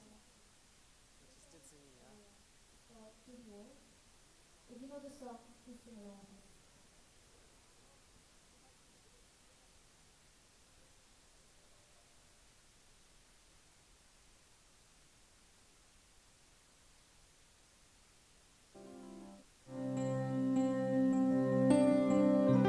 दिल खो गया हो गया किसी का अब रास्ता मिल गया खुशी का आँखों में है ख्वाब सा किसी का अब रास्ता मिल गया खुशी का रिश्ता नया रब्बा दिल छू रहा है खींचे मुझे कोई दूर तेरी ओर कमान तेरी ओर तेरी ओर तेरी ओर हाय रब्बा तेरी ओर तेरी ओर तेरी ओर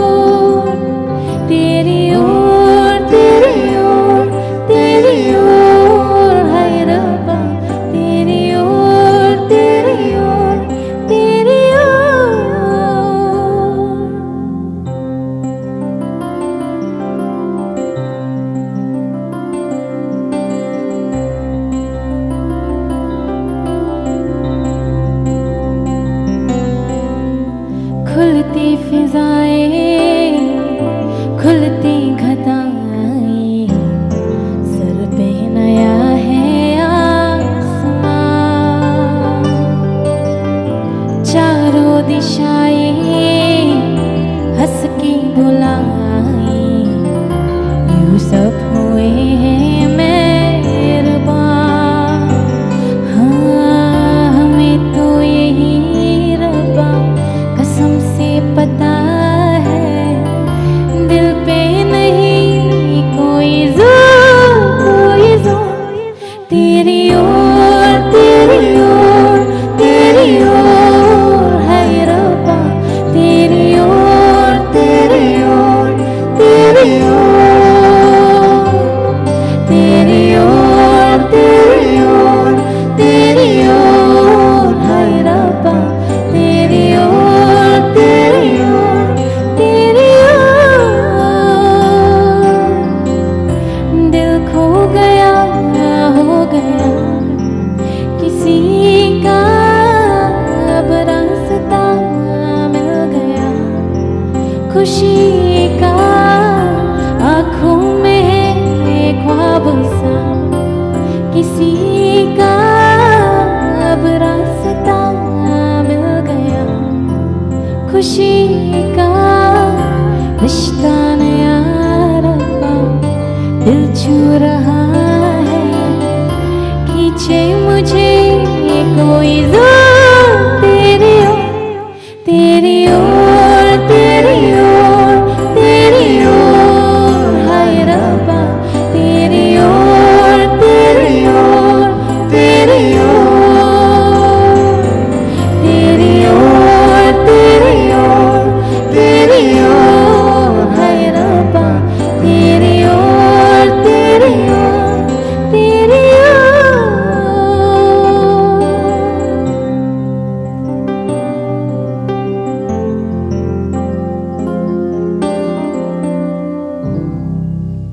Thank you, everyone. Thank you.